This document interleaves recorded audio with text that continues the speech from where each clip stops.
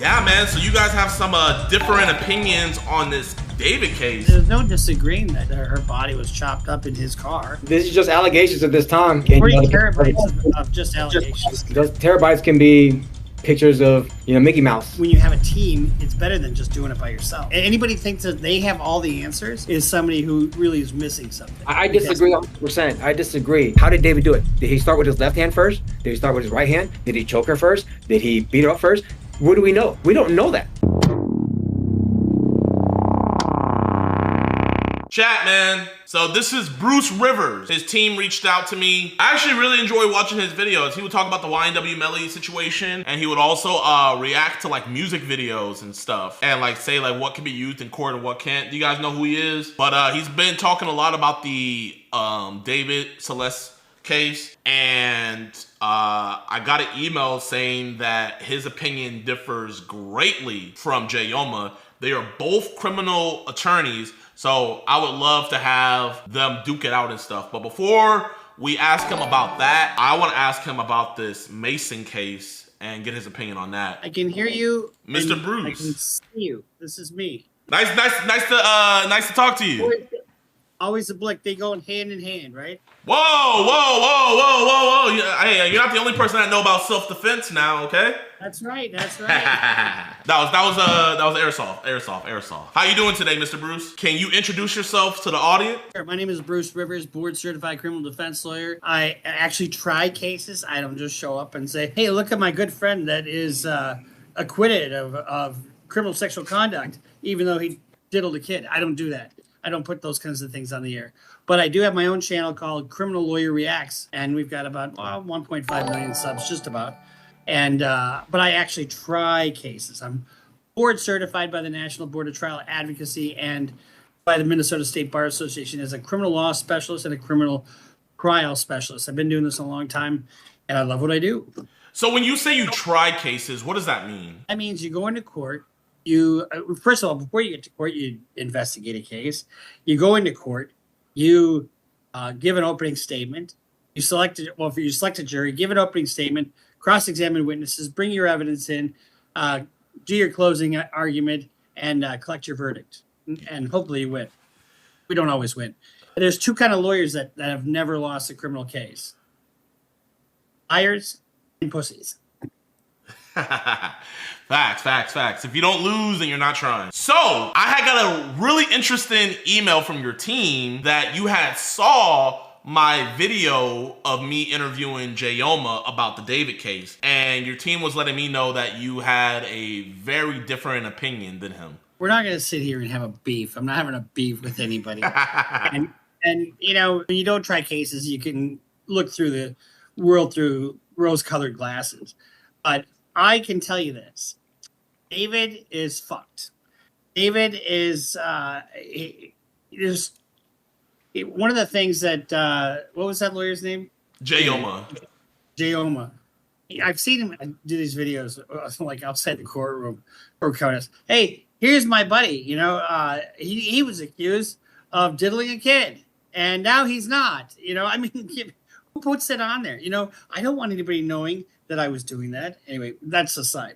But if you look at Blair Burke is his lawyer right now, right? Yes, sir. And he just got like a $3 million signing bonus or something like that for his album release, a $3 million advance. I guarantee you that's in her fucking trust account right now. The whole $3 million. I guarantee it. I guarantee she's expensive. She's very expensive. But I also guarantee at the end of this case, she ain't gonna be there. Really? I would venture to guess I don't think they're going to have a preliminary hearing. You think they're going to take a plea? No. He's looking at life or the death penalty. I mean, he's looking at the fucking death penalty. Yes, sir. Excuse you. Stick a fork in him, turn him over. His ass is cooked. So okay, let's just take a little bit of the jocularity out of this. Okay, a little bit. Take it down a notch. If you remember, Blair Burke was just all hyped up in court, right? And that the shit that she did there, and I've spoken to her not about this case, but about something else. Her father and my office partner were were good friends, and they were members of the American Board of Criminal Lawyers, very prestigious organization. I'm not a member of that. But she said something, you know, that whole thing she did at the beginning of this case was all for the cameras. I mean, they have 40 terabytes of information. 40 terabytes. So are you kidding me? Like they're gonna already have that prior to the prelim or prior to the initial appearance, the detention hearing? I don't think so. It never happens. But she's got to be tough, and she's a tough lawyer. She's a very smart lawyer, but you know, she's also a big time lawyer. She's also kind of more of a white collar kind of lawyer. You know what I mean? In other words, she bills by the hour. She's not like me, where you come to me for a homicide, I'll do it for $100,000 plus 25 in expenses. You know, and we go try your case. She'll bill until the money runs out, and then she runs out. That's going to be my guess on this case. I was thinking that same thing because, like, looking at this, I don't know how much you know about me, but what I do is I catch child predators. So we kind of do our own To Catch a Predator sting operations across the country. I think they're all misunderstood. You know, I'm going to take a controversial stand. No, I'm joking. I'm totally joking. Yeah, you weren't there. I think I used to, you know, when I first started the criminal defense business, I thought, oh, well, you served your time, you know, you should be given the benefit. No, you can't fix these motherfuckers. You cannot fix them. I want to tell you something. We had a dude in Virginia. His first time on the sex registry, he exposed himself to some children. He ended up on the sex registry. Years later, while he's out, but he's a registered sex offender, he's at his hearing, or not hearing, but he's at like a meeting with his like officer or whatever, and she got a bad feeling because like he was just like real fidgety on his phone. So she goes over, takes his phone, they go through it, find a whole bunch of CSAM. So now he's a 2-time. Fast forward, I'm doing the pred catches. He hits up our 14-year-old decoy, gets in an Uber, travels all the way to our decoy to come meet her, and we catch him. So this is his 3rd time. We've caught multiple sex offenders across the nation. We caught one in Australia who he's getting convicted here soon. Yes, sir. So what's your flavor? What do you mean? What turns you on? What's your flavor? I don't get it. Well, my flavor is tall, brunette, nicely built. Oh, me personally, man, I got yellow fever. I got yellow fever. My fiance, she's Vietnamese. I got yellow fever. Yeah. And you have a particular taste for that, right? Yeah. Okay, you try to get me to like cranberries at Thanksgiving. My grandma made this cranberry relish. No matter how much I tried, I hated cranberry relish. I cannot eat it. It triggers a gag reflex. Well, try to get one of my office or one of my editors, Robert, to like pussy. I mean, he wouldn't like pussy if you'd say because he's gay. You know, he's got his flavor, right? We all have our flavor. Well, these pedophiles have their fucking flavor, and guess what? You can't change that shit. You cannot change. You can't. It's really it's uncurable. You know, it's like the guys I catch that are into CSAM and stuff, they're like, well, you know, I do it so I don't hurt anybody.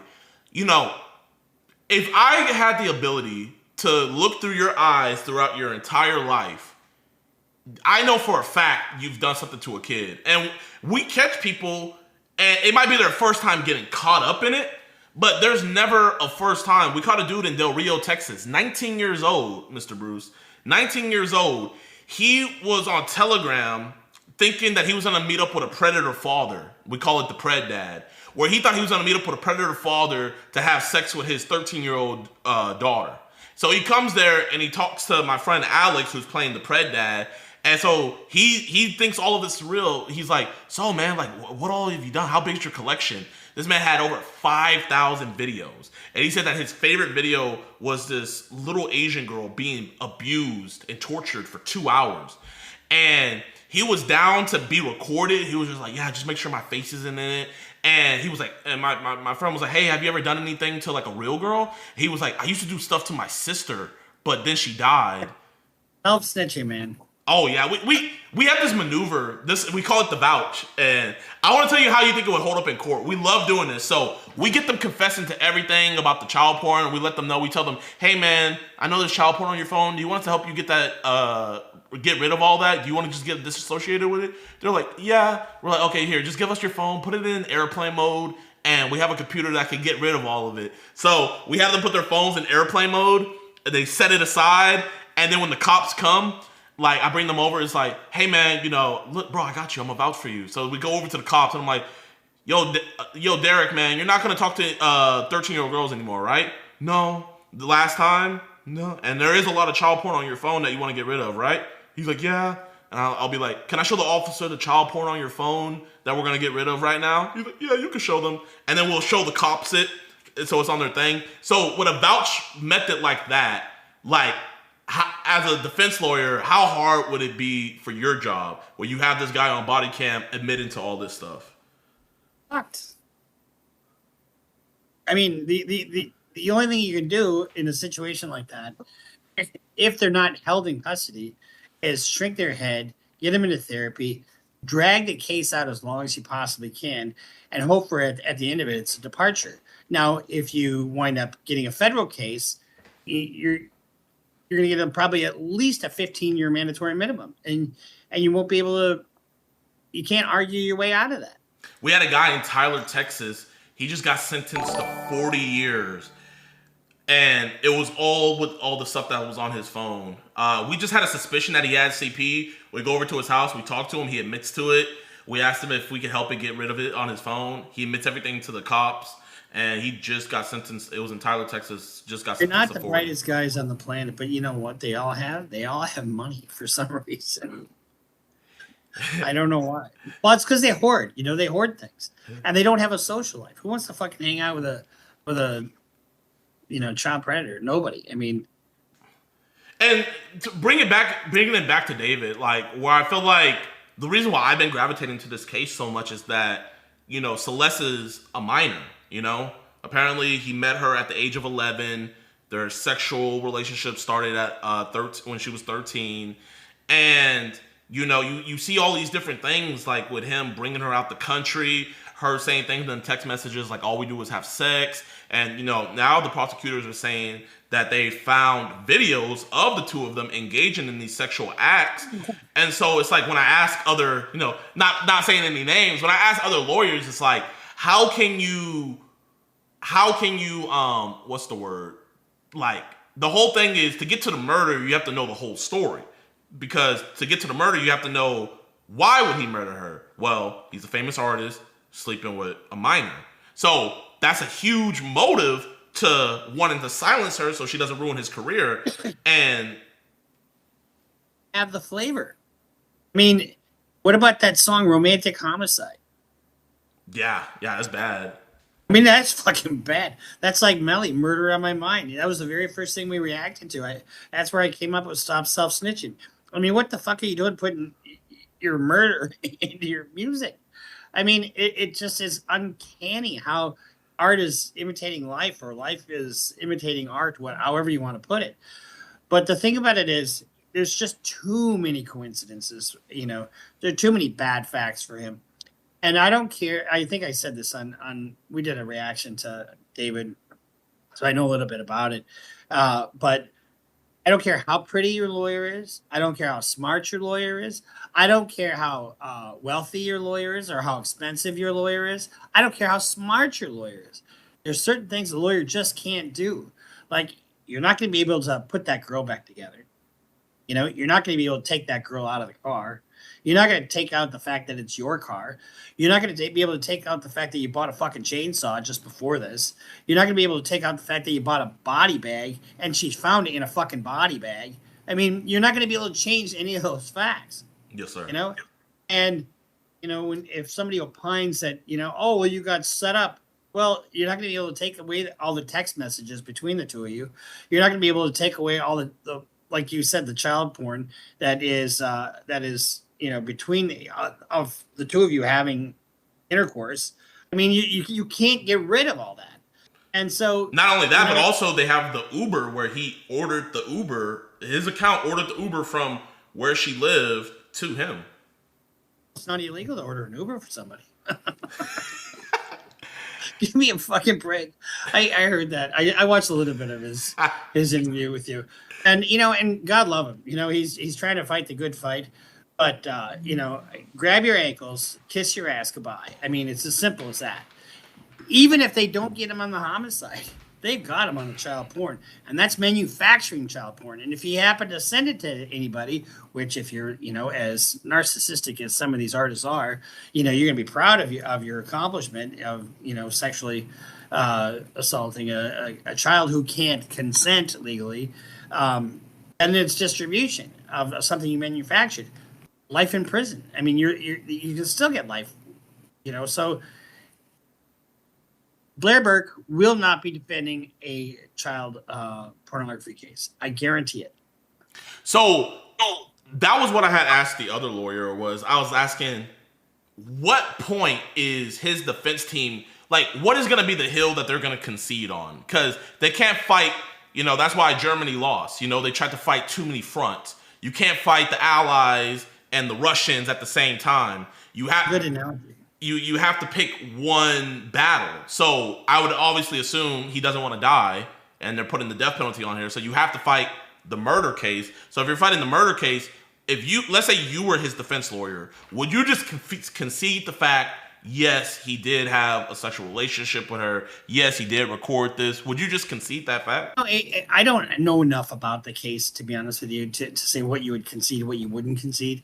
There's some lawyers that fight every single little thing, and every little tiny fact. And I think you lose a jury when you do that. If you pick a few things and you fight the good fight on the main points, and I think on this you could just say, prove it that he did this, and without conceding anything. But there's just, it's a circumstantial case, right? Yeah. And what the law doesn't, the jury is instructed that they're not to, prefer either direct or circumstantial. The law doesn't prefer one or the other, direct or circumstantial evidence. But you start adding this all up. If they take death penalty off the table, you got to consider, especially in light of the child porn. It's like, what do you want to do here? So do you see the same thing being where they're putting the death penalty on him to where they're not really going to push it, thinking he'll fold and just say, okay, I'll take life? Maybe not, because this is the kind of case where you probably wouldn't even fucking negotiate if you're the prosecutor. All right, you want to take a deal for life without parole, and we take death off the table. That's the best deal you're going to get. And he may just say, fuck it, I don't care. You know what I mean? But it wouldn't be beyond the prosecutor to be coercive in trying to get a plea. I mean, they do that all the time. So going forward, because they pushed the preliminary hearing back, I'm guessing it's because of how much evidence it is, and they have to go through all of that. What do you? You heard her say, we want our preliminary hearing right now. All of a sudden they open it up. Oh fuck. Let's do it at the end of the month. I guess that's fine. Just like fuck. Yeah, they weren't as antsy anymore. Mark my words. So now the prosecutor filed a brief in this case, right, to showcase the evidence that they have, and the defense, objected to that, saying, well, this isn't fair. It's one-sided. Well, of course it is. We're trying to put your fucking guy away for the rest of his life, at the very least. So, of course, it's going to be one-sided. But it's so bad, it has this effect, all they have to establish is probable cause, which is a very low burden. And there's not a judge that's around that's going to say that there isn't probable cause here. So what is your purpose of having a hearing that you're going to lose? They know they're going to lose a preliminary hearing.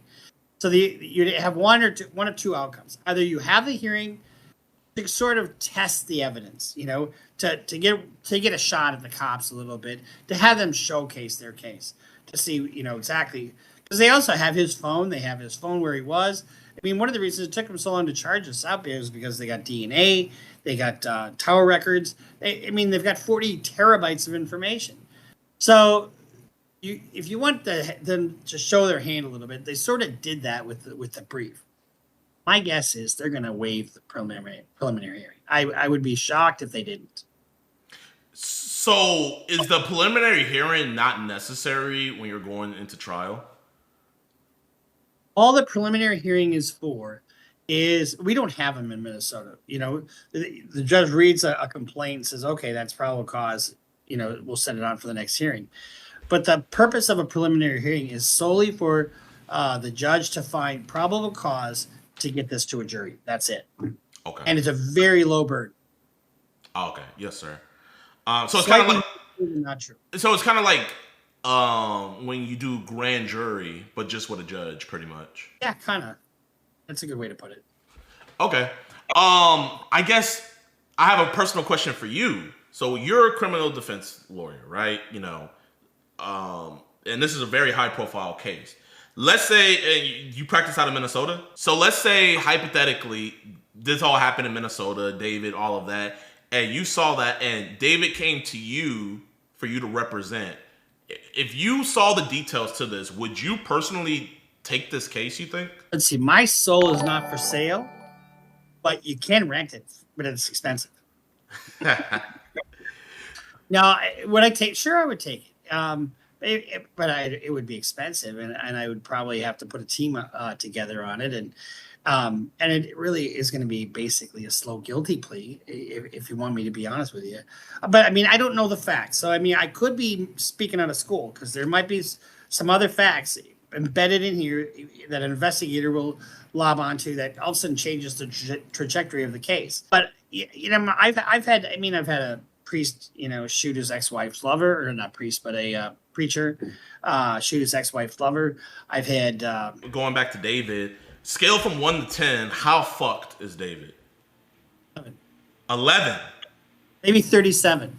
So would you say that his lawyer is really just in it for the money and publicity, maybe? Because it's all about money. Ain't a damn thing funny. I'm going to add Jayoma to the call. So it's just going to call again, and all you got to do is just answer. Oh, Jayoma! Jayoma! What's up, baby? All right, y'all. What's up? You have a bed in your office? I guess you can call this my office for right now. I got a couple murder cases out here in Dallas. So I got one murder case in Dallas that made the news. Shots fired. And then another case in Fort Worth that made the news. So I'm handling that right now. So Bruce, meet Jayoma. Jayoma, meet Bruce. Bruce. Nice to meet you, Bruce. You. Yeah, man. So you guys have some different opinions on this David case. I guess, I mean, it's not a debate or nothing. You know, it's just a discussion. But you know, I'm gonna let Bruce talk first, since he has the, you know, disagreement. So I'll let Bruce say what he wants to say. I don't have any disagreement. There's no disagreeing that her body was chopped up in his car. There's no disagreement that he purchased a body bag and that's what she was found in.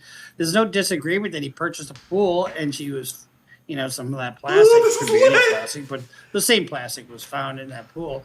There's no doubt in my mind that he was, or no dispute that he had child devices and has summoned her there and then leaves town shortly thereafter. I mean, no dispute about all that. That sounds interesting. I mean, this is just allegations at this time. I can't say like whether there's dispute or no dispute about it. I can just see what the press is putting out there and what the prosecutors are alleging. But just like any other terabytes of just allegations. Yeah, it's just, it can be anything. Those terabytes can be pictures of, you know, Mickey Mouse or, you know, pictures of JiDion. Who knows? It could be anything. But right now we don't know it. And just like, as you know, there's no way we can ever see discovery on this case until we become the attorneys on the case. So once we become the attorneys on the case, we'll be able to see what the prosecutors do have, and then I can work my magic from there. Well, they did present a brief memo, kind of highlighting what the evidence would show at the preliminary hearing, and you can't just dismiss what the prosecutors are trying to show there. I mean, it's like the defense has got a mountain to climb. I'm always going to dismiss what the prosecutors put out there. It doesn't matter what they put out there. As long as I get into the case and I can start getting discovery, that's when I can sink my teeth into it. So it's like, I'm never going to concede to what the prosecutors have, ever. I don't do that in my practice. I'm always going to fight it, no matter what they have. Well, you have to look at bad facts. I mean, you can't just ignore bad facts. No, I'm not. Maybe you just ignore bad facts. Maybe that's what you do. I don't know. I try to recognize bad facts when I see them, and try to combat them if I can. But you got to, if the freight train is coming, you got to be able to tell your client, hey, look at that fucking train with that big light and that big smoke. It's on its way.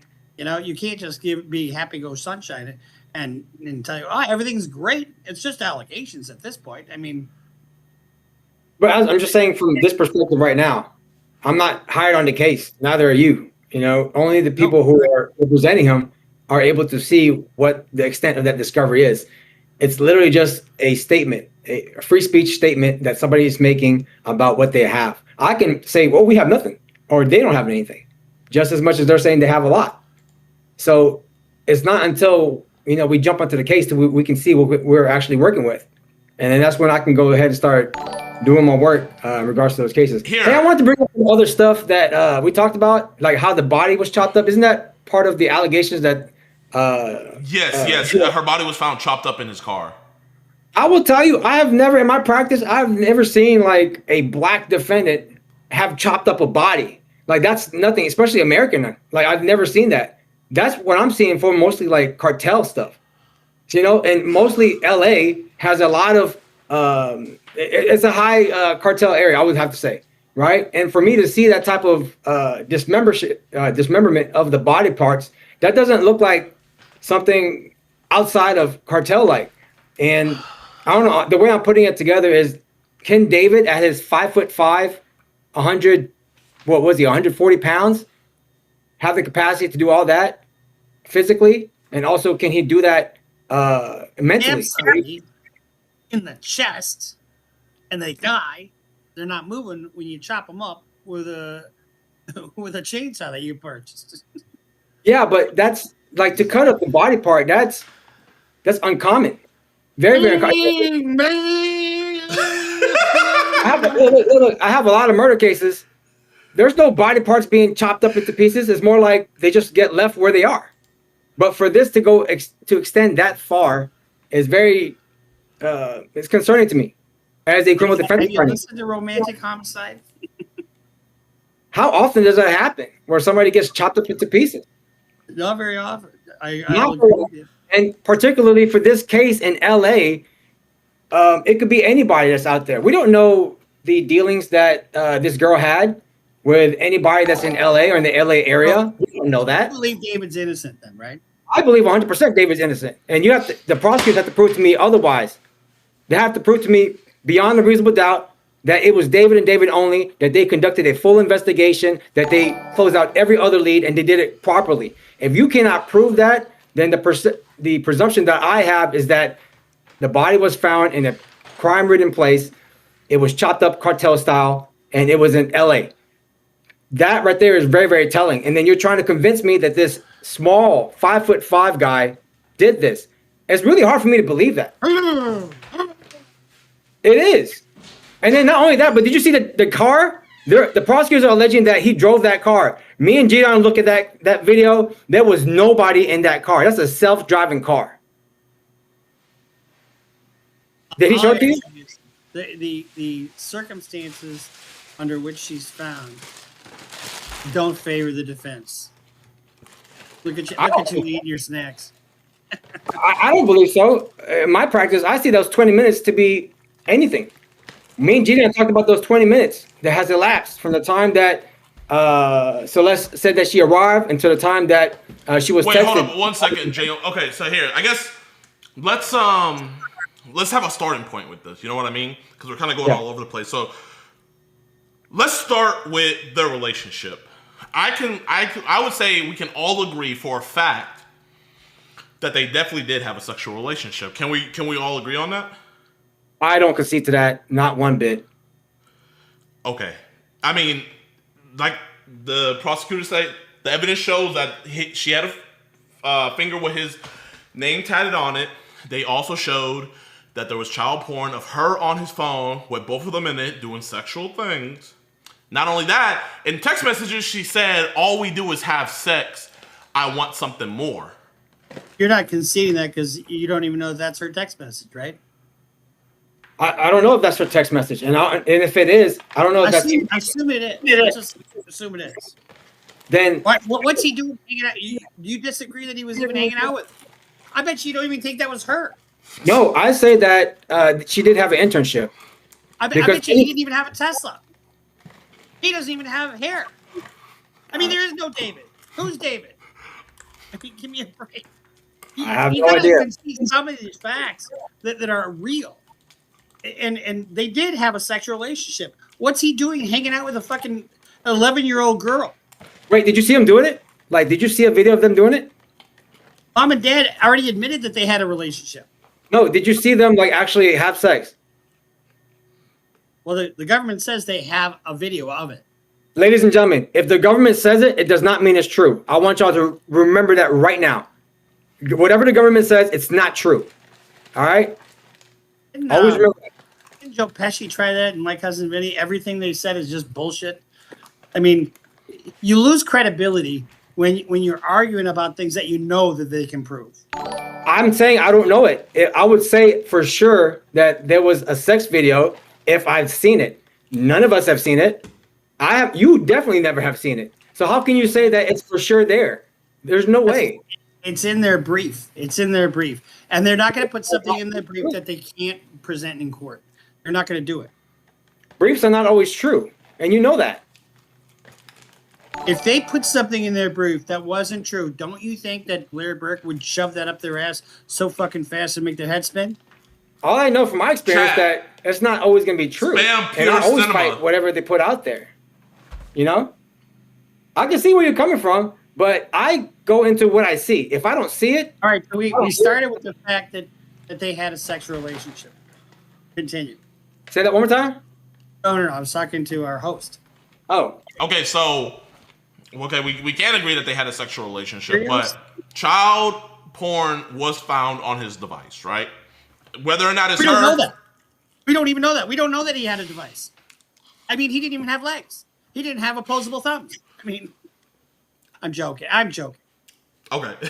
So, what we do know is there was text messages between them where she was threatening to expose their relationship. And then after those messages were sent, he ordered her an Uber. She gets in the Uber and travels all the way to his LA house, and now she's never seen from again. And then 20 minutes after she already arrived, he texts her and says, "Where are you?" Which, you know, obviously the prosecutors are saying that was obviously his cover-up. Is like, "Where are you? I can't find you." Even though it shows that she got delivered at 10:10 p.m., he texts her at 10:30. So, I mean, isn't that a little fishy that he's saying, "Where are you?" when he could easily see on the app that she got there at 10:10? Like, wouldn't he be ready to go get her? Either one of y'all, either one, yeah. Absolutely. But I mean, if those facts exist, which we don't know that they do, but we can kind of guess that they do. I mean, you look at the big picture, those facts that you just talked about are not good for the defense. I mean, why would you? And they've also got her phone stops at a certain point. You know, I mean, stops when she dies. If that was the case, what happened to her in those 20 minutes? What happened to her? Do we have video of it? Do we have a camera of it? Do we have a witness statement saying what happened to her? Do we have a confession from David himself saying what happened to her? It's silent to that. And remember, this is LA. This is not like the best place, the Hamptons, or any nice place out there. This is LA. Okay? And extortion is really, really big out there. Listen, we don't know her dealings. We don't know her personal life. We don't. We just see pictures of her. And I'm not taking that away from her. We see pictures of her. She's smiling. But we don't know her transactions with other people. We don't know her ties with other groups of people. We don't know if she has wronged any other person out there. That's out there. And the prosecutor has to prove me otherwise. But even if you wronged somebody else, how would she end up in David's Tesla? How would she what? If she wronged somebody else and they wanted to kill her, how would she end up in his Tesla? The prosecutor has to prove that to me. Like these questions, the prosecutors have to prove it to me beyond a reasonable doubt. And that's a doubt. Like I think what you're saying is, regardless of how this all shakes out, they've got to prove their case, right? The prosecutors have to prove every fact for every element of the offense, right? Yeah. Understood. But when we look at this, we also have to. I mean, we're just talking heads here, and And as talking heads, we can look at the circumstances and they say what you want to. I mean, you agreed to represent him for free, right? I would, but he hasn't contacted my office. So if he does, I'm down for it. Why would you do it for free? That's just I mean, it's just a mountain task that would take up your whole practice. I'll tell you this. I'll tell you why. I'll tell you why. I do it for the love of the game. I like to win. And when I go to trial earlier, I think, did you say that you joined other attorneys? Y'all work together on trials? I have, yeah. Okay. I don't do that. I do everything by myself. I'm in total control of my trials. I don't have anybody else interfering with me leading. I'm 100% there. I don't need anybody else. Well, when I teamed up with another firm, I got my client $35 million on a products liability case. And they did the lion's share of getting this thing to trial. I tried the case, and we got $35 million. So I do the same thing, but, you know, sometimes when you have a team, it's better than just doing it by yourself. You know, and absolutely. Anybody thinks that they have all the answers is somebody who really is missing something. I disagree 100%. I disagree. Being with a team, you have to share who decides what. I don't do that. I'd rather be 100% in control of the voir dire, of the cross, of the directs, of who witnesses that are going to testify, and the communication with the court and communication with opposing counsels. That's what I do. I'd rather have that control instead of giving it to somebody else because I want to oversee it. And that's why when I do my criminal cases, I feel better when the wins come because I know it's 100% of the effort that I've done and the preparation that I've done. You know? I'm not so arrogant to think that I know everything. I'm not saying I know everything. I'm not saying that, but I just like being in control of my trials. My office partner was the president for the American Board of Criminal Lawyers, ABCL, and he was one of the most successful lawyers in the Midwest and America. Very, very bright guy. But he would take ideas from anybody, from a waitress, from a law clerk, from a judge, from co-counsel, from opposing counsel. If something made sense, and it made him, that openness made him a better lawyer. And I learned a lot from him. God rest his soul. He died a couple years ago at 87. I mean, his last trial was a triple homicide that he tried to the court, and he got an acquittal. And so, I get what you're saying about wanting to control your environment and control your case. I do that for the most part, but there's certain cases where you just team up with people, and and when I do, it's always been a positive experience, and I always learn something from it. So anyway, but as far as David goes, you got to recognize the fucking bad facts that are in front of you. You just have to. I mean, how do you not think that you think that it's not a slam dunk for the defense? I mean, it's not like he's just going to walk free tomorrow. Bad facts comes from when you get the discovery on the case. What we're looking at is what's made to the public, right? You get to see more into discovery. So there's no way for me to even say it's what's good facts and what's bad facts. Well, all we're discussing is what's out there in the media. Right? One thing I want to put out there is Bruce believes that his lawyer Blair Birch, right? Is that how you say it? Yeah. He believes that she is not going to be the person representing him. He thinks that by time it gets to any type of trial, the advance that he put for her and stuff like that, the money's going to run out and she's going to have to bow out. I was going to say, with that being said, with him not going to have that mega lawyer on his side anymore, with what Bruce thinks, that could possibly leave the room open for you to, pursue the case or whatnot. But wouldn't you think that if she thinks this is something that could be winnable, that she wouldn't be pushing back the preliminary hearing and things like that, and also now trying to seal all this different stuff because she's realizing how bad it's making her client look? I think that's you. It just depends. Defensive strategy, nobody knows what's going on in the mind of a defense attorney, especially like me. Like sometimes I go to trial and I don't really prepare for it. Like, to be honest with you, I don't. I feel like it's like a fight, and I just roll with the improvisation that I have. Like on my last trial, I didn't really prepare. Like I just went there and I did my cross examinations. And I like to hear the evidence like the jury does for the first time in court. How do you not prepare?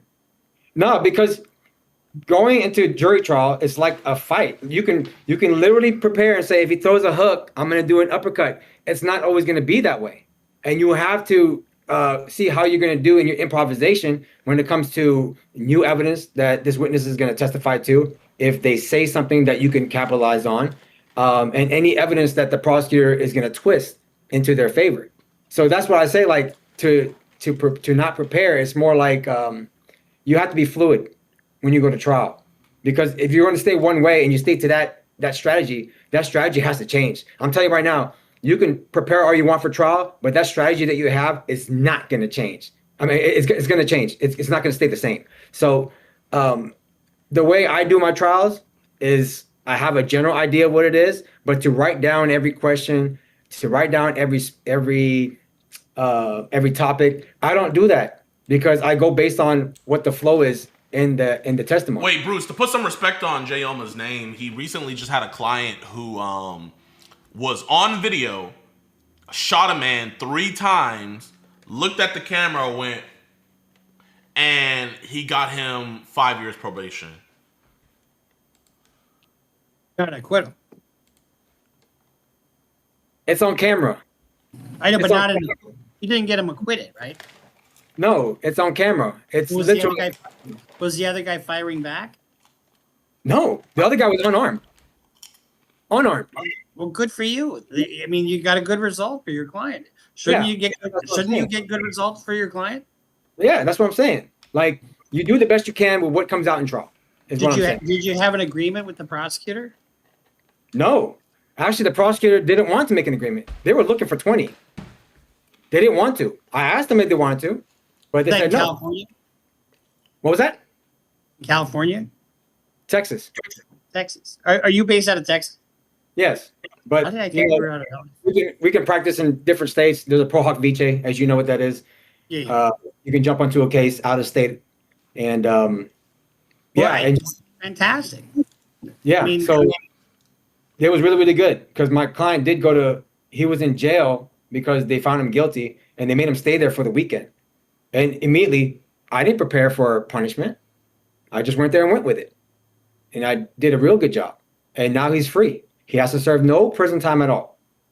And that's where I feel like being more fluid in trial and not 100% preparing rigidly. I didn't mean that you should write every single question out. There's lawyers that do that, and I think you do lose something when you do that. But you gotta read the police reports, and you gotta do your investigation, and you have to have your witnesses lined up. You gotta prep for trial. You just have to. I just don't operate that way. Like, my law firm doesn't. We don't. You don't I mean, even- I respect their way of doing it, and I respect other attorneys the way they do it. But my way is more like improvisation, and it's good for me. I Maybe can't for say other- he did represent. I had a personal case where I was being charged with contempt of court, and I was trying to give him the rundown about it and tell him. He was like, "Nope, I don't want to hear it. Nope." He was like, "I do not want to hear it." And it was the day of the court case, and that's when he finally got the whole rundown. And yeah, so he does 1000% rock that way. You know, I mean, you know, I got no jail time, so I got good results.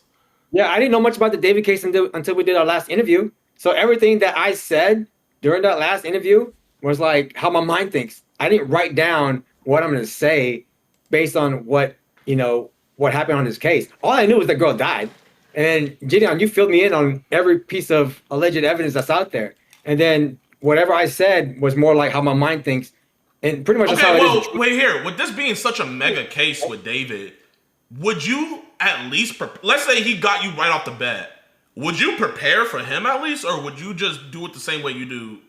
No, I'll review the discovery, which is the alleged evidence that's out there, and then I'll say, I'll make my like small notes, like the offense report, what they're alleging, who is the witness, and then I just go with it.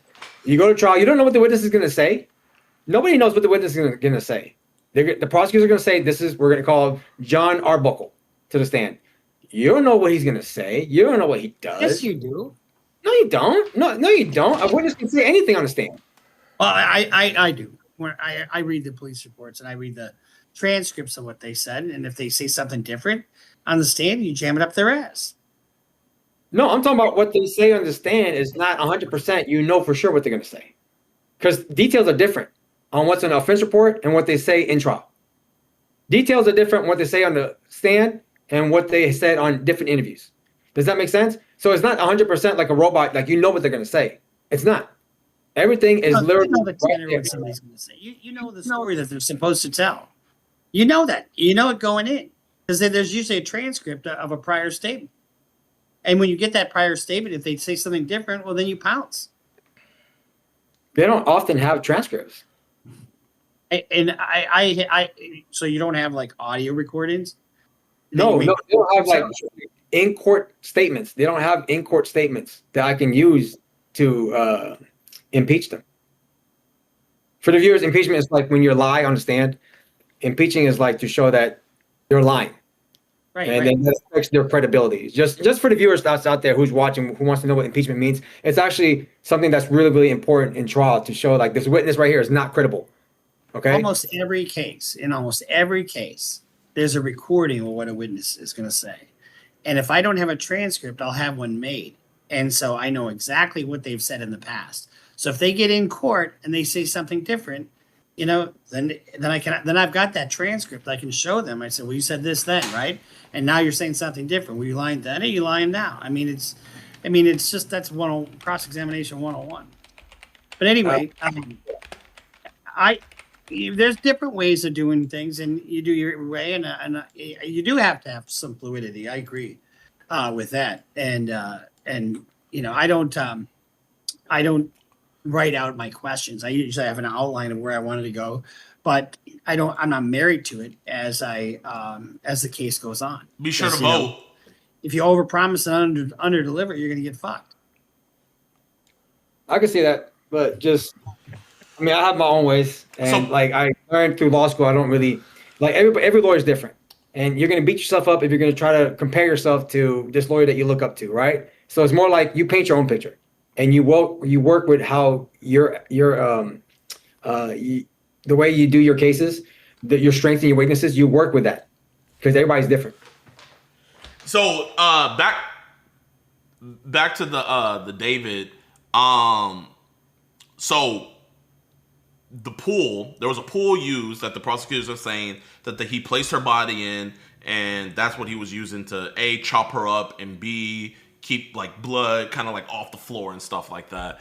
And that same pool that he bought on Amazon is linked also on her body where the embedding is there, and they've matched the two, showing that it's the same pool. Also with him buying shovels, him buying chainsaws, all of these different things, wouldn't the circumstantial evidence show that he killed, then dismembered her body? You can go this time. Yeah, I'll go Bruce. Wouldn't that show that? 100%. And I'm going by, if you just go by the brief that they filed and look at the list of evidence that they say they have, and you have to kind of assume, for the purpose of our discussion, that they're not lying in their brief. I mean, if they would lie in their brief every single time, how long do you think it would be before they were disbarred? Not that long. But, you know, there are cases where there's prosecutorial misconduct, and they're not that, you know, it happens, but it's not that often. Yo, man, if you're on Twitch, make sure you guys sub up, man. If you believe... If you're on YouTube, make sure you subscribe. I'm not muted. Y'all can stay there. Our host was trying to say something. Oh, no. I muted myself. Like, I was talking to the audience. No, you keep on talking. But I think you look at all the crap that they say they have, and if they have it, his goose is cooked. All right, ladies and gentlemen, the statements made by the prosecutors, it's literally their statement. They're going to curtail it to what they believe is right. They're going to curtail it to what their story is. You don't hear anything from the defense. I'm the side of the defense. And what I'm going to say is the prosecutors are only pointing out what they want you to see. My job is to get a light and show everything that surrounds it. Did David only buy those things? specifically the chainsaw and that little inflatable pool, is that the only thing he bought? Or are there other things? Did David even buy it? Wasn't it under a different name? Like a female name? It was like Victoria Martinez. Yeah, how do we know it's literally in the custody, care, and control of David? We don't know that. It's just, if you just listen to the prosecutors, of course you're gonna go, that's it's a guilty. It's easy. That's because you're listening to one side, right? There's always two sides to a coin. So my job is to acknowledge that, is not just be one-sided and say, well, there's other things that we have to look at. And the way I'm looking at it is, we don't know exactly what other stuff they have that allegedly David bought. There's maybe some other things. And we don't even know how the manner in which David did it. The question I have is, how did David do it? Did he start with his left hand first? Did he start with his right hand? Did he choke her first? Did he beat her up first? What do we know? We don't know that. But I would leave it up to the prosecutors to prove this case beyond a reasonable doubt to answer those questions for me. That's the only time I'll choose guilty. But until then, there's so many different stories to this. Okay, And but it's one thing choosing. Yeah. You said choosing guilty, but if you were defending him, how would you defend him from not being guilty with those evidence being stacked against him? The way I defend him? Yeah. The way I defend him is like, do we know that if it actually came from David? Do we know if David is the one who actually went on his phone and ordered those things? When did they arrive? Do they have David's fingerprints on it? Right? Did you do an investigation for somebody else to have done this? As far as we know, David has a lot to lose, okay? He does. And he's a target because of that. He's open to being a target. And the manner in which the body was cut, it doesn't seem like an ordinary citizen would do that. That's so telling. I can't get that out of my mind. This is not even American. I don't see this as an American type of crime here. This is so foreign to me. I'm not doing this for rage bait. I'm really. What about the Jeffrey Dahmer? What about Jeffrey Dahmer? I mean, he like cut up his victims and like used someone's skull for soup. I thought he put them in a soup. He consumed them.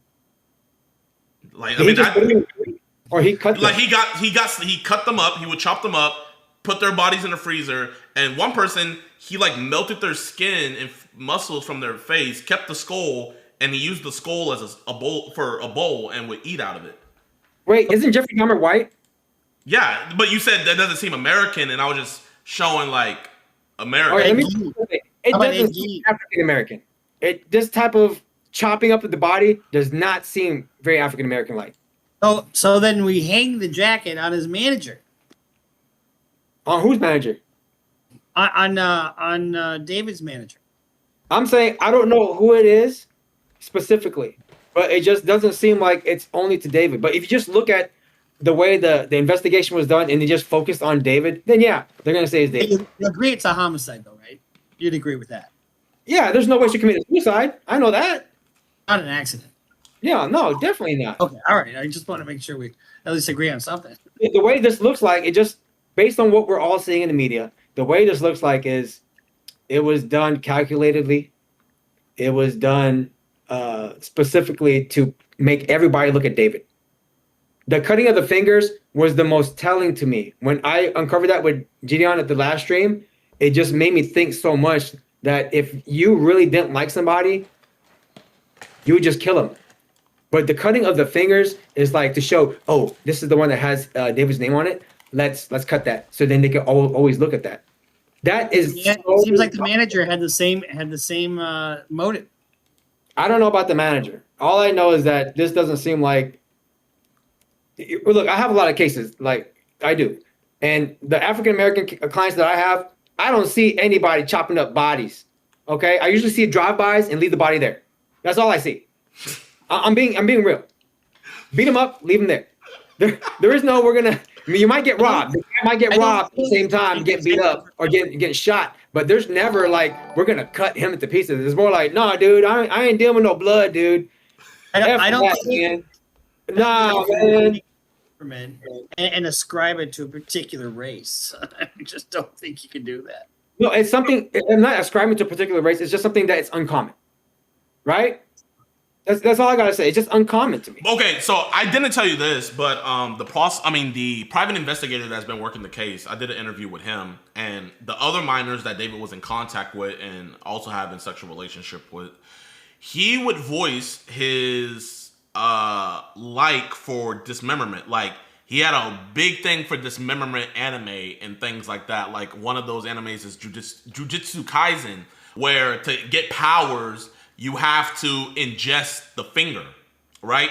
So, with him being so into anime and different things like that, and then him being, he was coming up with a manga where he was a detective solving a murder, but it's like he has split personality and he's the murderer. So you see him being infatuated with these different things. You see him putting these different symbolisms in his music videos. You see the same behavior where he's talking about his enjoyment of dismemberment to other minors. Then, when you look at it as, where are these two fingers? How can he go that long without realizing that, what is that smell? And actually, there's a video that just came out where he proactively, before anybody said anything, he was like, sorry about the smell, I just took a big shit. And when he said that, his car was outside. And that David said that? Yeah, David said that. No one said anything about the smell. He just proactively was like, sorry about the smell, it stinks. He was like, I just took a big shit. And the stream clip's out there, and they're saying that that's when the body was out in the front. Especially with it being summertime, all these different things. So that sounds like a cover-up.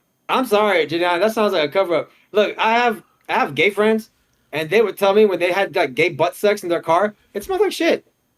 I'm not. But I'm really this wasn't in his car. This was in his house. My Adin and Rob is shaking his head. He said, "No, that ain't the fact." I'm just saying, we don't know his sexual orientation. Guys would hide that. He would hide that to his death. How does booty smashing have the same smell as a rotten corpse? I just know that they stink. I have never smelled a dead body, but I just know what poop smells like, and it smells pretty putrid. But poop and a decaying body are like two completely You've never smelled like a rodent or something like decaying driving by? You never smelled an animal like, oh man, roadkill? You never smelled roadkill before? I know what BO smells like. I'm not letting neon smell like. You ever sat in an autopsy? What was that? You ever sat in an autopsy? No. Yeah, it doesn't smell good. Anyway, it's not like a shit smell. Okay, well, I mean, so we have no idea. So Bruce, how would you? Because that's the thing with Jayoma. He sees this as it's too perfect. He sees it as everything's lining up to be David, and I think that's the contrarian in him, where he's like, okay, if everything's lining up to be David, what if there's a possibility that it's not David? So let's say hypothetically, I don't know if you've ever prosecuted a case before, but let's say hypothetically you were the prosecutor. How would you debunk Jayoma's claims? With evidence. And it is a circumstantial case, period. So you put it up brick by brick by brick. And if you're the defense, you bat it away saying, that they don't have anything tying him directly to this event. And it's going to be a task for, you got a very popular celebrity who's going to have Rico, thank you for the 5 gifted. Some naysayers out there, and some people that will support him. And so you want a jury, people who are analytical. You're going to want a jury that people are going to look at science and believe the science and put all the pieces together. If you're the defense, I think the best defense here would be to hang the jacket on somebody else. All right, as a prosecutor, I like the answer. I like that. I'm not going to take that away from you. I like that. However, as a prosecutor, the way to debunk what I'm saying is a thorough investigation. A thorough investigation. That's how you can clear it out of my head to make sure it's David and David only, nobody else. If you did that and not just focused on David himself, then yeah, I'd be like, you got something there. But why does there have to be I'm more leaning towards guilty. But why does there have to be another person? You know what I mean? Like, why? Like, I would assume not every investigation always has to have multiple suspects. They have to rule out reasonable doubt. That, ladies and gentlemen, is called reasonable doubt. If you show that it's just this one person, you never did any investigation for somebody else, that's called reasonable doubt. And if there's reasonable doubt in the case, you shall find the defendant not guilty. Does that make sense? All roads lead to one place every time. You know, when you research a case, sometimes you can research a case and I don't know if that's the answer. I look at this case and all of a sudden all leads back to the same holding or the same case. Well, that's probably the fucking answer. And the fact that they globbed onto this one, and it doesn't have to be him and him alone. I mean, it could be him with an accomplice, and they don't know who the accomplice is, but they know that he's either involved or he did it. My guess is that there's going to be other information out there that makes alternative perpetrators impossible. That's just my guess. You know, obviously we haven't seen all the evidence, but even if he walks from this murder, he's all this child porn to fucking contend with. Why wouldn't you concede on the child porn and stuff? Like, why would you try to fight so many different fronts at the same time if you defended David? Because I care about my clients. I'm always going to fight for them no matter what position they're in. I don't care how bad the allegations are. Every piece of evidence, I'm going to fight you on it. So it's like a little sign to these prosecutors, like, I'm going to fight you even in the small things. If I'm going to fight you in the small things, best be prepared for the big things that's coming. So it's more like a indication that if you see my name on a case, it's going to be a battle. So tread carefully, very carefully. But with you doing it by, I mean, I can see you being able to do different fronts if you have like a big team with you. But with you wanting to do this solo dolo, wouldn't that be difficult to, okay, you know, the child porn in the relationship is a trial and stuff in of itself, let alone the murder. So wouldn't you not be putting as much effort into one spot as you could the other? And so wouldn't one suffer? No, when I have a client, I 100% go all in on him. 100%. No matter where it's at. No, I know you're going to go 100% all in, but I'm just saying, like, how can you go? You can go in 100% for the client, but how can you go 100% on both fronts? You have the child porn, the relationship. Really, it's three. You have the child porn, then you have the relationship, and then you have the murder. How can you go 100% for all three if it's three different things? Because you can attack each one separately, right? Each charge that you have has different elements, and you attack each one of those elements. Just because you attack one doesn't mean you're going to let go of the other. I don't work like that. I will never work like that. Every charge that my client has, I'm attacking it piece by piece by piece. And that's just how I do my cases. I'm not going to concede to anything. We're going to fight this from the beginning to the end. You know that, JiDion. I fought your case from beginning to the end. You did. Okay. You did. And I did all that shit on the fly, just like that. What I tell you? Neon did that shit, right? He did that shit, and I said this within 2 seconds of hearing it. You see, I'm always on your side. No matter what, I'm always gonna be on your side, and that's what my clients like about me. So I guess like with you guys both being criminal lawyers, why isn't this something to where you guys are both agreeing? And I'll let Bruce go first. Or actually, I'll let you go first, Jayoma, because I let him go first last time. Why do you guys think you guys aren't agreeing on this when you guys are both criminal lawyers? Because we're both different lawyers. You can be in the same field, but the way you put your cases together are very, very different. Bruce said he works with a team. I don't. I do better. I do better working alone. I learned that when I was in mock trial. I did not do well when I had a co-counsel at all. The dude was slowing me down, and he was fucking up my case. I cannot have that. So I had to have 100% control in my cases. So the way I strategize, the way I do my cross-examinations, admit evidence, disprove evidence, speak to the judge, It's going to be very different than Bruce, than any other attorney, Johnny Cochran that's out there, anybody, because we're all two different people, and we do what fits us best. Bruce?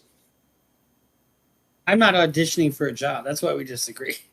The thing about it is, I'm taking what the prosecutor says as fact. I'm not saying that they're lying. I'm looking at their brief, and I'm trying to look at the train that is coming David's way.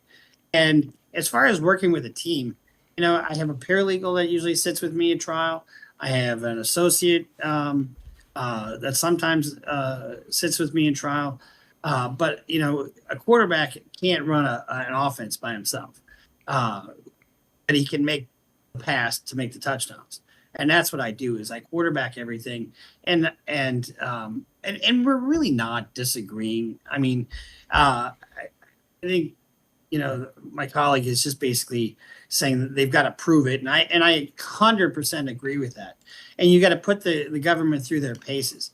At this point, I'm a talking head looking at what I think the evidence is going to be at trial. And I'm just saying, I think David's fucked. I absolutely think he's fucked. I mean, think about where you start out. If we're arguing, there's three parties in every case, right?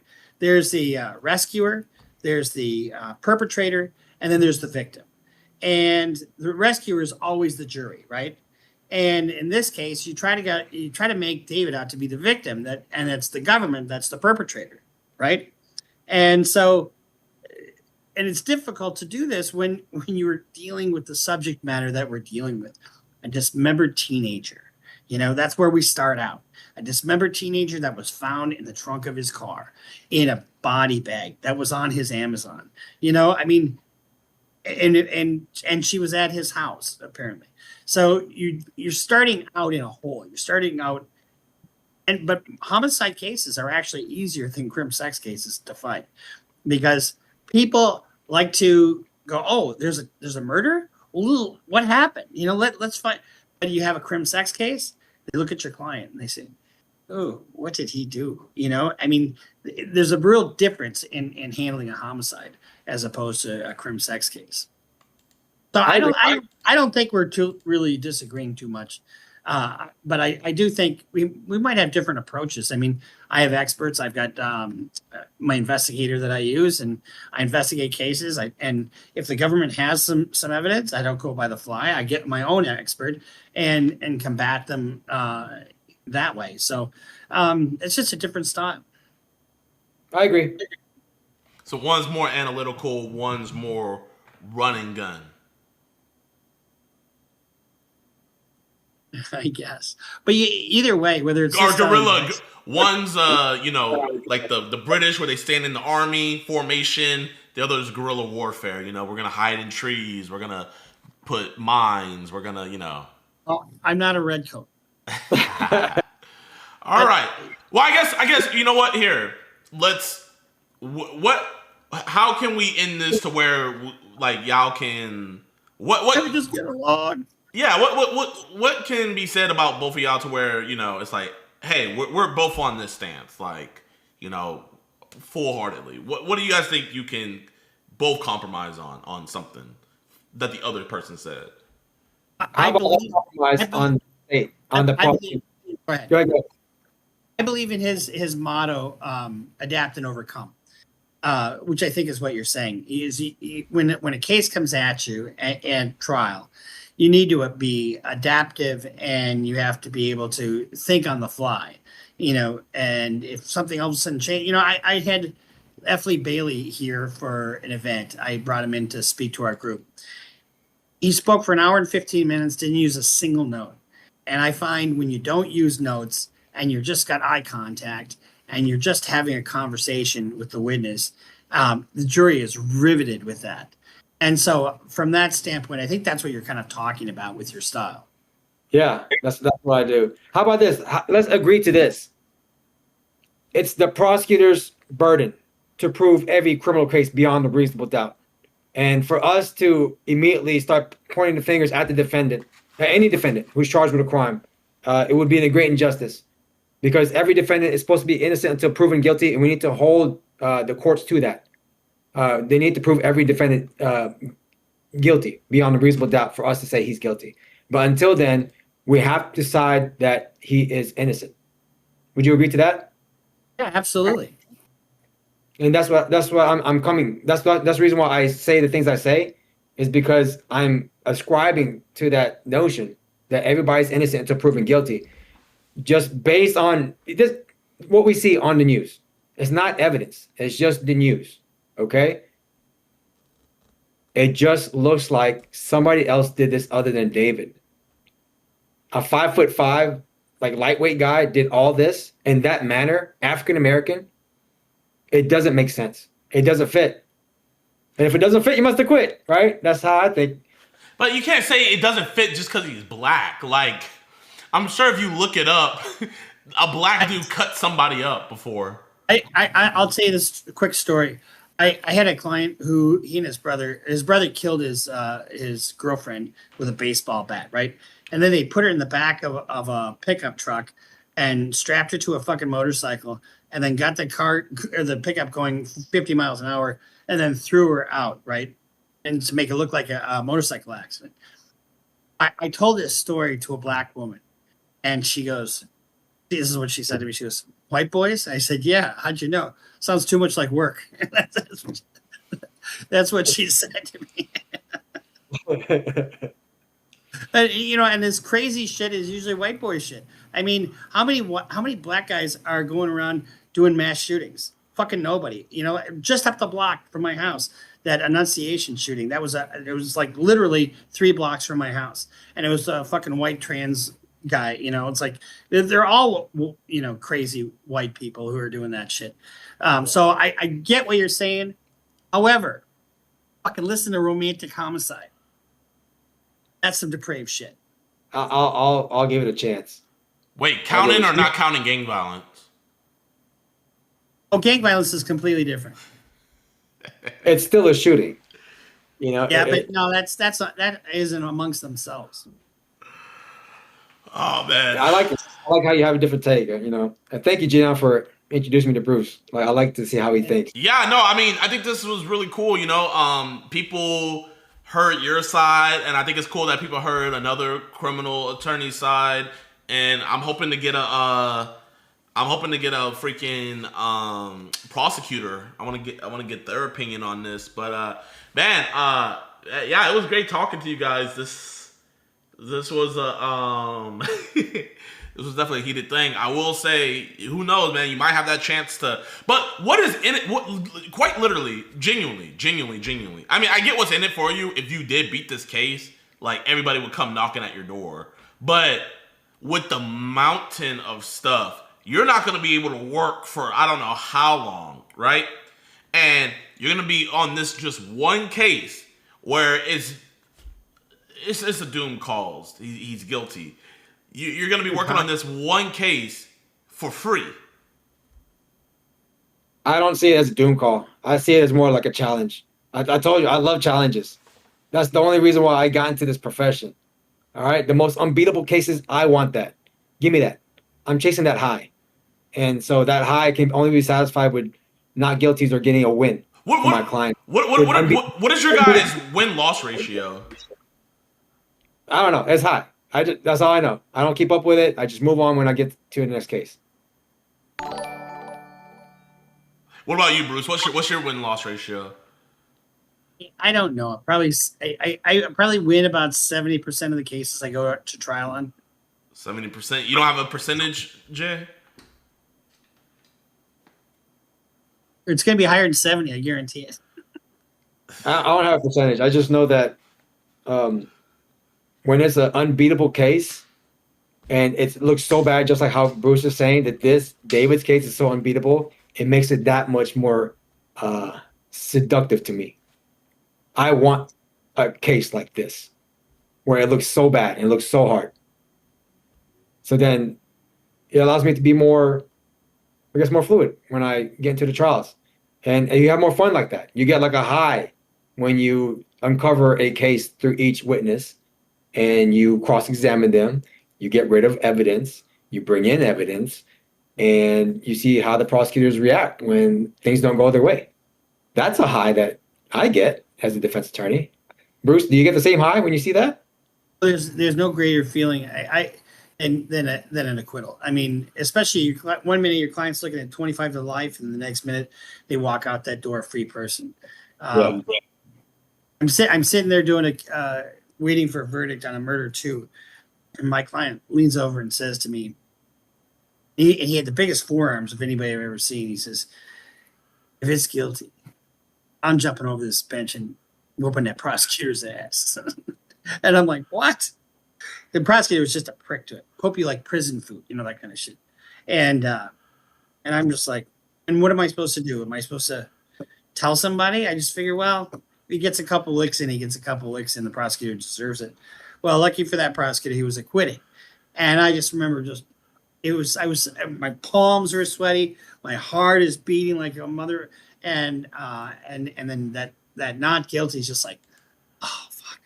Bruce, be honest. A couple months later, he calls me and says, "Hey, what's the penalty for counterfeiting?" You dumb fuck. You just beat a murder case, and now you got popped for counterfeiting. Bruce, be honest. Whoever that individual is, did he actually do it? No, and I proved that he didn't do it. And so you guys are all the same, bro. You guys are all the same.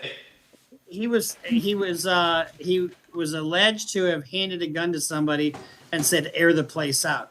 Now, the guy who originally shot at the guy testified against my client, saying that that's what happened. And then I brought there was 11 cameras at this bar, and you could never put them two together throughout the whole night. So we went through every single second of that video, and that's what they hung their hat on. Dang. All in that one statement. Yeah. If it doesn't fit, we'll get the gap. Air the place out. Would you say that's your most impressive win in your career? No, I've had his pictures up on my wall, but I've had a lot of other ones. It just doesn't matter who it is or how it is. When you get an acquittal, there's no fucking greater feeling.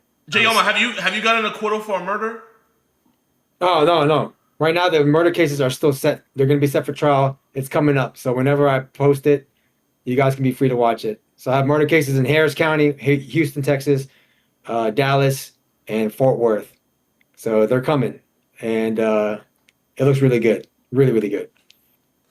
All right. How would you know? You don't prepare.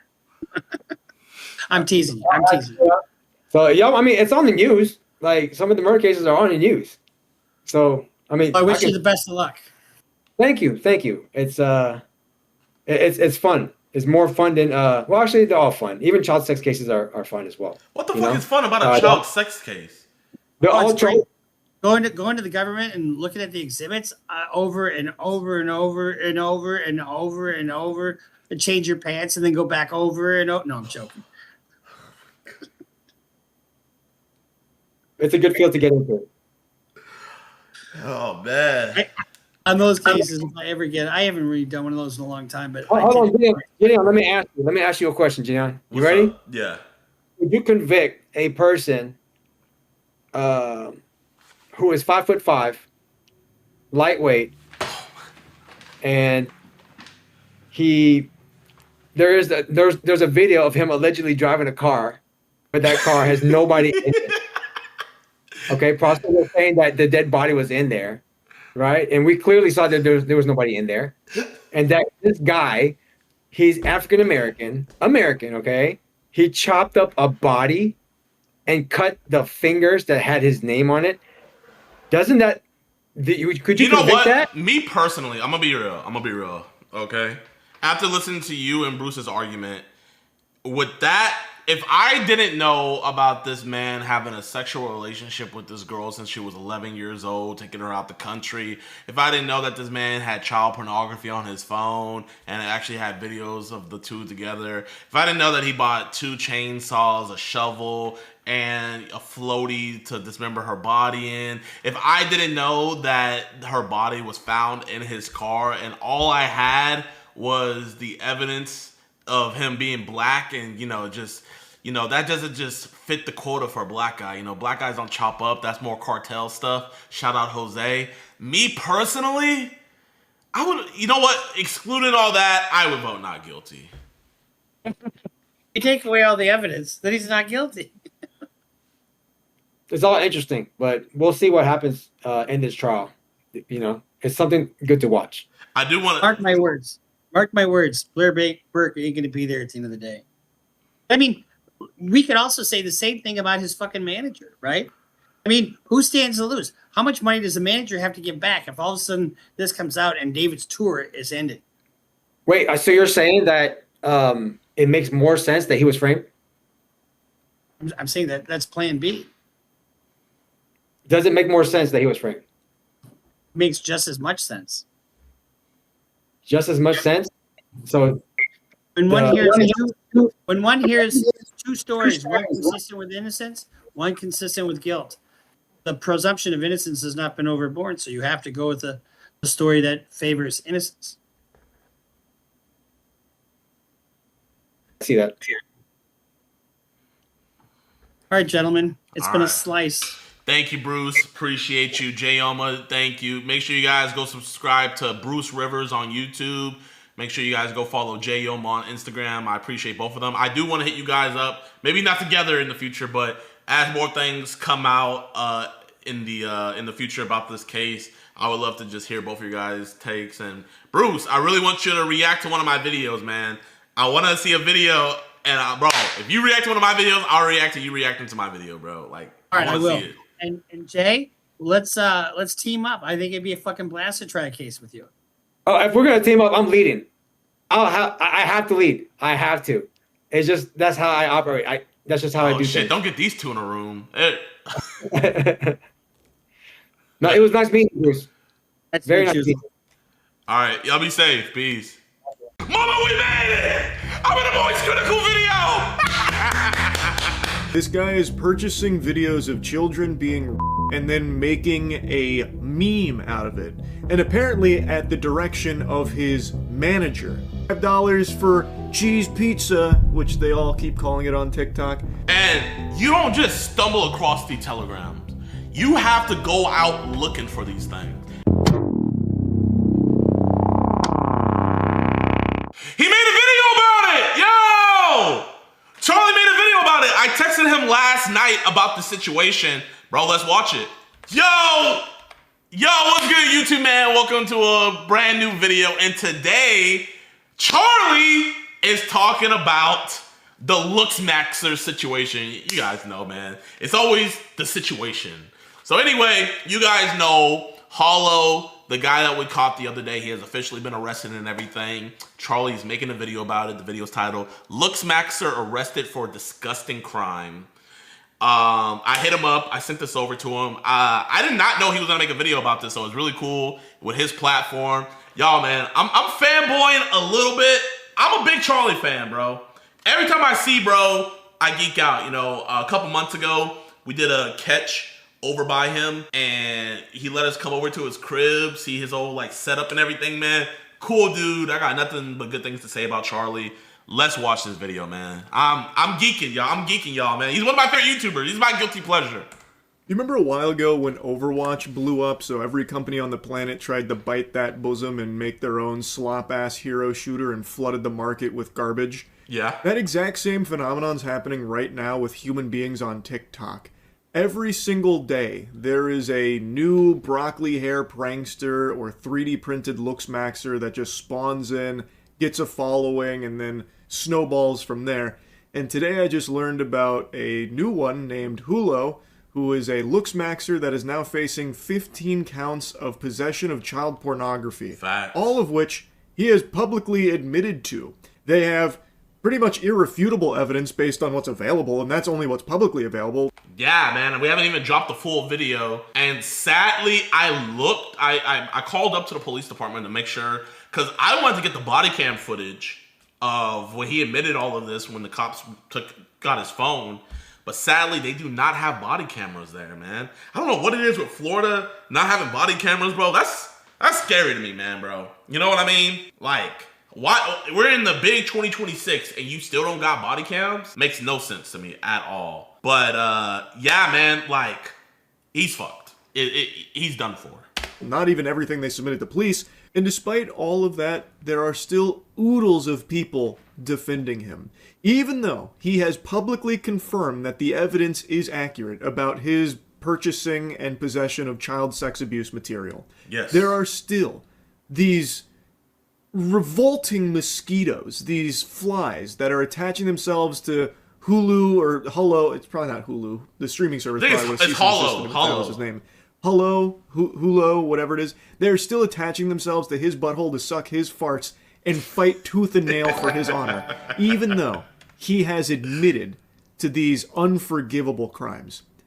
That's the state of things right now. It's sickening. I talked about this same thing happening like with David, how the Dipshits for David movement is still defending him, saying he's been framed, even though there is so much evidence publicly available and the case is still ongoing and not looking good for him. They are still willing to die on this hill that David's innocent, and now in this case, Hulu is a good guy and he deserves to be defended. I'll start here before going over JiDion's investigation of it. He has been arrested, and here is all of the charges he is facing. And that's just the ones he has now, chat. Like I told you guys, I think the reason why they hurried up and charged him is because of like just the eyes that we brought on this. You feel me? And also, it probably a lot has to do with it with his name and stuff, but I really do think that me and Alex getting into this sped up the process by a lot, because I don't see it as a coincidence, because they took his phone all the way back last Thursday, right? I believe. They took his phone last Thursday. That's when it was all reported. And then we confront him on Monday, get the confession, we give the police all the stuff on Monday, and then Wednesday night, boom, he's arrested. I don't see that being a coincidence. Here. Now, based on some of the reports I saw, this could carry up to 25 years in jail if he's found guilty on all of these, but it 75. also varies from the different sources I read from. It's a long time in jail here.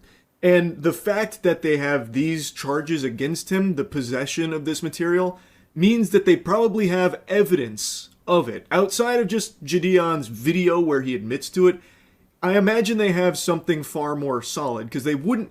Think about all of the other, like, predator catchers, where they do get the pedophile to admit to things, and that becomes inadmissible. There's a lot of times where that can't be used. So you don't see them ever get these kind of charges. The fact that he has 15 counts of this means that they probably do have very solid proof that he had this material. No, they most definitely have the proof that he had this material. But the thing that I want to, like, stress and, like, put out there is it's not just having the material, right? Like your grandma could get sent a bunch of CSAM and the cops could take her phone, but she cannot get criminally in charge because a lot of states, it has to do with the intent. So that's why we ask very crucial questions of like, so what were you doing? Like, what were you doing while you were watching those videos? Now that you guys get it? So it's things like that. 25 max. It's just one of the Telegram messages that he was talking to. Just one. So as you guys can see, Mama, we made it! I'm in a Moist Critical video! Bro, man, I'm fanboy. It's Moist, it's KSI, bro, man, like, I've been watching these dudes since I was legit. You know, it'll be like if I'm one of your guys' favorite YouTubers and you guys saw me reacting to your video, you know, you guys would freak out, bro. Like, guys, I'm as big a fan as you guys are, bro, on everything, bro. First, he messaged first. He said, hi. This is what the trader said. CP, teens, and all group links available. Which package are you interested in? And what's your budget? He said CP, $25 max. So to give you a bit of context here, like the lore, his ex found out what he was purchasing, the CP that he was purchasing, and then JiDion found out about that because of her blowing the whistle on it. Then they teamed up as well as predator poachers. They went to the police, they submitted the evidence, and then also publicly started to out some of the evidence so that way people could see it and stay away from him. And I've talked about this a lot. I think when it comes to shit like this, putting it out in the public is extremely important. Making sure that it doesn't compromise the authorities' investigation on it, but also alerting the community so they can stay safe as well and avoid these kind of fucking monsters. Exactly, man. And listen, I would have put it out there if when the police got his phone, you know, it's GG's. So that's why we felt comfortable to put all the information out there, let people know. Because look at it like this: there were so many people like Keishami. They were trying to do interviews with him to get his side of the story. F his side of the story. You know, he told us the truth when we went over, and he blabbered his mouth about everything. You feel me? So we put out there. So like, I didn't want him going out there putting out like another alternative, because even with him admitting to everything, you guys see how his fans are acting, bro. They're like, Chad does what Chad wants. Oh, JiDion's just jealous because Chad mogs him. Yeah, we all do the same thing. Why are we acting like this is such a, like, you know what I mean? So imagine what they would be saying if he had a platform to try to deny those allegations. And then the most important thing was I saw the absolute like hell his ex was going through. She was going through literal hell. People giving her death threats, doxing her, calling her phone, telling her that they're gonna kill her. All for outing a pedo. You know what I mean? Imagine you do all the right things, and yet society is telling you that you're wrong, that this doesn't matter. And this Hollow situation, I think, reflects perfectly what's happening with the Epstein stuff, where it's, you know, I'm seeing dudes go to MAGA conventions and asking people like, yo, what do you think about Trump stopping the investigation? And people are like, good, we don't need to know about that. What do you mean we don't need to know about that? You see, people love to be against predators until, what the hell? Until one of they dudes get caught up in something. It's such BS, it's horrible. And, you know, that's why this stuff needs to be called out. And I thought it would be good whenever, you know, I posted about it, Alex posted about it, she posted about it, showing that this was facts. But then it's like, I'm seeing it turned up a notch. So that's why I hit up Charlie. The whole reason why I hit up Charlie for this wasn't so like I can be in his video and stuff and people could see me. I like, bro, genuinely, he didn't even have to mention me in the video. I just wanted him to cover this conversation so more people know about it. So that way these weirdos that are going in these comment section, like trying to like either dismiss it or say it's not anything a big deal, it's like we could just shame them to eternity. So I totally understand that approach. And what you were seeing there is some Telegram messages. JiDion goes through a lot of them. This is him trying to purchase CP for $25. And this became a meme in his community. As well as like a couple other looks maxers made it like a joke to try and water it down and like sterilize it. Like, oh, it's not that big of a deal. And you know what? I know I don't know. I'm still trying to find the nest, right? Because this is what's happening. A lot of there was so many TikTok accounts. It was like, bro, why is there so many TikToks making edits of this dude about this situation? Somebody is hosting a nest and farming this stuff out to devalue the situation. And whoever you are a sick individual. I have not found the nest yet, but I know for a fact that this is happening. And all these people are promoting the same app. Some face scan IQ, something like that, bro. They're all, it's like, not only are they devaluing the situation, but they're also promoting some shitty app. Haha, $25 for cheese pizza, which they all keep calling it on TikTok. So he even posted like a 5x5 joke about it. So his manager, who I will be outing later, is purposely telling his client to make jokes about him buying CP, CSAM. That $25 he spent $25 to watch and jack off to children's innocence being taken away. And he knows he did that, yet he posted this meme. Evil shit, man. This guy is purchasing videos of children being raped and then making a meme out of it. And apparently at the direction of his manager.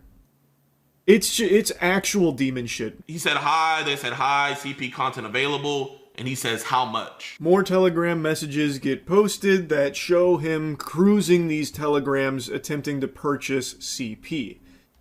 And you don't just stumble across the telegrams. You have to go out looking for these things.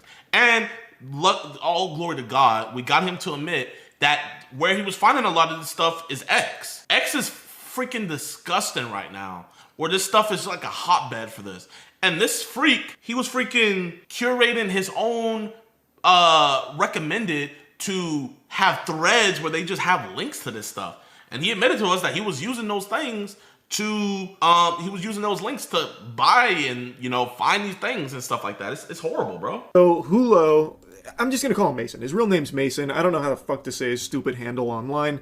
So Mason was going around trying to purchase all of these videos and did successfully buy them. And was then confronted directly where he just started singing. He just started squealing and confirming all the evidence was true. You guys can defend him all you want. You guys can make all the memes and jokes and all that. But keep in mind, this man has a 10-year-old sister and an infant sister as well. And listen to what he admitted. Like that you saw? A little bit of this, a little bit of that. I guess. Okay. So I'm just going to ask you straight up because you've been straight up with us. You're going to be straight up with this too. Did you masturbate to those videos of 12-year-olds?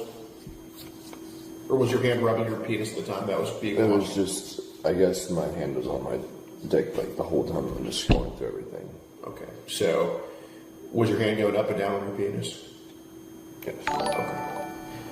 So it's fair to say that's probably masturbating.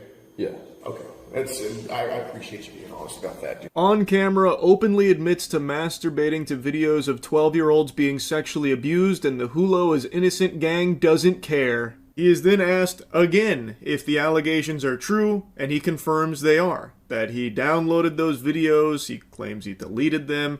Also, it says he, told the police. When directly confronted, he openly admits to it.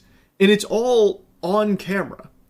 And now he is being charged with 15 counts of this. And still, people are defending him. In JiDion's own chat there, you could see a lot of people saying he's not a bad guy, free him. It's not... Okay, well, Moist. That's our thing, Moist, okay? okay. Yo, wait.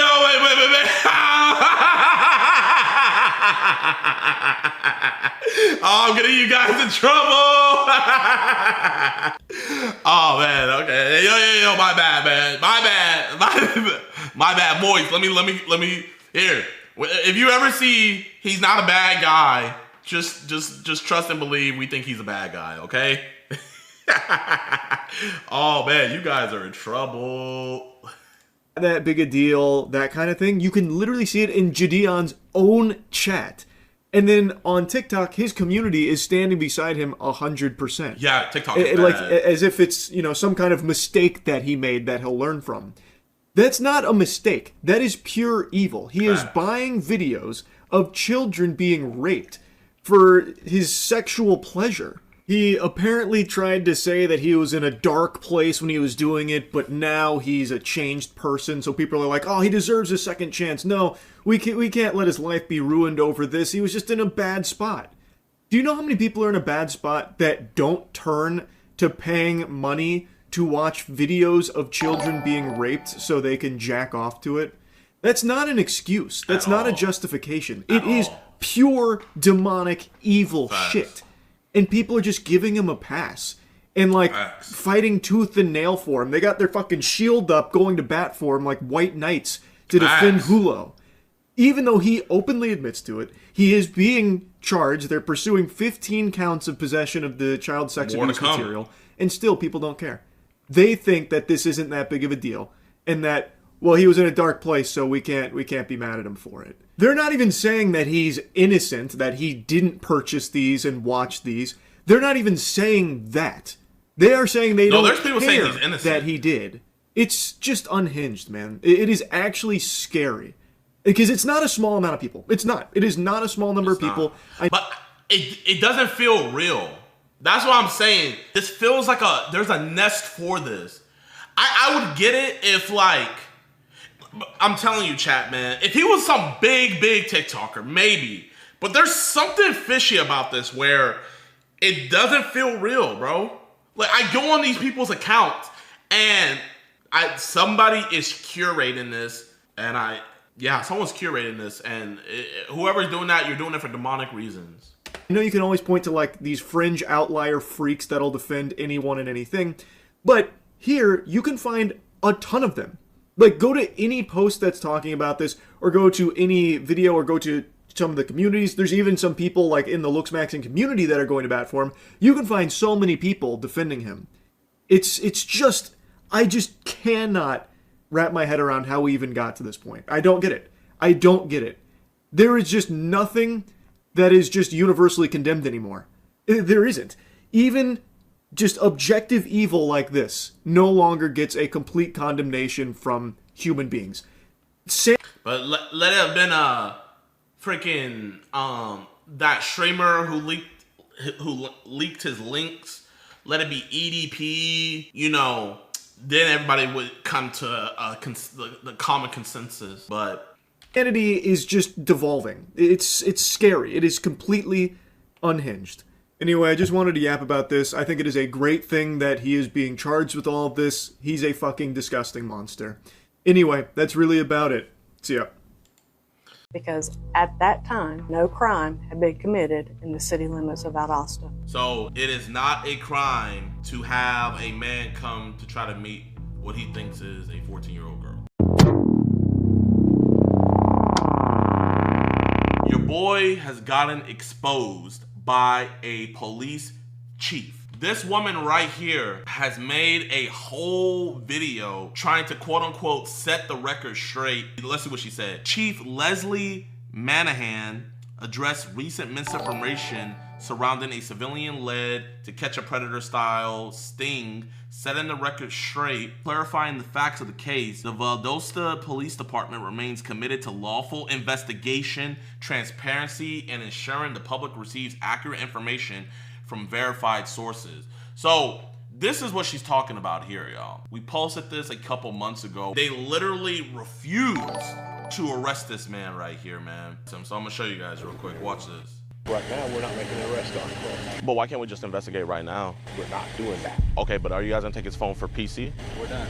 I'm just saying, like, cause like, listen, we have 12 million followers. They didn't even want to take his phone. So when we post this and Valdosta police, it's gonna look really bad when it's just them like saying we're not gonna do this right now. When we have so many other police departments, I know you're gonna be investigated, but why can't it be? Okay, so you heard him. He said it's gonna be investigated. Now let's see if this actually got investigated or not. We're gonna react to the video. Good afternoon. I'm coming forward today to address some public misconceptions that have been brought about by an online YouTube personality about how our department handled. Put a name on it. Put a name on it. Don't just say an online. No, put a name on it, bro. One of his recent To Catch a Predator civilian undercover stings. I assure you the Valdosta Police Department takes all criminal complaints seriously, and we thoroughly investigate any case that is brought before us to ensure that the judicial system and the prosecutors have the best cases possible so that we ensure our victims get justice. Okay, so she said that they do a thorough investigation on any case brought to them so that justice comes, okay? Now, let's see how she says they handled this investigation. The Valdosta Police Department does not condone citizens to do their own private undercover operations, such as this case of To Catch a Predator. And chat, listen, this was another complaint they had, right? So we had got an Airbnb, and the Airbnb that we had got, like, it was like the third floor, right? It was kind of like a hotel, kind of. And across the street was a children's dance recital. So the detective was like, what if he came in there and started shooting? There's a dance recital right across the street. So this man is saying, he's saying that the Predator's bullet was going to turn into a JFK magical bullet and go from the third floor of a building all the way down over to across the street to a dance recital place. And keep in mind, on the day of, there wasn't even a dance recital thing going on. There was no kids there or nothing like that. So, bro was just over here coming up with all these crazy scenarios, and then he was coming up with the scenario of, what if you got injured? What if one of you got, I'm like, bro, you acting like you care about me, bro. You like, come on, bro. Like, you don't care about me. There are many reasons why we do not support this. First off, it's fine. You know, her saying we don't support this, that's totally fine, you know, because they legally can't support this. But, you know, I have a lot of police departments that behind closed doors, when cameras are off, they give us our props and let us know, hey, please come back and get more of these creeps off our streets. So, you know, the thing about Valdosta is they don't like you doing it in the public view, and they don't like you doing it behind closed doors. You know, they want to keep all the pedophiles for themselves, and you know, they just want to give them probation at the end of the day, so that way they, on their records, they're getting all these convictions. Is the safety of the citizen. These encounters could be dangerous, and put their lives at risk. Oh my gosh! Oh, Chief Leslie, oh, thank you so much for worrying about my safety. Oh my, Chief Leslie really cares about me. She cares so much about me that she can't even name this online personality. So whoever that online personality is, she cares greatly about them, and I really appreciate that. We also do not condone these because there's a certain criminal procedures that we have to ensure are in place to ensure that we give our prosecutors the best case possible to ensure that these citizens or these offenders are sentenced and they are taken off of our street. Okay, I'm trying to figure out. So they're saying there's a certain procedure that they have to follow. So obviously, with the dozens of convictions that I have, not arrests, convictions that I have, obviously that will show you, okay, he knows the procedure that needs to be done.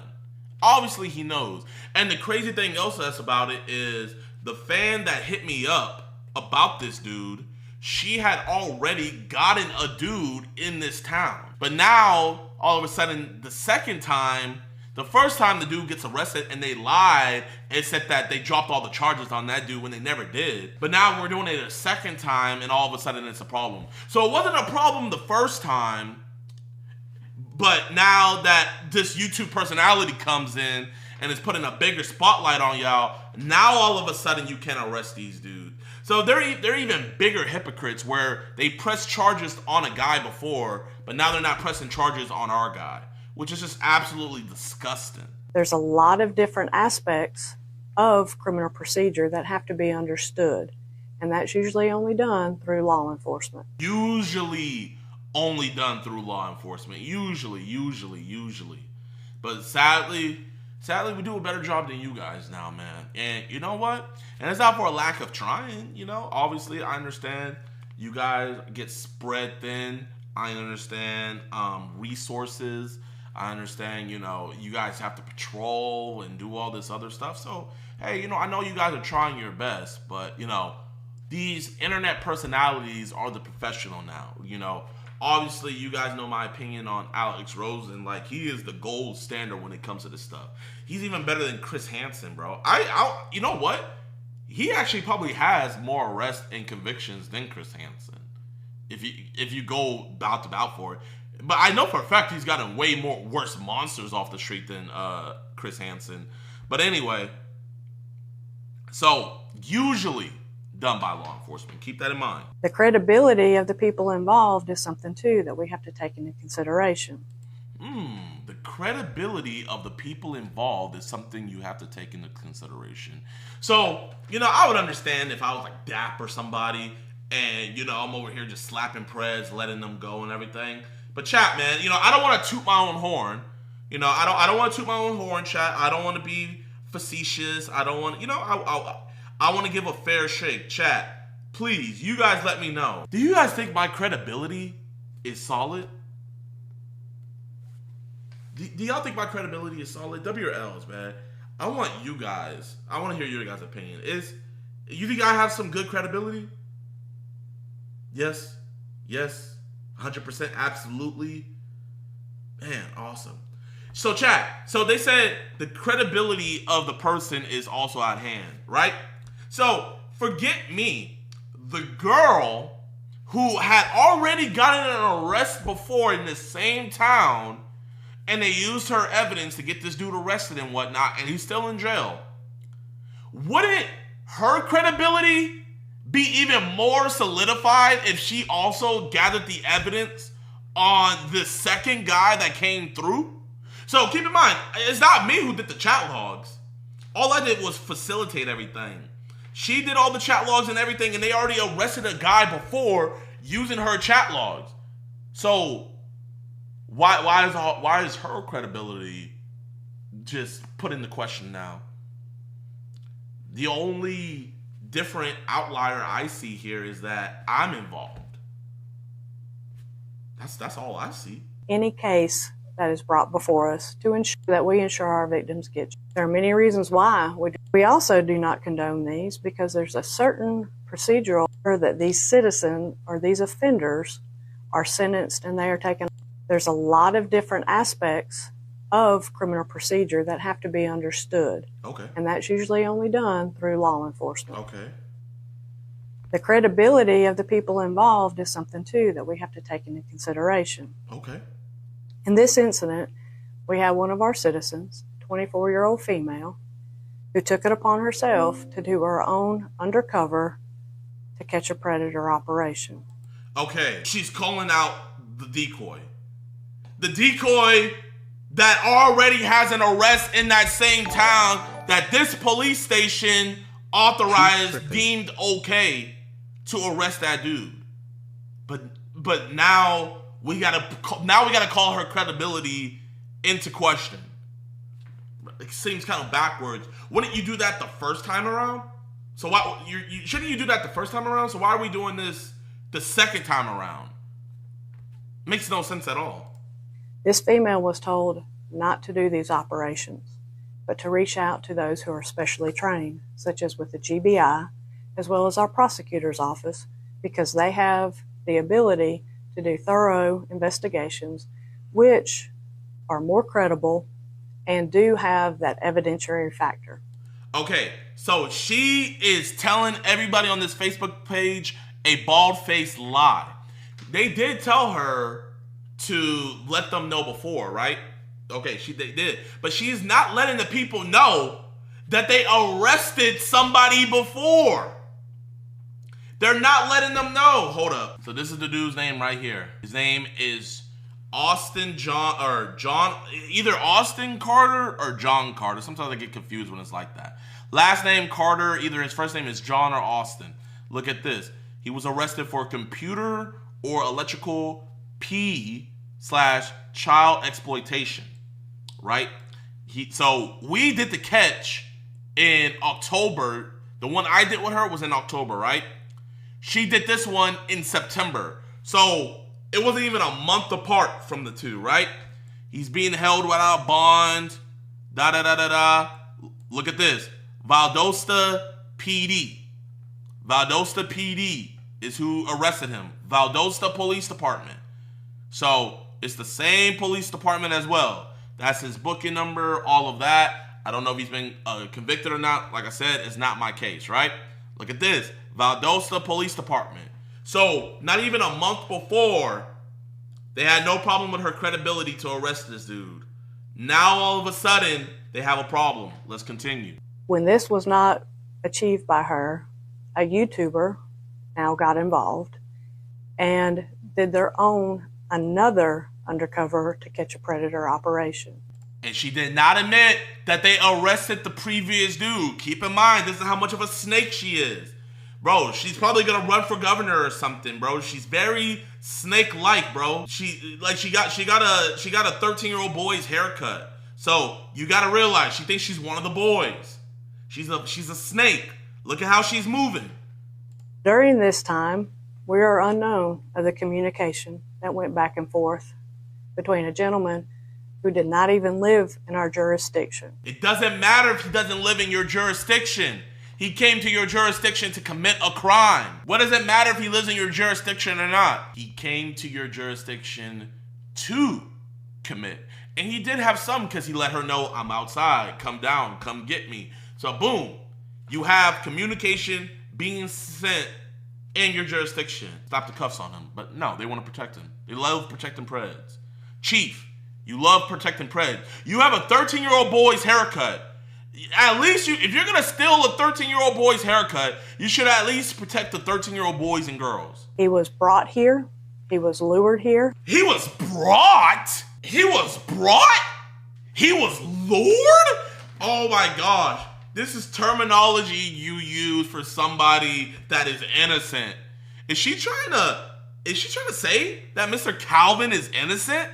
He was, how did we bring him here when he drove on his own volition? And we don't know the means in which he was lured here. What do you mean you don't know the means in which he was lured here? We gave you all of the messages. Not only did we give you all the messages, I gave you a flash drive with all the messages, all the calls, all the D-pics he sent, and all of the raw footage from when he first got there until you guys got there. Hold up. Didn't she just say earlier that whenever we get a complaint about something criminal, we do a thorough investigation? Now she's switching up and saying, we don't know the means by which he was brought here. So, whoa. Wouldn't that be something that you could find out if you actually did a thorough investigation? Somebody's lying, man. You're a snake. When he was brought to our city, the YouTuber, and what has been seen on YouTube was that they told our officers to arrest this individual.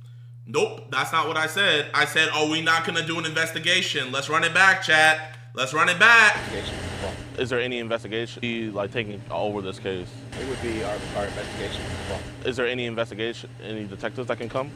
Not right now, no. Right now, we're not making an arrest on him. But why can't we just investigate right now? We're not doing that. Okay, but are you guys gonna take his phone for PC? We're done.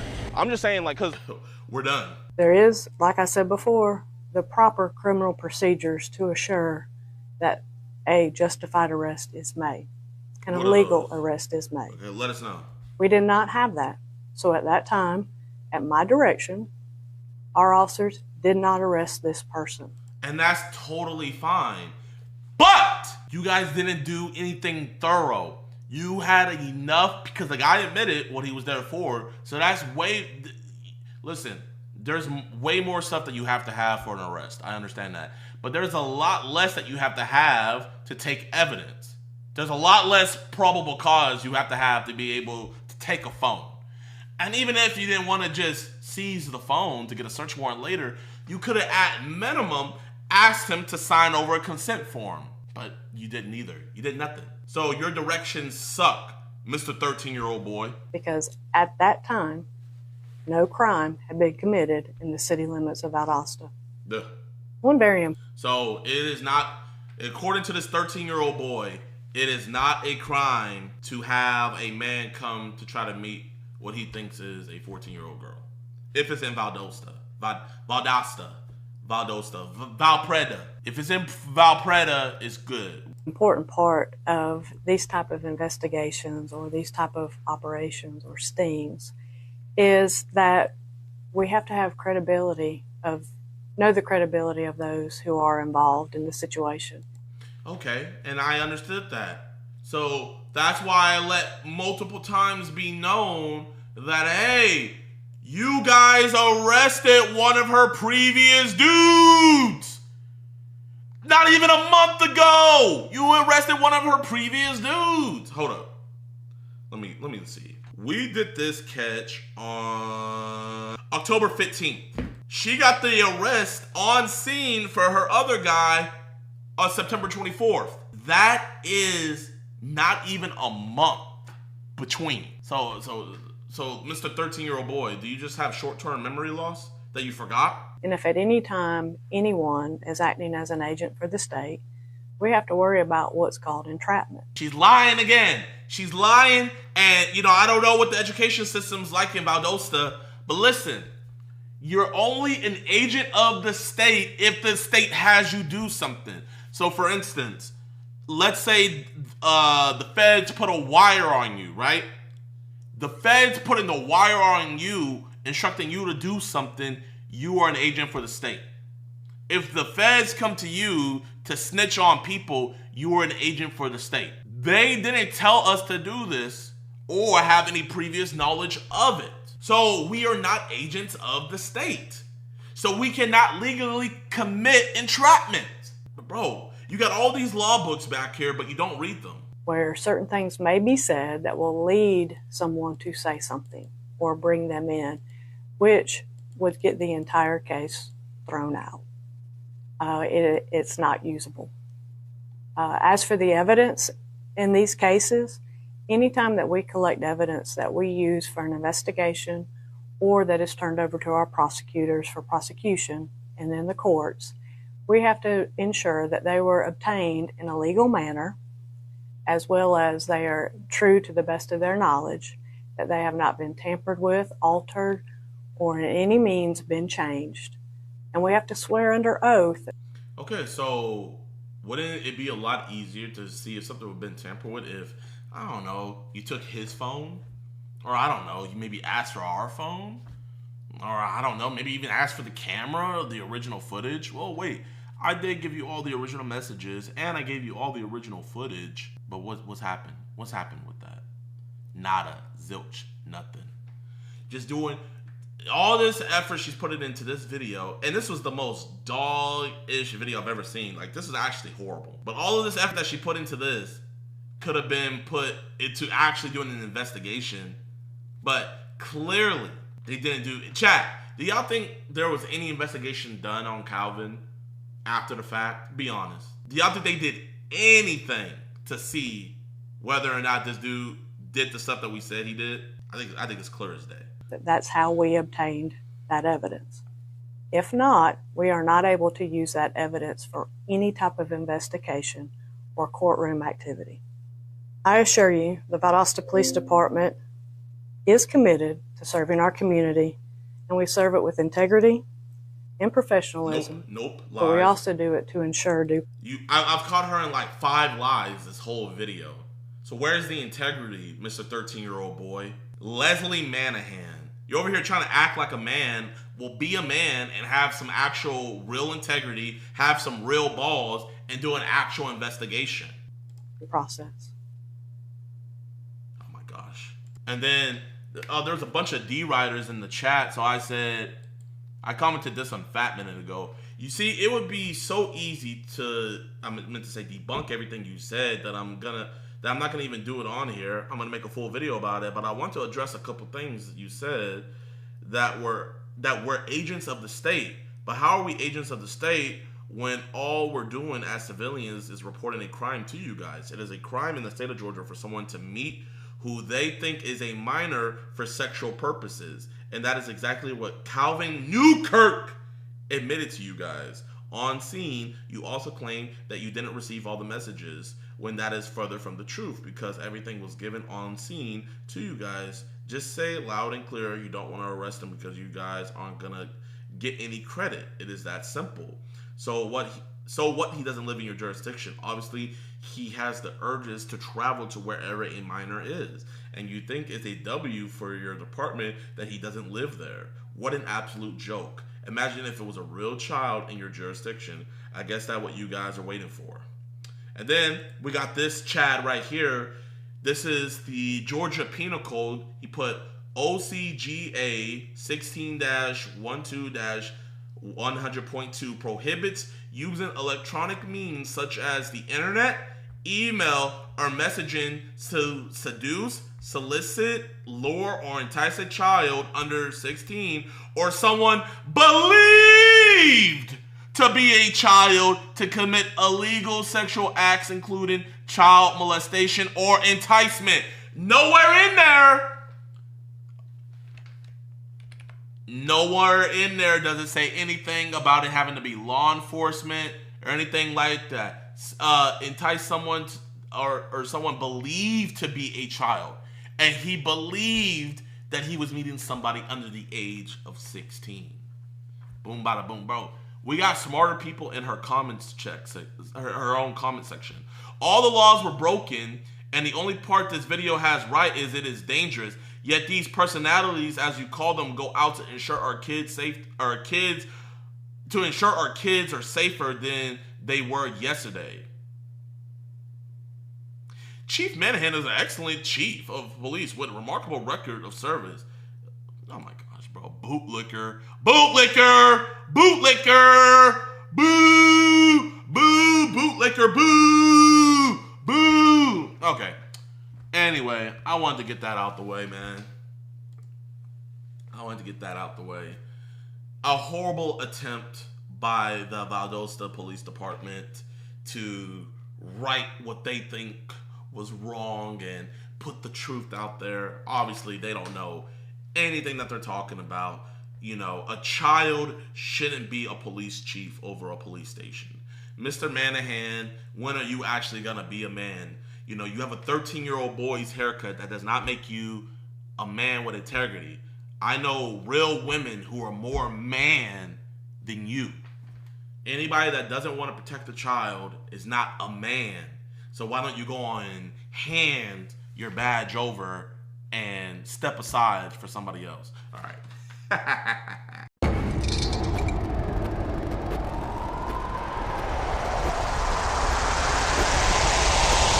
Meet Joseph Dupree, a 33-year-old man who we caught literally buying a motel room for our underage decor.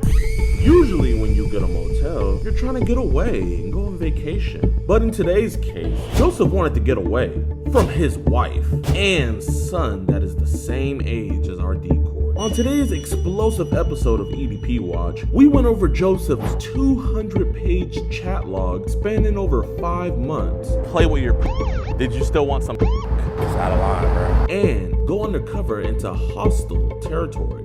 Get it? Like hostile, but hostile? No? Okay, I'll shut up. So make sure you sit back, relax, and hold your cupcakes tight. And also hit that like button and subscribe on today's exciting episode of EDP Watch.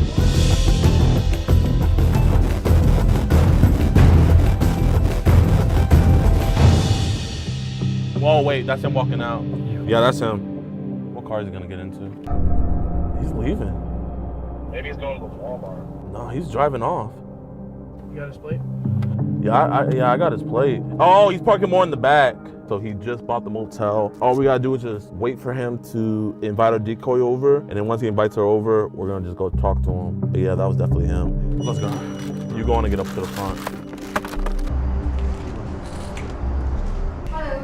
Hello, we're just waiting on our friend. Huh? We're waiting on our friend.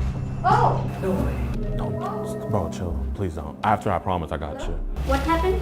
Oh, we're just waiting on a friend. Alright, so you need room? Yes, ma'am, but we're just gonna wait on the friend real quick. Okay.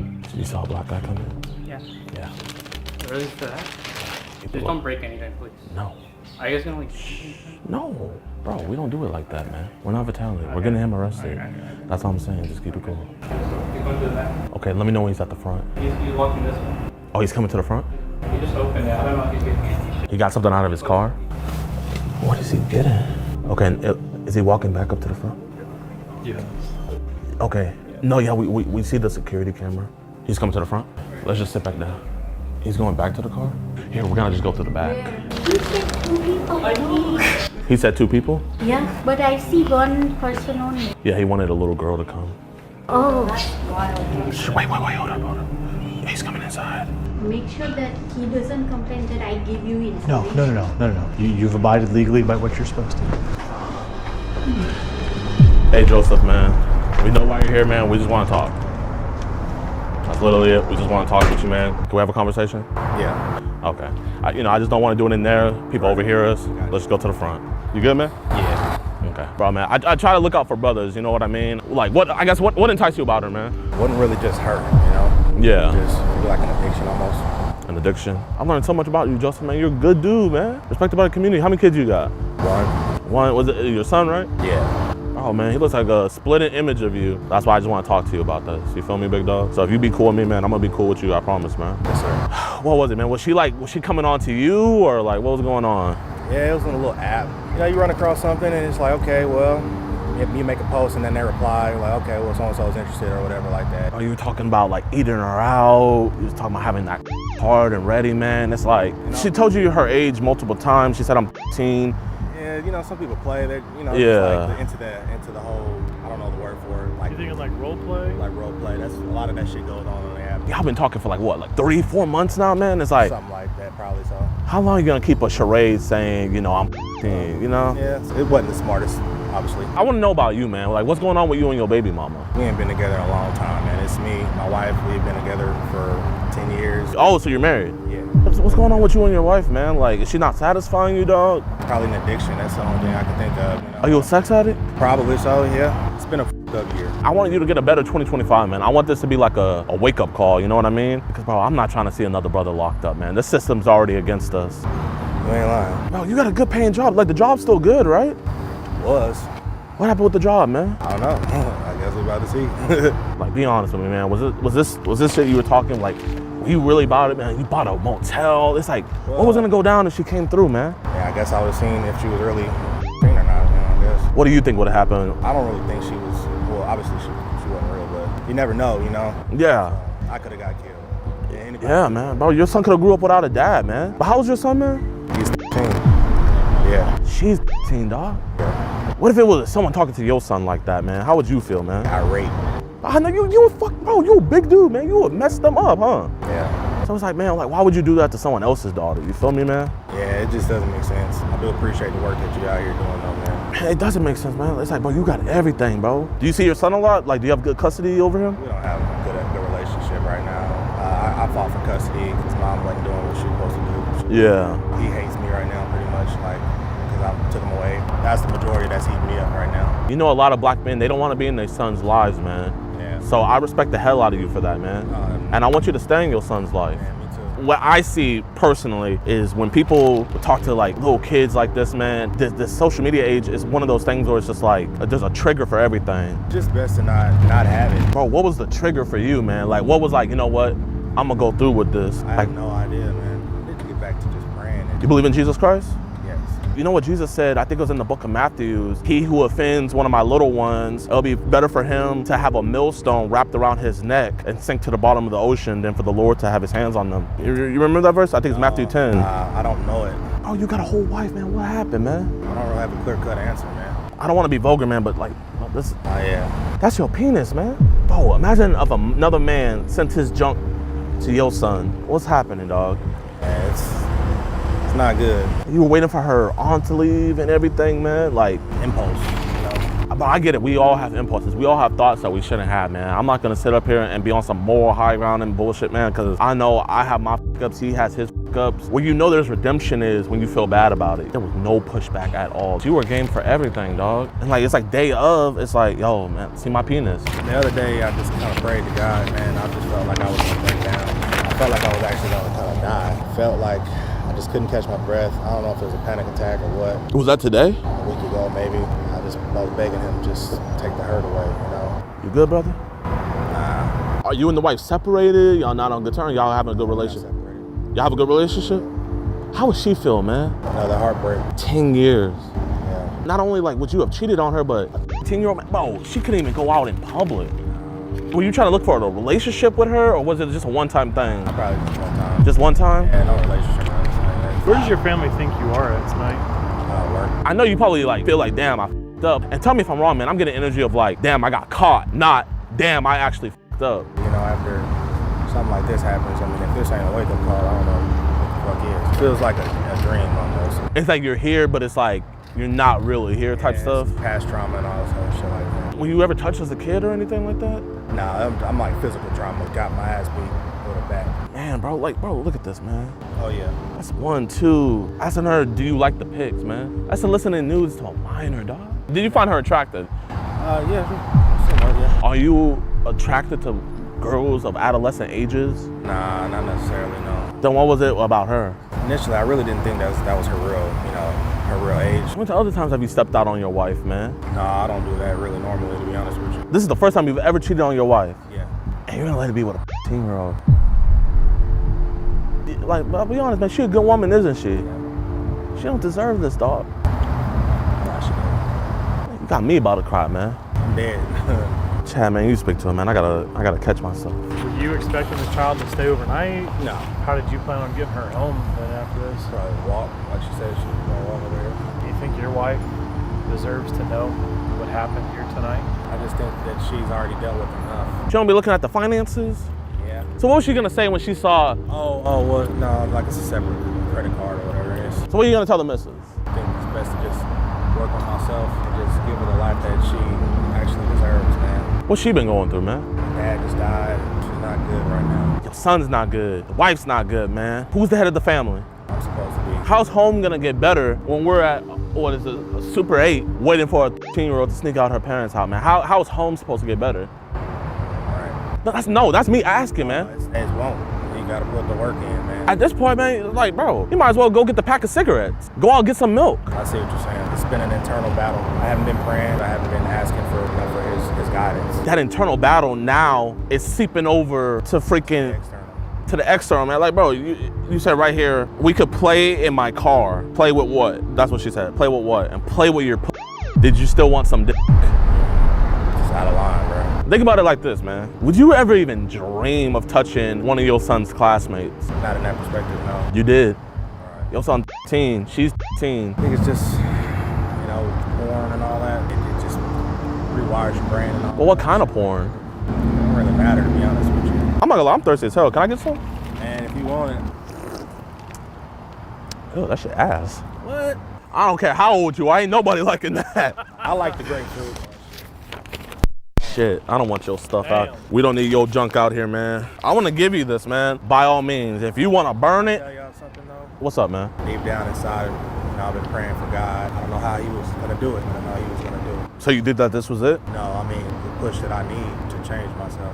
Oh, so you think this was the push? He said it may not be the way you like. Listen, if you don't get right yourself, it's not gonna be the way you like it. Let's say you found out one of your homies did something like this. You letting them around your kid?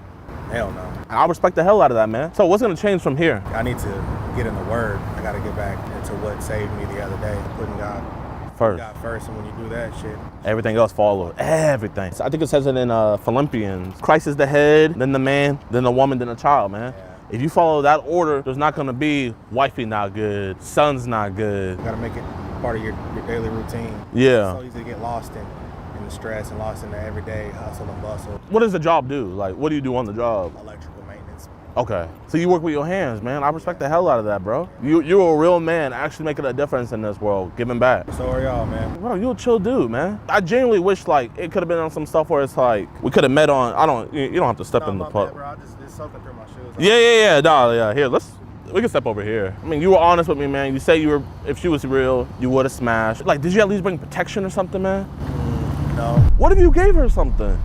Well, it don't matter. I get tested pretty regularly. What's keeping you from doing something like this again? One, it's not right. It's not worth hurting your family. You don't think about that. Most people don't really until somebody tells it to you. It's kind of like you did. Two, you're going to be a hurting individual who hurts others. What you said was, I think, spot on, man. Like, what was the thoughts leading up to all this, man? That's one thing I haven't had you. Like lack of thinking. You really just believed the whole time like this was gonna just go down. Just step out, see how it felt. Like if you liked it, you liked it. If you did it, you did it. You thought it was gonna be one of those? Yeah, I wasn't gonna make anything, official or nothing like that. But I mean, you can. Yeah. Oh shit. Probably the people saw us out here. Yep. That Indian family. I don't know. Yeah, let's just keep it cool. Man, my favorite person. What's going on, gentlemen? We're just having a conversation, man. Joseph, you're not gonna do this ever again, right? You're not gonna talk to 13-year-old girls no more? No, sir. You're not gonna invite them over to your house anymore? I mean, to your motel that you bought? No, sir. Okay, man. This is the last time, you promise? You're not gonna send dick pics anymore, you promise, man? Right. He's not gonna do any of that no more. He rented a room at this Super 8. Legally speaking would be residency. He was trying to meet what he believed to be a 13-year-old girl. He solicited images and sex. We asked how old he was. He said 33. Where's she at? That's her. She said that she was. Have her information? Yes, sir. We have everything, yeah. And everybody's willing to testify. Do you have an ID, sir? Y'all have a confession? Yes, sir. Oh, yeah. He literally said that if she was real, he would have slept with her. Is it on video? Yes. Everything's on video. Okay. You had me going there for a moment. I'm not a religious man, but I was like, damn, like, we about to get a hallelujah out of here, damn. I love how they always appreciate what we do, man. Yo, I appreciate you catching me, man. Thank you for getting a scum like me off the streets. But now the DA is saying, in order for it to be a confession, we have to read the Mirandas, which we did, but now he's refusing to speak to us. Yeah. Ultimately, it's up to them. Like, no matter what, we're going to charge them. Whether or not they accept charges. Oh, yeah, awesome, man. You know, I don't want to do you like this, but... Oh, man, come on, bro. Officer Ortega, man. It's not gay, it's evidence. So the officer's going inside right now because the guy literally told the owners, like, hey, I'm getting a room for 2. Him just saying that seal this fate. They just hit us back on the thing. Okay. I am going to need the confession. Okay, yeah. They want to accept charges. Okay. But they want us to issue it by a judge first. So he won't be going to jail tonight. Okay. Okay. But that means if we go back tonight and write up the arrest warrant, get it signed in the morning, we'll have to go pick him up tomorrow. Oh, really? He's getting charged. Yeah, they accepted the charges for him. So. Oh, man. So do you think the judge will accept it? Yeah, I'm pretty sure. I'm gonna go get a SSD. Yep. We're gonna transfer that footage, and I'll see you guys soon, man. All right. Appreciate you guys. No worries. Appreciate you guys for everything you do. Oh, man. Hey, man, what's good with y'all boys and girls, man? I appreciate you guys for watching to the end of the video. If you enjoyed, please support us and hit that like button, subscribe, and share. The support and everything that you guys have been showing has just been so great, and we just genuinely appreciate it. I want to apologize for the lack of frequency of the uploads. Just want to let you guys know that I am starting my weight loss journey, so I've been really focusing on, you know, losing weight and stuff. I'm currently down 12 pounds. Been working out. I've been feeling great, man. You know, I want to be here a long time for you guys, but, you know, we're still on the grind. We're still getting these dudes up and out of here, and we still have a lot of videos to post for you guys, so don't feel neglected, especially those on the website. I promise you guys, we're still here, we're still going. Your health is your wealth, so I've been focusing in on that. So update on Joseph Dupree, there is no update. Last I talked to the detectives, they were saying how the judge was iffy about putting out an arrest warrant for him and stuff like that, so they ended up giving it to the DA, and they decided to let it be where basically they let a jury decide on whether they're gonna indict him or not. So I'm not sure if he ended up getting indicted, because this was all the way back in December, so I don't think he did. I know you guys are probably like, oh, I guess the evidence wasn't good. Well, I'll let you guys know this. There was a mom and a son where the dad caught them. The son is an adult, right? The dad caught the mom and the son doing stuff together. And if you don't know, in America, incest is illegal. So the father saw his wife doing stuff with his son. He reports it to the police. They let a grand jury decide on whether or not to indict them, and they didn't decide to indict them. So this is what's going on in Cleveland, Texas. I mean, if they're not gonna indict a clear case of incest, then what do you expect whenever, you know, it's something about a child? Even though that he didn't get indicted, there's still a chance that something can happen.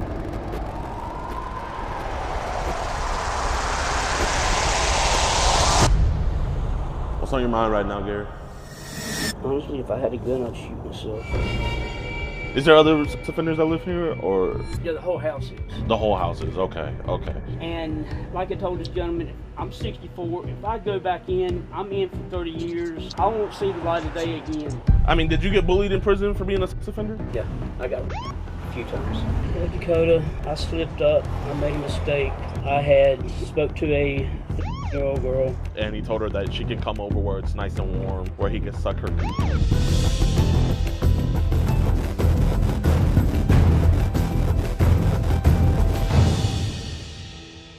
Yo, what's good, YouTube, man? Welcome back to a brand new episode of EDP Watch. And today we are catching Gary Dale out here in Roanoke, Virginia. And this man is absolutely disgusting. But surprise, surprise as well, he has been arrested and convicted for the same crime before, and he was out on probation when we caught him. That's right, he's an RSO, and I say this time and time again. I believe in rehabilitation. I believe people can change from their crimes, but when it's crimes like this, I mean, time and time and time again, these people will reoffend. I mean, whenever it has something to do about child abuse or anything like that, the statistics show that they have the highest likelihood to reoffend. And you guys see how many RSOs we catch. You see how many RSOs Skeeter and Alex and all of them catch. These people just do not change. So we got to put some chains on them. Make sure you guys hit that like button, subscribe, and share. And enjoy the video. Hello? Hey, my bad. Is this apartment B? Yeah. Are you Gary? Yeah. Hey man, is it cool if we talk to you outside real quick? If that's okay? Well, I just got a shower. Got through to the shower, I guess. Oh, nice to meet you, man. What's this? What the f is this?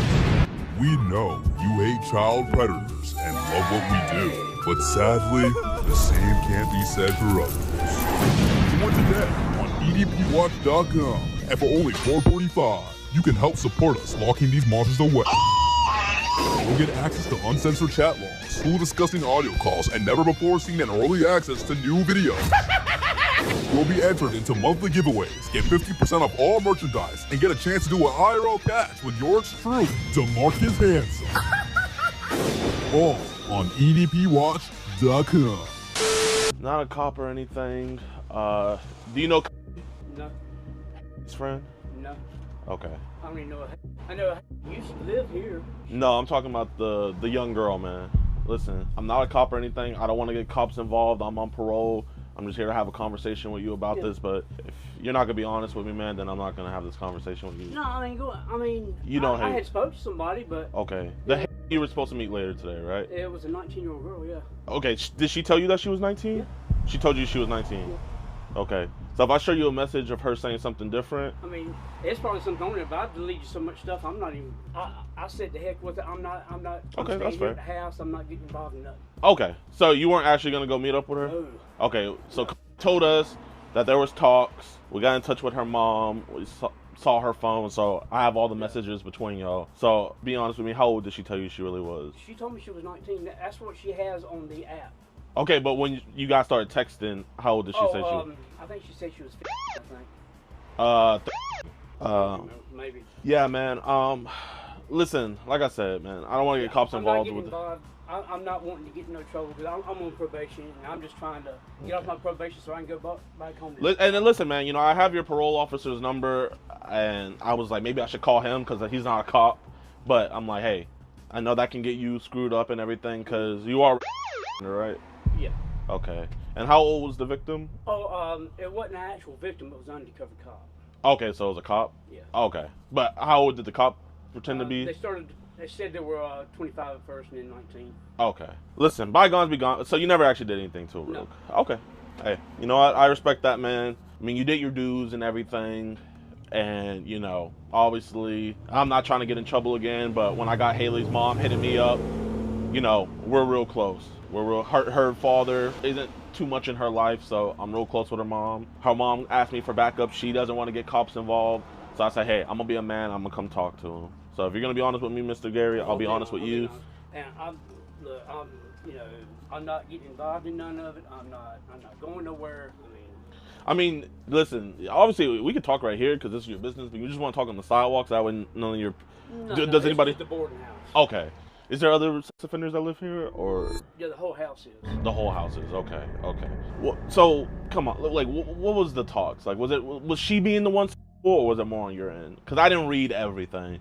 I just saw when she told you how old. It was both on both sides. So it was mutual? Yeah. Okay. So if you did meet up with her, would it have been consensual? What would have happened? I wasn't going to meet up with her. So you're never going to meet... So I guess why talk to her then? Sure. I said, why talk to her then? I was in a really bad state. I was really depressed, and I have since talked to a friend of mine that has talked to me and wised me up. When did you talk to that friend? Well, I went over to BioLife to donate some plasma. Okay. And actually sent him over there with a bus. Okay. Because she ordered you an Uber. That's how her mom kind of found out about everything. She was like, why are you ordering an Uber to some plasma place? You know, he has her logins. He found out and everything. And so now we're here. So why even have her get you that Uber? I said, why do you even have her get you that Uber? I didn't have her get it. But you were like, okay, here, you gave her the address of where you wanted it. it. She just asked me where I was going to be at, and I told her I was going to be at BioLife. Okay. So, kind of like, tell me, like, why were we talking so to her? Because I don't even want to embarrass you and read the stuff that you were saying to her. But some of this stuff, man, like, it's pretty disturbing. Like I said, I was in a very bad place. And like I said, my friend has talked to me and helped me wise up. And I've got so short of a time left on probation. How short of a time do you have left? I've got less than a year. So you got less than a year, and you're over here talking to kids. And I just want to get done with it and get back home to North Carolina. That's where all the stuff happened in North Carolina? No. Or did it happen here in Virginia? No, it was Stanton. So you got a year left on your probation, and you're talking to my friend's daughter. Yeah, and I'm sorry. I do apologize about that. And I shouldn't have. That's what got me in trouble the first time, and that's why I talked to people in my support group to help me understand that where I fucked up at. And I don't want to go back in. Well, I mean, nobody wants to go back in, but I mean, you did. How many years did you do? I did 3. You did 3 years, so that should have been plenty of a time to rehabilitate. But yet, it was, and Like I said, I done a stupid thing. I got to where I was really depressed again. Because you're over here telling her, like, where all to meet. You said you're being invasive, and then you were asking her to park. And you said, do you want to get knocked up? She asked about the park. But you said, do you want to get knocked up? What does that mean? Well, she's the one who brought that up first at one point. But what is, do you want months of me. But what A is, couple months ago. can you address what you said, though? Well, pregnant. So why were you telling her you want to get her pregnant? Like I said, I was being stupid. It's just, I'm trying to get my life back right, and where that conversation went to, it went to somewhere it should never have went to. Actually, after I got through taking a shower, I was up there praying when I heard you knock on the door. I mean, luckily we're not no cops, but I mean, what if we were a cop? You would have been slapped in handcuffs right now. Yes, sir, I sure would have. Are you on Telegram? Oh, it's not even like, are you? I know you are. How long you been on Telegram and Signal and stuff? Telegram. You don't have Signal? No, sir. So what apps do you use? That's the only thing I was on. I don't even have my phone no more. I broke my phone. When I was at Body Life, it shattered, and I threw it in the trash can over there. Yeah, the whole screen just shattered. Okay. Did you do that maybe because you were talking to... No, I always kept it in my back pocket. You almost kept... And when I thought I put it in my pocket, it hit the concrete. It hit the concrete? Yeah. Okay. Because you were literally just texting her like 30 minutes ago. Yeah, and it hadn't been that long. The bus came by. But you said that you were here. You said you were taking a shower. I only take like 5 minutes shower. I was in the military. Okay. I take a quick shower. What did you serve in the military? I was a gunner's mate. Okay. Honorably discharged or dishonorably? Okay. So you gave her the address to your thing. And like I said, I hadn't read over everything. You were saying that you don't have Wi-Fi. Yeah, man. I mean, this stuff is pretty bad stuff, man, that we were talking about with her. You said, no, see, the law enforcement will go on these sites posing as young ladies such as yourself and try to catch older men. So it's like you knew that stuff like this is... That's why I was wanting to make sure that the person wasn't underage when we first started talking. But when you found out she was underage... Yeah, like I said, my stupidity, I kept talking to her and I shouldn't have. You were saying you want to make her moan, you want to kiss her all up and down. That I don't remember. If you've been hit in the head as many times as I have, you'd be surprised you can remember your name. You said you want to kiss your lips while sliding my tongue deep inside as I slowly lick and suck on your clit. I don't remember it, but if it's there, it's there. I don't remember that stuff. Don't stop until you're deeply into my mouth and face. Man, this is disgusting stuff, man. Yeah. And you think you're rehabilitated? No, that's why I'm going to my group tomorrow. I got a group I go to, and I'm going to talk to my therapist and tell her everything about it. Okay, are you going to tell your parole officer about everything? I could tell him, but if I do, I know the first thing he's going to do is he's going to put me back in prison. He's going to put you back. What's his number? I don't even know it offhand. You don't even know it? No. What's his last name? Because it's all public information. Oh, I know it is. I know. I hope you're not going to turn me in. On those apps, I am going to do everything I can to not do that shit anymore. Like I said, I got. You see, if this was your first time that this ever happened, okay. But this is at least the second time you've been caught. It's the second time it's ever happened. At least that you've been caught. I went to prison because it's the first time it ever happened. Yeah, but statistically speaking, whenever people go to a prison for that stuff, it's never the first time that you've done it. It's the first time I've ever done it. Okay, so then we did it again. I'm sure you said you would never do this again. Time. That you've been caught. The second time I've ever done it, sir. I don't know that, though. Yeah, but I'm being honest with you and telling you that. I mean, you weren't being honest with me when you first came to the door. I talked about Haley, and you were like, oh, I know Haley, she's a crackhead. There are a few Haleys that have lived in this house before. But, I mean, why would someone come here asking about some random crackhead named Haley?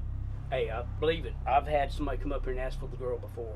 The girl I mean, at the end of the day, she's not my daughter. You know, I can't tell you what the mom is going to end up doing, you know? So that's none of my business. I just told her I'm going to come talk to you first about this. And like I said, I didn't really read everything, but now that I'm really reading it, it's like, man, is this guy a safe guy? I mean, school buses or schools near here? Is this guy a safe guy to have around children? Actually, I am. I am a safe person to be around. Like I said, I made one more mistake, and I'm atoning for it myself now. Like I said, I was praying to God, and I'm going to talk to my therapist tomorrow about it, and maybe see her 3 times a week instead of 1. See her 3 times a week? Yeah. Man, we all know what happens on those apps. Like it was Meet 21 that you guys met on, right? Yeah, Meet something. Are any other kids sending you pictures of themselves naked? Hell. Did Haley send you? I never had no kids send me no pictures. Did Haley send you any naked pictures of herself? No. So she never sent you anything naked? No. Okay. I never asked for none either. Okay. I mean, I'm going to have to read through all that, but, you know, it wouldn't be out the realm of possibility that you asked for naked pictures of her whenever you asked her to deeply. No, I never, as far as I remember, I never asked her for it. So, like, where are we going to go from here, man? Like... I get on my knees and beg you, man, but I can't go back to prison. If I go back to prison, I'm looking at 30 years. You're looking at 30 years. Sir, and I'm 64. I mean, yeah, I'm not gonna lie, I feel bad, but it's like, who did this to themselves? Yeah, and I'm trying to make it right. But you're making it right for yourself, though. You're saying, like, everything you're saying is trying to make it right for you. I'm gonna make it right for. I want to make it right for everybody. Well, how are you gonna make it right for her and her mom? F me, like, I mean, like, something you could do that can make me better, but how are you gonna make it right for her? Is there any way I can talk to her mom? I mean, I can ask her mom if she would want to talk to you, man, but, I mean, it might make her even more mad. But now, if you go on that phone lying like you were with me. I'm not gonna get on there and lie. I'm just gonna tell her straight out, and I'm gonna talk to her. How long you been out of prison for? Been out 2 years. Was that the only time? Okay. That's the only time since I've been out. That's the only time. But what were you in prison before that? Because you got convicted of something in 2012. Oh, beating my son-in-law half to death. Oh shit.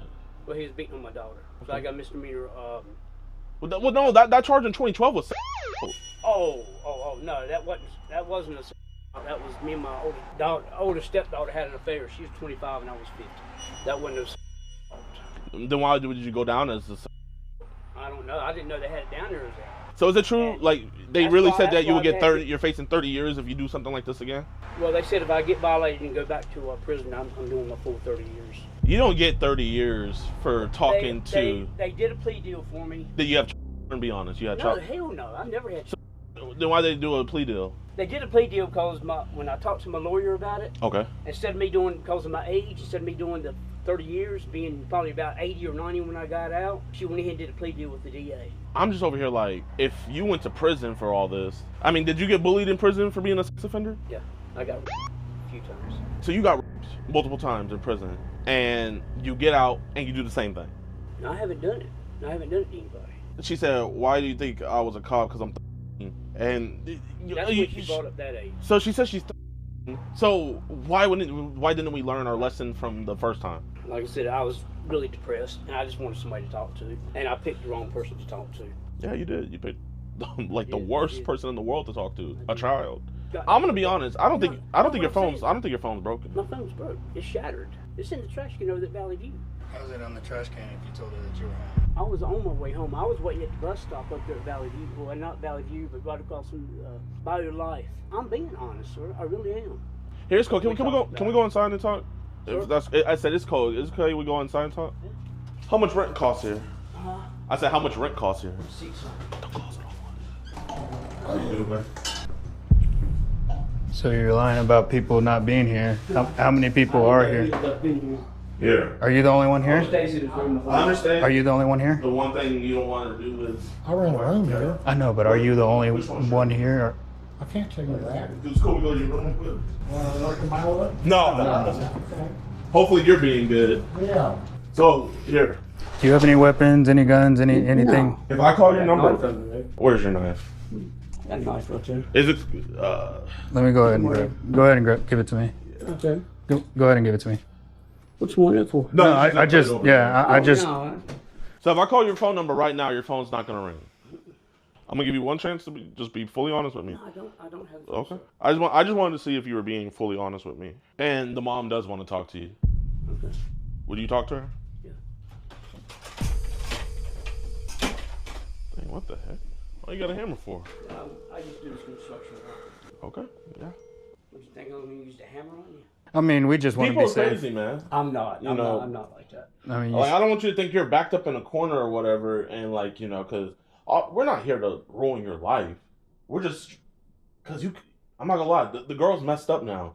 She wasn't sexual like this before. Her mom's seeing changes in her. Well, I'm sorry about that. I really am. But I would like to talk to the mother at some point in time. We go back down. I don't know. He spilled something here. Oh yeah. You guys have an animal here? I got an outside cat. So are the other guys in here? Are they in here for child stuff as well? I don't know their full charges. Be careful. I can't get back in if you shove it too far. Okay, we'll leave it like that. Here, you can sit down here. I'll sit down here with you. I know you're hip. One guy's really bad. What's really bad about him? He is a repeat. He had both his daughters when they were, I think, under the age. And he's out? He's been out for about 5 years. I know what I done was wrong, and before y'all come to the house, I was praying. I was praying even when I was in the shower. I was in there praying. I was praying, God, give me strength. Were you okay? Be honest. Were you praying For strength, or you praying not to get in trouble again? No, I was praying for strength. I was praying for God to give me strength to get Satan out of my life, to quit talking to this young lady, and to keep my ass where it needs to be here, and to try to get on with my life and be a good citizen. I've been a really good neighbor to this lady here, and I want to be that for everybody that I come in contact with. I did do something stupid there, and I'm apologizing about that, and I've asked God for forgiveness, and I feel God's forgave me. I said I just want to be able to talk to the young lady's mother and just talk to her. Well, here, I'll call her right now. Hello. Hey, I'm here with Gary. He wants to talk to you about, you know, at first he was saying that she said that she was 19, and then she texted him and said 15, but I showed him the messages where she really said that she was 30. I don't know if you know the full extent, but Gary is a registered sex offender. He said that if he gets caught up with this again, that he's facing 30 years. So he's trying to ask for your forgiveness. I'm gonna hold the phone and let him talk to you. Yeah, okay. Hey, Gary. Hey, ma'am. Yeah, I only got a couple minutes here, but is there a reason you were talking to my, I mean, you're saying that she said 19 and that is still underage. Like, it is, ma'am, and like I told the gentleman here, I had got back to where I was going back in a depressed state. I've lost a lot of family members back home. Of course, I didn't tell them that.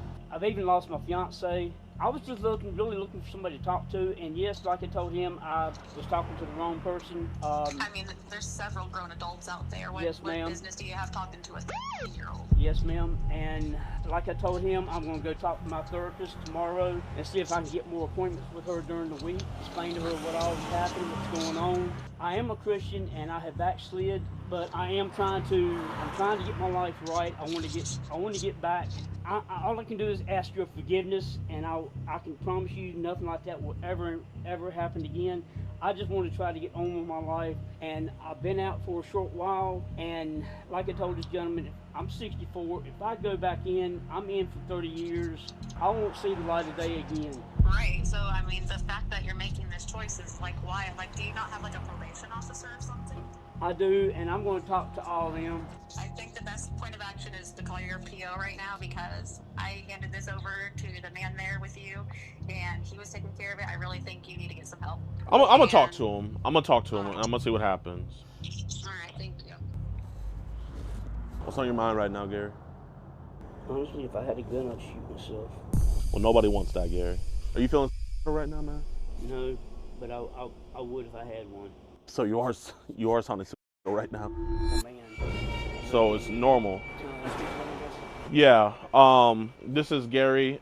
Gary, you're right? Yes, sir.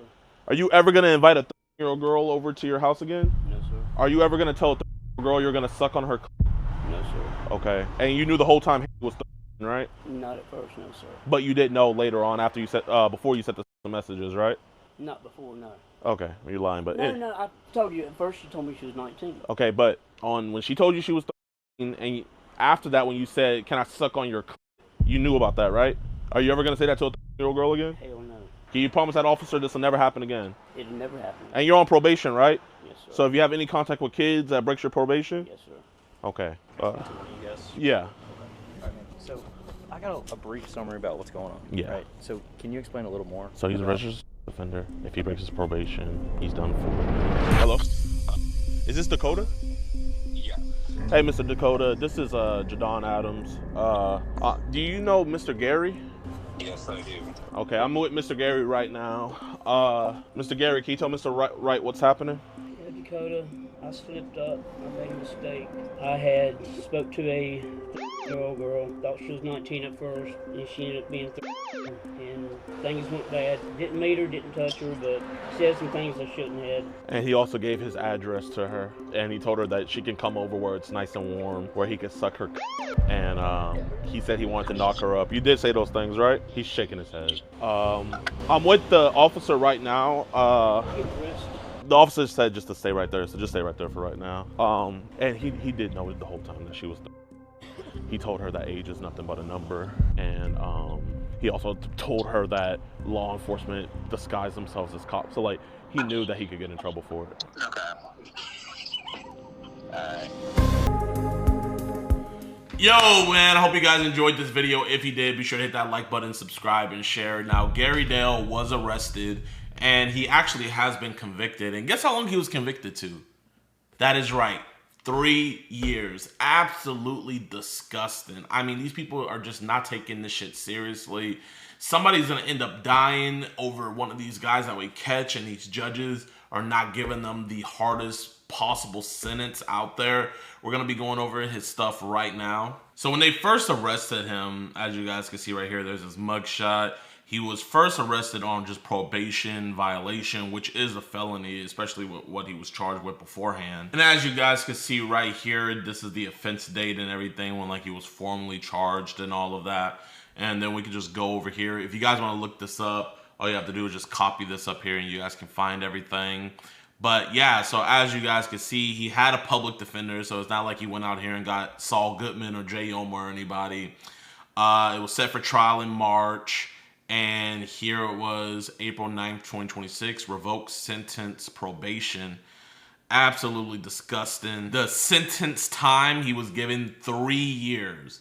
3 years, what a joke, man. Like, bro, this man needs to be locked up for life. He obviously cannot control himself. He's a danger to society, but yet he's still out here on the streets. I really wanted to show you guys the judge and the prosecutor who presided over this, but for some reason on his court documents, at least here, it's not showing me exactly, like, it's not showing me anything about the prosecutor or the judge or anything. So I can't expose him this time, but you guys are a lot smarter than me. If you guys can find that, put it down in the comment section below, and I'll be sure to pin that. But y'all, we do the best that we can. You know, we're not the the judge and executioner, you feel me? All we are is just the people reporting this. We are just civilians, so we do our best.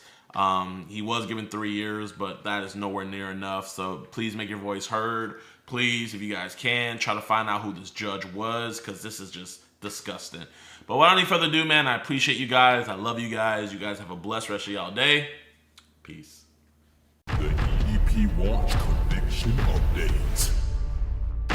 Yo, what's good, YouTube, man? Welcome to a brand new episode of the EDP Watch update. That's right, y'all. We have a lot of great updates for you guys over our past investigations. We got convictions. We got court updates. We got potential plea deals. We got everything in this video. I've gotten comments like, oh, you know, he does all this. The reason why they cops don't do anything is because they can't do anything legally.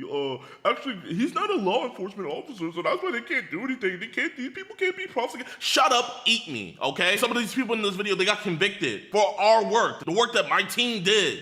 Yeah, they got convicted. I'm so tired of these YouTube lawyers hopping in the comment sections, just defending these PDFs. It's the weirdest thing. So I am so excited to make this episode because this is gonna shut up a lot of people. Because now what do you gotta say, huh? What do you gotta say now, huh? These type of videos never lead to any convictions. You know, you might have got the arrest, but the conviction's a whole Nope. We got the convictions. So we're gonna be going over everything, man. First, we're gonna start off with like the updates on court stuff and everything. So the people that I'm about to talk about, they haven't been convicted yet. But looking at the court stuff, it looks like it's gonna be a sure enough thing. So first person on the list we're gonna be talking about is Mr. Alvin Rogers. You guys remember Alvin, remember? We also have an hour-long phone conversation with you, and you also say you want to meet us out by the trash can area. No. Oh, you didn't say that? No. You said because I don't need lawn to have you moan in pleasure. What's it about? That's right, y'all. So Alvin, he was arrested on August 16th, 2024. He is still in jail till this day. So huge shout out to Parker County for still keeping him in jail. I actually just called the other day to just check. So his charges were online solicitation, conduct, online solicit minor under 14, and attempt to commit aggravated sexual assault child, right? These are all second-degree felonies. So those are the 3 counts on the stuff that we caught him up with. But also, at his job, on his person, whenever they searched him, he brought this inside of an Arby's. Look at this, y'all. This man had possession of a controlled substance, right?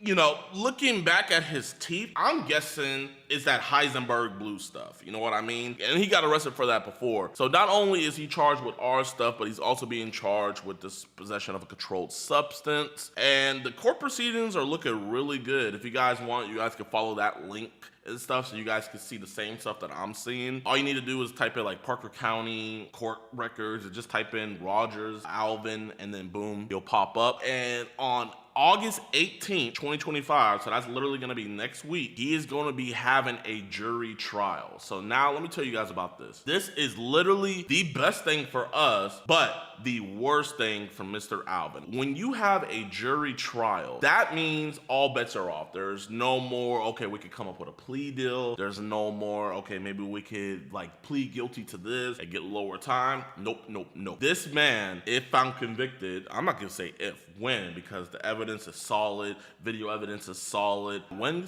found convicted by a jury of his peers, he's gonna get the maximum sentence. So I'm very, very happy that he decided to stupidly take it to trial with his public defender. But yeah.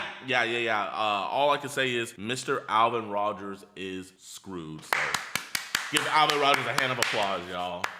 Next person, Mario Mendoza. You guys remember Mario Mendoza. We caught him over in Henderson County all the way last year in, I believe, August. Why are you asking a girl if it's weirder for older guys to talk to younger girls? Because it is weird. Well, then why were you doing it? Basically give her a life lesson.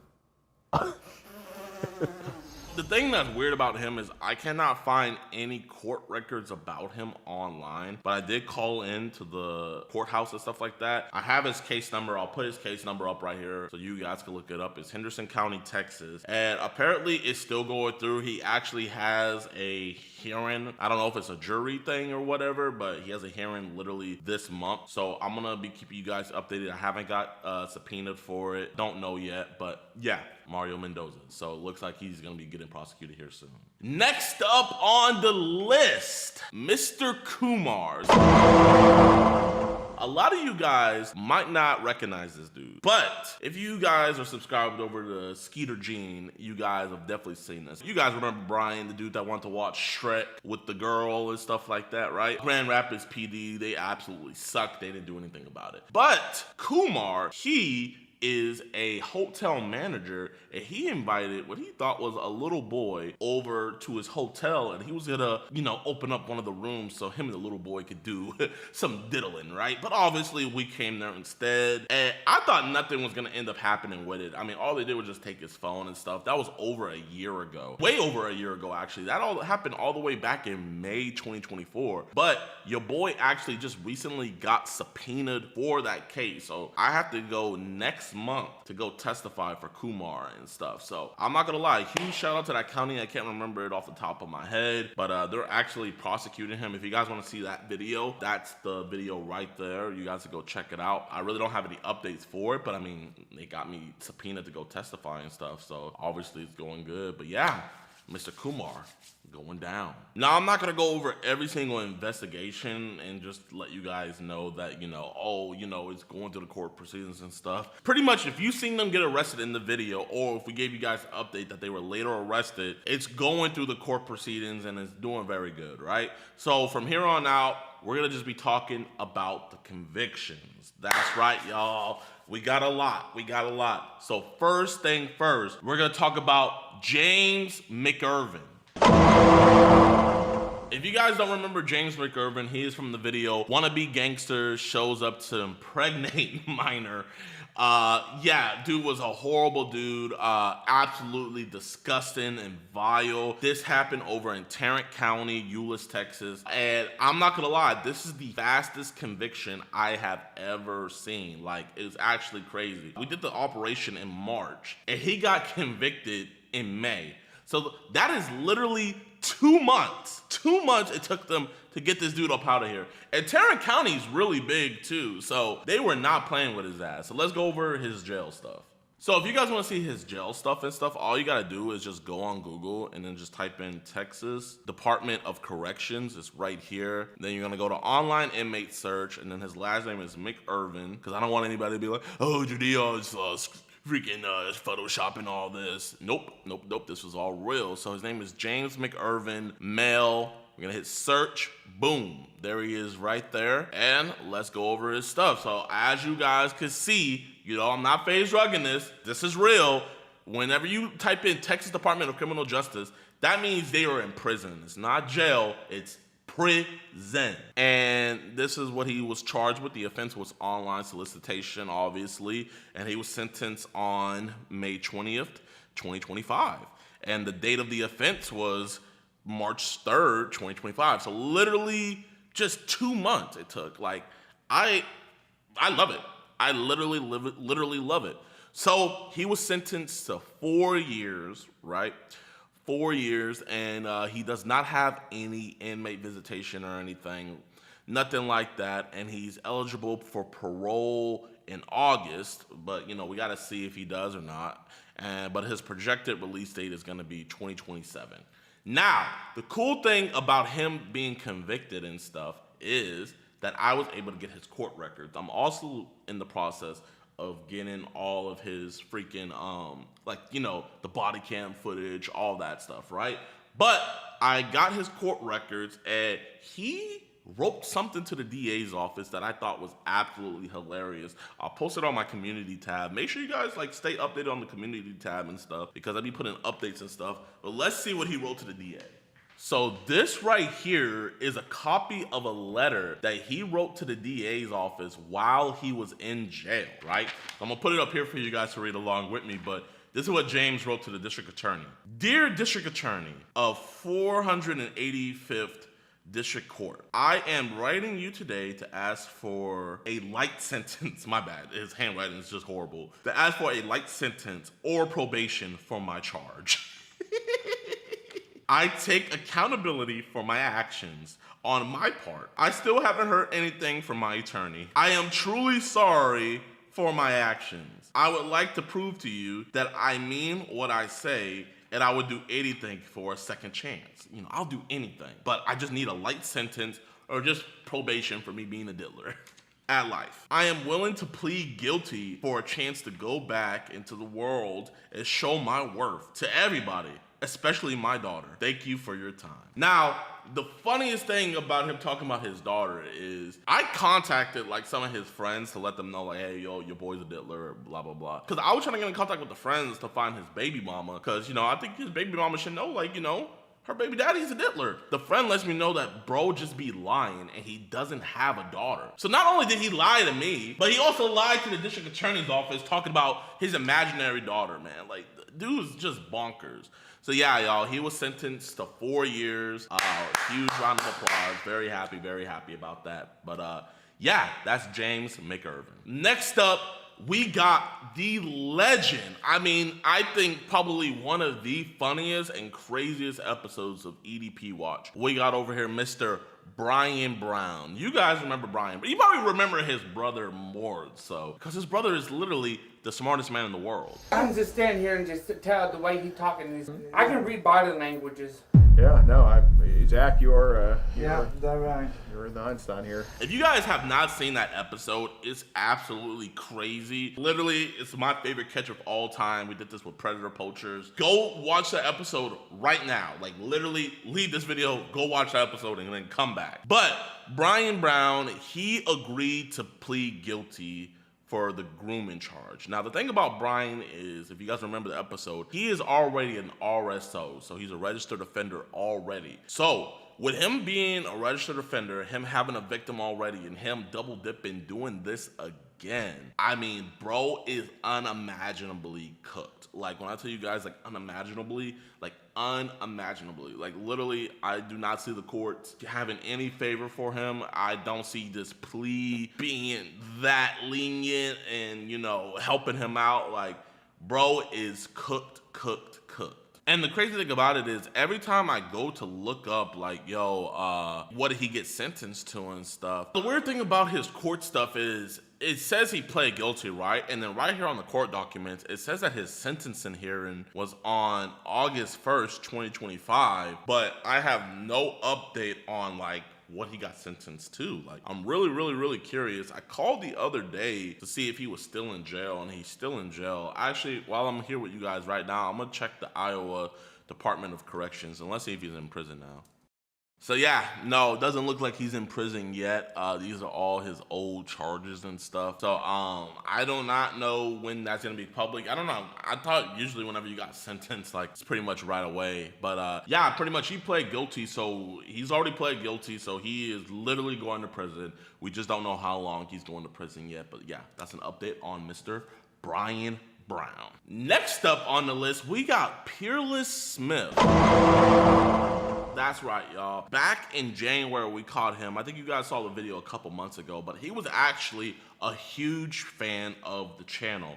Man, I don't think he would ever want to see me again. No. I seen you on YouTube. That's why I went through it on purpose. I know who you is. I watch your videos. You watch my videos? Yeah. Appreciate you, Peerless. So, as you guys can see right here, Mr. Smith, he got sentenced to a whopping 10 years. Like, oh my gosh, that is crazy. Imagine meeting me and you meet me and then boom, you just get 10 years. Bro's absolutely cooked. So he had an aggravated assault back in 2023. I think he probably got like probation for that, and then also with the online solicitation stuff, they just had no pity for him. So his projected release date is gonna be 2034, but he's eligible for parole in 2029. But I mean, like, that's still a long time away, man, and he has no visitation rights and stuff. He's 25 years old, so he's only a year older than me. Literally, he's leaving behind his kid and all of that just to come meet a 10-year-old, you know? Like, I guess I look at these videos as deterrence, man. If you cannot control your urges, you know, if you can't just think to do the right thing, let this be a reminder for you to do the right thing, because either you're gonna get caught by me, or whoever you're gonna do it to is gonna rat you out, or you're gonna get caught by the police. Those are the three options, you know what I mean? And it is genuinely, it's sick and disgusting. You shouldn't do it at all, but it's also just not worth it, because him making this one decision takes 10 years off of his life. So he won't be able to get back to his regular life until he's 35. And then his life's not gonna be regular, because him and everybody else that's getting convicted with this stuff, they're gonna have to register as sex offenders. So literally for the rest of their lives, this is just gonna be following them behind. Like, you know what I mean? So it's just genuinely not worth it at all. And yeah, man, I think I just lost a subscriber, so I'm pretty sad. Very sad. So last but not least, this dude was actually like probably the filthiest EDP we caught. Not because of like what he was saying to the decoy and stuff. This dude just literally told us straight up that he hadn't took a shower in over a month. Like, absolutely disgusting. His name is Edward Foster Jr. Wait, did you go for shaving cream? Do a lot of weird stuff these days. Can't help myself. We did this catch with predator poachers, and we did this all the way back in October. And the crazy thing about him is the county that he did this in, Washington County, Missouri, they were not playing with his ad. They were going hardcore on him. Like, I mean, it was crazy. I think they hit him with 14 felony charges. Obviously, like, it went down closer. But his lawyer was taking it to trial, man. Like, I actually had to testify during that court case. I wish I could go more in depth on that cross-examination. It was some of the funniest stuff. You know, I just don't want to get in any trouble or anything. But yeah, so eventually, like, when he got more closer to the jury trial, I guess he wised up and was like, yeah, there's no way we're winning this. So they ended up putting in a guilty plea. So he pled guilty. And let's go over the charges, man. I mean, they hit him bad. So for his first charge, for attempted statutory rape, he got 4 years, right? The second charge, for attempted possession of CP, got another 4 years. Then he got a charge of attempted possession of CP again, 2 years. Then he got attempted age misrepresentation with intent to solicit a minor. So I think the reason why they hit him with that is because he pretended to be a minor at first. So he was like, oh yeah, I'm a minor too. So he got 1 year for that. So in total, it comes out to 10 freaking years. So just praise God, praise God. Great work by the Predator Poachers team. I'm gonna have their link down in the description below, man. I'm very happy that we were able to tag along. Now, I'm gonna let you guys know, we probably have way more convictions. The thing is, though, is we just don't get calls being like, hey, just wanted to let you know he got convicted. Like, sometimes they'll do that, but for all the ones I went over today, no, it's like, you have to go back and you have to look it up. So if you guys want to go and see if there's more, I mean, I would really appreciate if you guys could, you know, help me out and keeping track on these guys. So all you guys need to do is you need to type in wherever we got the arrest county. So you'll type in blah, blah, blah county court records, right? Or you can type in the state as well, but more importantly, the county. Then you got to put in their full name. Obviously, every video we say their full name and stuff. And then their full court document should pop up, man. This is public information. Everybody could go look it up. Like I said, man, there's probably way more convictions that I just haven't seen and stuff. It be like that sometimes, you know what I mean? Like, I wish I could literally just find every person, but you know, I mean, we do a lot of these, y'all, so you know, can't remember everybody, and you know, we're very, very, very, very busy. The last thing I want to say, man, is I know you guys are probably like, JiDion, you got a lot of other cases way before. What happened with those? So I'm gonna pop up the videos right here. So this video, this video, this video, this video, and there might be a couple more. All these videos, right? The county that was in charge for them is Galveston County, right? Galveston County, once they got the documents of the DA's office, they just decided just to drop all the charges, man. The thing is it's not because of our evidence or anything. These DAs are just scared. Like, they're scared to lose. If you guys don't know how the DA works is, they'll get you to plead to a lesser charge, so just so that way on their record they get a win. When these dudes literally confess, we got them on video, we got all the evidence, we got them showing up, it would have been the easiest wins for them, but they just dropped the charges. So I'm absolutely disgusted at Galveston County. And the thing is, though, is even though they dismissed the charges, they can still pick it back up. So I'm going to put all the information to the Galveston County's DA's office. And I urge you guys to put pressure on them. Like pressure, man. Because this is absolutely ridiculous. So I'm going to ask you guys to put pressure on them.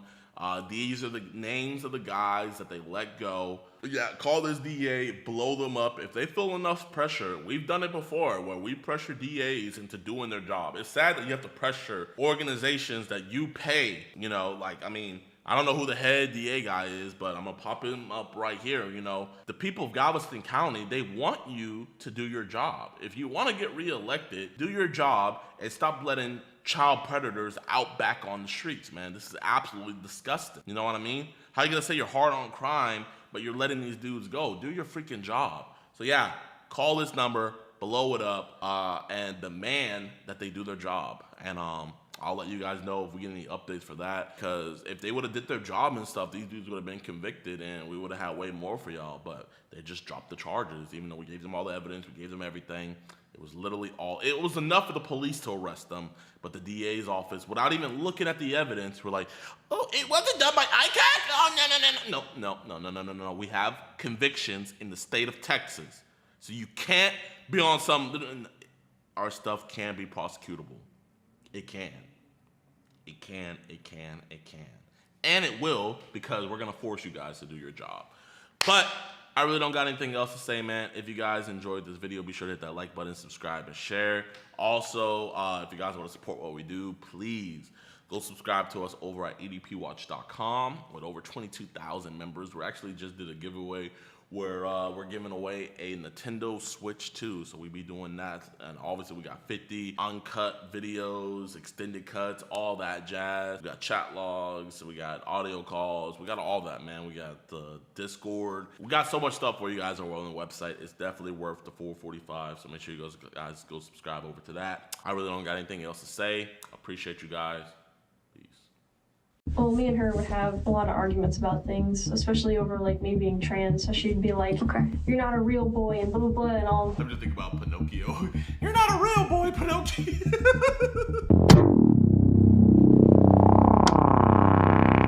Yo, what's good, YouTube, man? Welcome back to another video, and today we are watching another EWU body cam video. This is a crazy title. He titled it, Teen Kills Mom After Being Misgendered. I have no words. Let's just get right into this, man. This guy, he broke into the house. He's dead. Bobby, please. Body on the bathroom floor. I should have told her I loved her. Hey, it's okay. I'll never get to her. That poor girl. Jesus Christ. It's like I'm in a bad dream, but I can't wake up. A frantic teenager calls 911 after surviving a violent home invasion that leaves 2 people dead. 2 people? But suspicious evidence at the scene raises chilling questions, forcing investigators to consider an unthinkable suspect. Oh, sorry, I did it. My bad. Oh my God. The following is based on official police records, and some of the footage has never... AW! Make a video on my prank catches, bro. We have dozens of convictions and you haven't made one? You're telling me you haven't got the body cam footage of one of my catches yet? We need a petition for EW to... I just need him to make one, bro. Just one. I would love to see it. Please, bro. The community needs it. Just after midnight on July 7th, 2024, dispatchers in Palm Bay, Florida answer a desperate call to 911. 911, what's the location of the emergency? Hello? Okay. Help me. Okay, what's going on? Oh, God. So, basically, I was home alone, and this guy, he broke into the house. I grabbed the phone, so I... Do you know who the man is?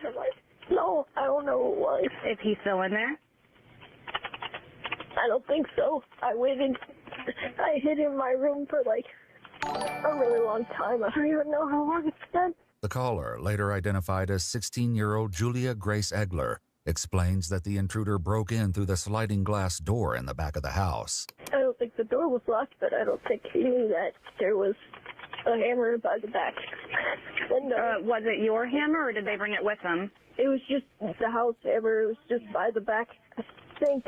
I don't know, man. People been murdered, and you're coming up with like a really clear, concise story. So a dude breaks into your house trying to take your phone, and you go and hide, and so he grabs the hammer and starts hammering everybody. That's the sound. They grabbed it and broke in the window. Because They broke the window with a hammer that you already had in your yard? Yeah, with the glass. Okay, take a deep breath. You haven't heard them in a while, right? So, was there only one person that you saw? That I saw, yeah. There was one person. Okay, and where are you in the house right now? I'm just in the living room. Okay, we already have help on the way, so just take a deep breath, okay? Did they try to make contact with you? No, because I brought... Yamata, thank you for the 5. I was able to grab in time were the dogs, because I wanted them with me. Okay. I didn't want whoever it was to kill them, obviously. Is there anyone else at home with you? Not anymore. Were you expecting anyone to come home?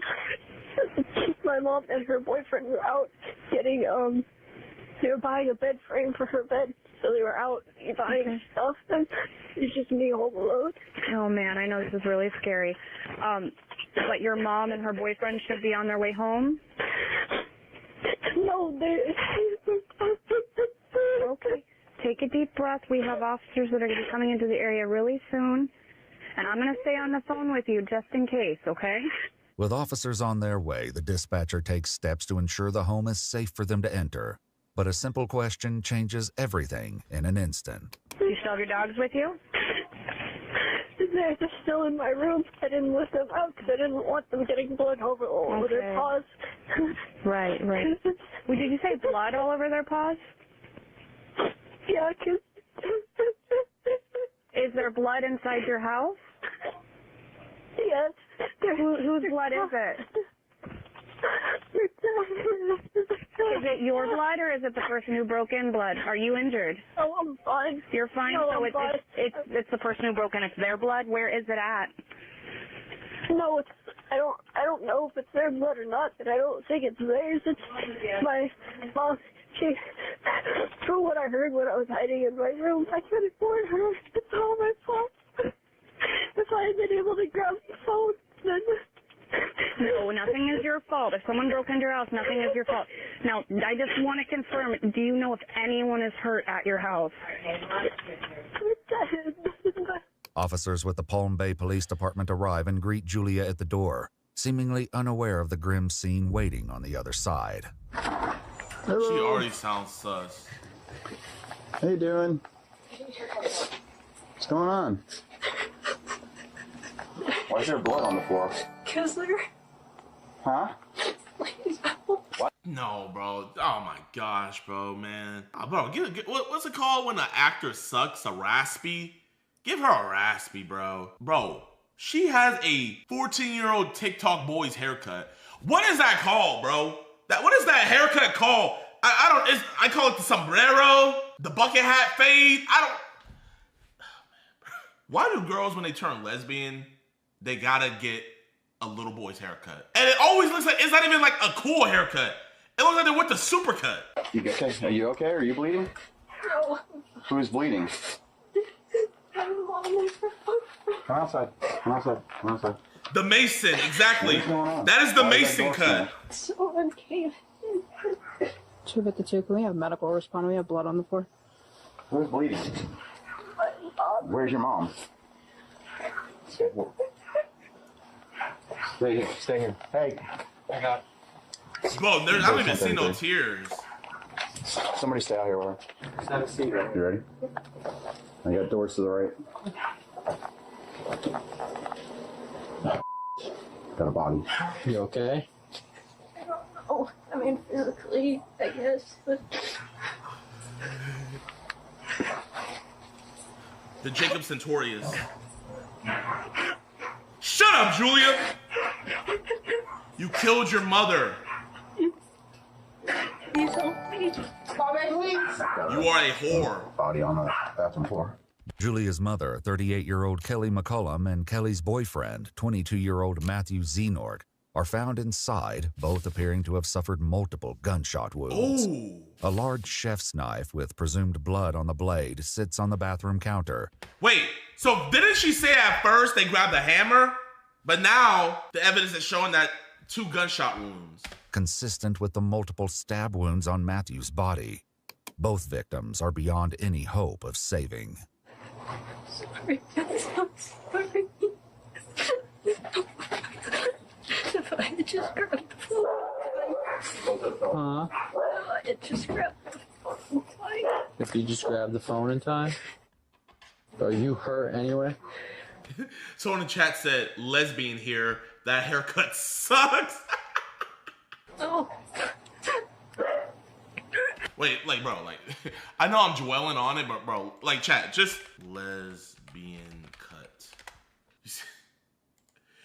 Quick glance, I think I see James Charles. Oh, we got lesbian Eggers! Oh! We got lesbian Eggers!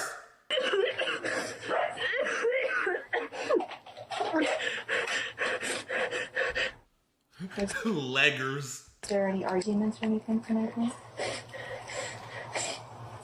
Between who? With Okay, me. so, Me and my mom's arguing a lot. You have I should have told her I loved her. Go and get it started. It's okay. I should have told her I loved her. Okay. Hey, it's okay. I'll never get to her. It's okay. I'm so sorry. I'm so sorry. It's okay.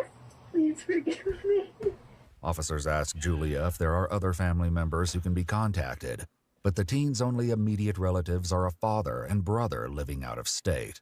I'm sorry so much. It's not a very manly thing to do. I apologize for having feelings. It's okay.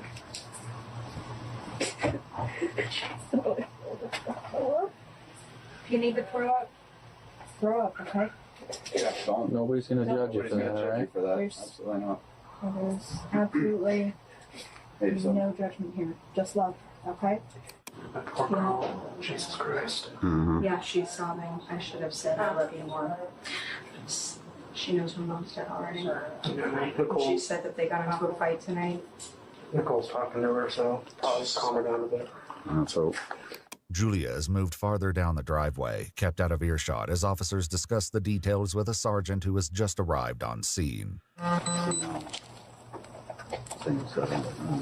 Kitchen floor. Uh-huh. Yeah, 6 and 7 in the bathroom. He's got shell casings in there, and also a butcher knife in there. Okay. Outside the back door, there's an axe with a sledgehammer. Okay. Where he busted the door in. Okay. There's shells, not spent, but there's rounds outside the back door, which look like the same ones that are in the bathroom. Okay. There's like 3 or 4 empty shell casings in the bathroom. Okay. The sergeant relays this information to an arriving detective, along with a Chat, man. When I say this, bro, this is for men and women. If you get fat while on the force, you're relegated to desk duty. We got super YNs out here. Tell me how she's gonna catch a super YN. Tell me how. How? Until you get your weight back in order, you cannot go on field duty. You either work inside of a middle school, high school, or you're a traffic officer. But we can't have this, bro. The damn bulletproof vest is about to shoot off and kill somebody. And it's not because she's a woman. I'm talking about every fat officer out there. harrowing theory. Shell casings are by him, looks like murder suicide. You can see where he busted in through the screen door in the back. Yeah, some axe back there on the floor. They're in the juvenile living. Yeah, she's the daughter. She's the daughter. Female. They're not the male. I don't believe so. I don't know. And there is history of DV. Yeah, I guess there's history out here. Just curious, when was our last call out here? I can go check the history. We had a signal late here a couple weeks ago. She was signal late a couple weeks ago. 116 by me. 3 months earlier, on April 8, 2024, officers had been called to the home for a domestic dispute between Kelly and Julia. Footage obtained from this incident reveals a troubling history between them. So my daughter, I'm having a hard time with my teenage daughter. Yep. Hey, your teenage son! Freaking bigot. She's been Baker-acted Baker-acted twice in the last month. She took beers and would not give them back. I said, no. She would not give them back. She started to drink. I have her phone. Yep. She's obsessed about, and she's punished. When she was drinking alcohol, I took the phone, and she's like, give it back. And she barricades her room. Won't let me out of her room. I said, let me out of your room. On the thing, she grabs this off of me very fast, starts to run towards the door. I didn't want to touch her, so I grabbed the back of the hoodie. Again, he's a witness. I'm like, I grabbed the hoodie, and she fell on her butt. And she goes, you choked me. And I said, I didn't mean to choke you. I'm sorry. I grabbed the hoodie because you were running out the door, didn't know where you're going, with the cell phone. Kelly explained that Julia went into the bathroom and locked the door. The officers went inside to ensure Julia's safety. You haven't made any kind of statements tonight wanting to hurt your mom, or I guess you guys got into. Didn't she say earlier that, like, the intruder tried to take her phone?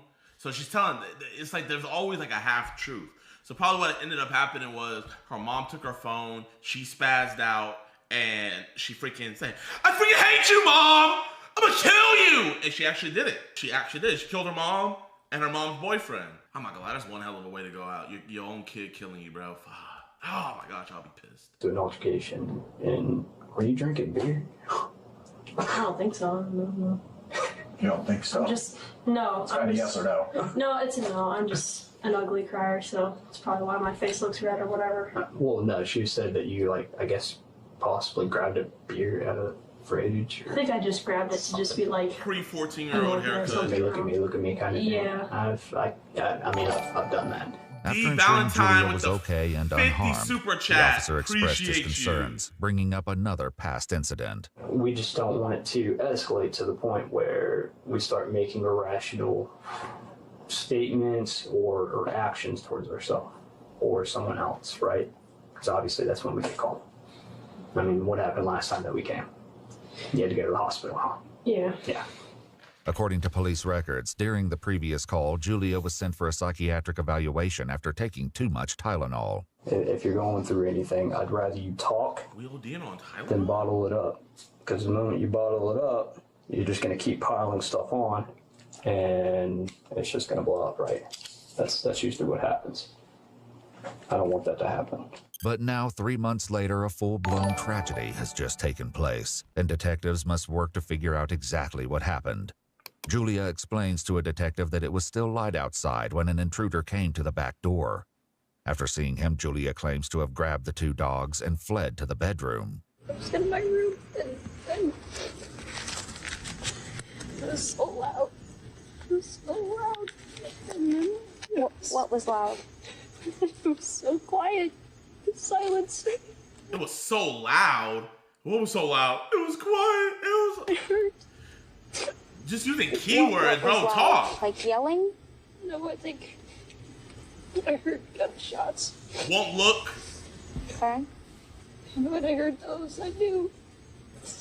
I think the detective already knows what's up. I died. I can feel it, you know? I don't know if that sounds stupid, but I just... So how long ago did you hear these gunshots? Like, hour-ish, maybe more. I couldn't tell how much time had passed. It just felt like so long. The silence was so loud. What did you see when you came out? Sitting there low. Just a bloody mess. And then my boyfriend. They came home and killed them. Who killed them? I don't know. I had just been braver, faster. I should still be here right now. The detective learns that Julia spoke with Kelly via text while she and Matthew were out of the house. But after reading this conversation, something clearly doesn't add up. You guys are having conversations, but you said it was light out when someone started breaking into the house. But these text conversations are happening at 9:15 p.m. I'm not exactly sure. Maybe I was... Oh, your story's messing up. Maybe it was like sunset-ish. I don't know. At 9:15? But the confusion doesn't end with Julia's unclear timeline. Inside the home, officers struggle to make sense of a crime scene that becomes more puzzling by the second. So he must have been shooting as he came in. I think... But the casings are in the bathroom. Yeah, but there's a casing right, or there's a... Right. He could have picked the casings up. I think he was waiting for her. Her backpack's there, her shoes are off. Right. Like, she comes in, takes her shoes off, sets her backpack down. She's gonna have to be shot on that right-hand side. She walks in the door, and then he comes out. Down. He's sitting over here. Yeah. Mm-hmm. While there are multiple shell casings and unspent rounds of ammunition throughout the house, there's no sign of a gun anywhere. Is there guns inside the home? Yeah, there was. There was? Where did it go? I don't know. How do you know it's not there anymore? I don't know. I went into my mom's room and before I called 911 because I wanted to see if he was still here or not. Okay, what did you do when you were in your mom's? Bro, when they ask her what he looked like, I guarantee you she's gonna say he's black. I don't know why, but if they ask her what the guy looked like, she's gonna say he's black. Watch. Chat, if I get this right, chat, bro, I need someone to drop not D Valentine, but I need 100 subs dropped if I get this right, bro. And chat, if I get this wrong, I'll put up 500. I'll give 500 to chat. All right, chat, let's rock it. Let's rock it, okay? All right? Bro, I'll put it 500 on black. She has this lockbox where she kept a lot of my things. So I looked in there to see if it's stolen any, like, electronics or anything, right? Because those are expensive. And I could see in the holster where the gun was, it was empty. Along with the gun, Julia claims several boxes of ammunition were also missing from Kelly's room. The detective steps away momentarily, asking an officer to give Julia a pat-down. You're not in trouble or anything, but this is just for everybody. Nothing on you that's going to poke stick or standing on. Are these your AirPods? Afterward, the detective calls the officer away from Julia. I'm sorry, you're asking a question. No, I'm talking. Something actually requires anything? Mm-hmm. Don't ask me questions. It's pretty sure. Rather than confront Julia outright, the detective continues asking questions, searching for anything else that might confirm her suspicions. What did you touch your mom? Oh, ask her what he looked like. I didn't want to touch their bodies. They were on the ground and stuff, and I didn't know if it would make things worse. I didn't know what it would do. But what do you mean by make things worse? Well, I didn't know if, like, it would hurt, or if, like, I was, I don't know, put her through more pain by, like, moving her, and I don't know. Okay, was she breathing when you saw her? I don't think so. Did you check to see if she had a pulse or anything like that? I didn't touch her, so no, but I didn't hear her breathing, and there was a big pool of blood, so I just assumed, yes. It's all black guy. So you just what? Assumed, I guess. Okay. Is that, you did the same thing with Matthew? Assumed? And they were all bloody. I didn't want to get blood all over my hands, I guess. Yeah. I don't know. I didn't want... I don't know, I just felt like if I did anything, it would make it worse. Still, blood seems to have transferred onto Julia's shoes, as bloody footprints are discovered throughout the house. Is this you guys? No, that was not us, because we did not step in any blood. These look like Converse. Yeah, those are, I think, daughter's shoes. And the gun, have you ever touched the gun? A long time ago, my mom had me train with it in case someone broke in. So you're familiar with guns and how they work, how they shoot? Okay. Well, I know it's a lot for you to process. D Valentine, thank you for the 50, bro. Appreciate you. Obviously, we're gonna do our absolute best to figure out what happened here. Are they gonna ask what the dude looks like? Because, you know, it's your mom, right? So we want justice for your mom and her boyfriend, figure out who did this and why. Is anybody come to mind? My mom told me once that they were really into, like, drugs and stuff. I don't know if it was someone who had some kind of, like, grudge and came after them. Okay, or... drugs, okay. Bro, drugs? Just say black guy. Just say black guy. Because this is just me, like, thinking out loud. Yeah. But they didn't really seem like they wanted me in particular. It was like, because if you think about it, I know that there were some dogs barking, and you don't want to go into a room with a pit bull in it. That's obviously a dumb thing to do. Like, do you think they knew you were there? Well, I think they saw me, but I don't think they... I don't know. I didn't really pay attention to... Chat, I feel it coming. I was mostly focusing on getting my dogs and me out of trouble, right? Because I've had them for years and love them with all my heart. So why do you think it is that he didn't come after you? The dogs. By Julia's account, the killer smashed through the unlocked sliding glass door, took Kelly's gun and ammunition from her bedroom, waited for Kelly and Matthew to return home, shot them both, and fled. Bruh. All while leaving behind a potential witness who could have identified him. Bruh. It's a tall tale, but whether there's truth to any of it remains to be seen. For now, the detective leaves Julia in the company of an officer who keeps a watchful eye. It's like another bad dream, but I can't wake up. Shut up! I can't even begin to imagine. I'm sorry. When I wake up tomorrow... You know what, chat? Like, I'm not gonna lie. If I knew for a fact that she killed her parent, I would troll. I'll be like, oh my God, I'm so sorry this happened to you.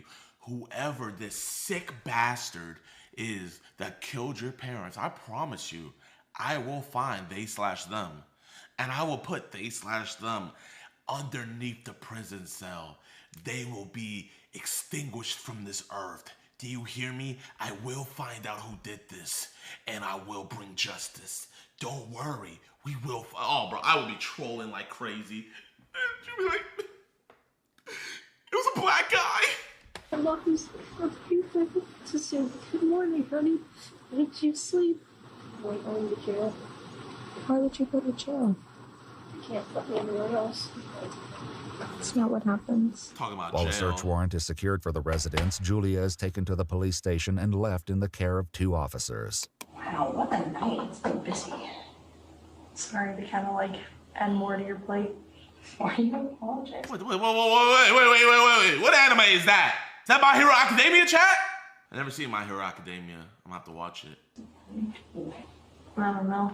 Well, I get that a lot. I guess I just have a habit of doing it. Oh no, wait, did you hit the lady over there in Malibu earlier? That's where I was at. Somebody got hit by a car. Was it you? Okay. You apologized, so I figured I'd ask. Oh, sorry, I did it. My bad. Wait, it was you? Yeah, it was. Yeah, I'm the criminal here. An officer then collects Julia's shoes, giving the teenager a pair of booties and a snack. My mom loves these. Oh, shut up! Talking about your mama, bro. You killed your mama. By morning, Julia is still waiting for detectives to begin questioning. Officers assigned to Julia's care deliver breakfast and put on a popular anime called Death Note.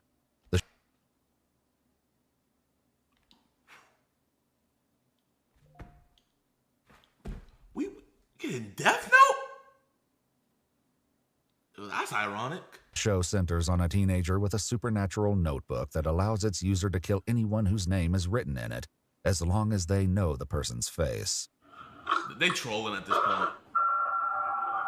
Finally, detectives bring Julia into the interrogation room, where the truth of what happened to Kelly and Matthew will soon come to light. Okay. But first, they address something new they've learned about Julia. I was informed that you like to go by Jasper. Is that accurate? Because I don't want to, you know. Appreciate it. Yeah. And what are your pronouns, if you don't mind me asking? I usually go by he. He? Okay. So obviously it's been a couple of hours, so you've been with us, so I gotta read you this thing. Your rights first, and then we can go through everything with you and figure out what's going on. In Florida, juveniles have the same Miranda rights as adults, and courts have ruled that a parent does not have to be present before police questioning. After reading the Miranda warnings, the 16-year-old agrees to answer questions. Very quickly, investigators learn that Kelly and Julia had an argument just one day before the murders took place. Do you know what the argument was a reference? I think I wanted to go to like the party or something, and she didn't remind me about it, and I was mad at her for just going without me. I think something along those lines. I hate it. But you wanted to go out and have a good time too. It was like a birthday party? I think so, something like that. I don't know. So she comes home with him, and you wake up, and you guys get into a little bit of a disagreement. You're expressing your frustrations, rightfully so. You wanted to go to this party. And she's expressing her frustrations back. What is she saying back to you? Just this back and forth of, I did tell you, no, you didn't. Okay. Yes. So what came of that? I think she took my iPod and my phone, but before she left again, she gave it back so I'd be able to text her. According to Julia, when the devices were confiscated, Kelly would put them in the lockbox in her bedroom. So I looked in there to see if it's stolen any like electronics or anything, right? Because those are expensive. Before they continue, Julia asked to use the restroom. They take the opportunity to collect the teenager's clothing for evidence, trading them for a jumpsuit. When questioning resumes, they press more about the ongoing disputes with Kelly. Well, me and her would have a lot of arguments about things, especially over like me being trans. So she'd be like, "Okay, you're not a real boy," and blah blah blah, and all, you know, the whole.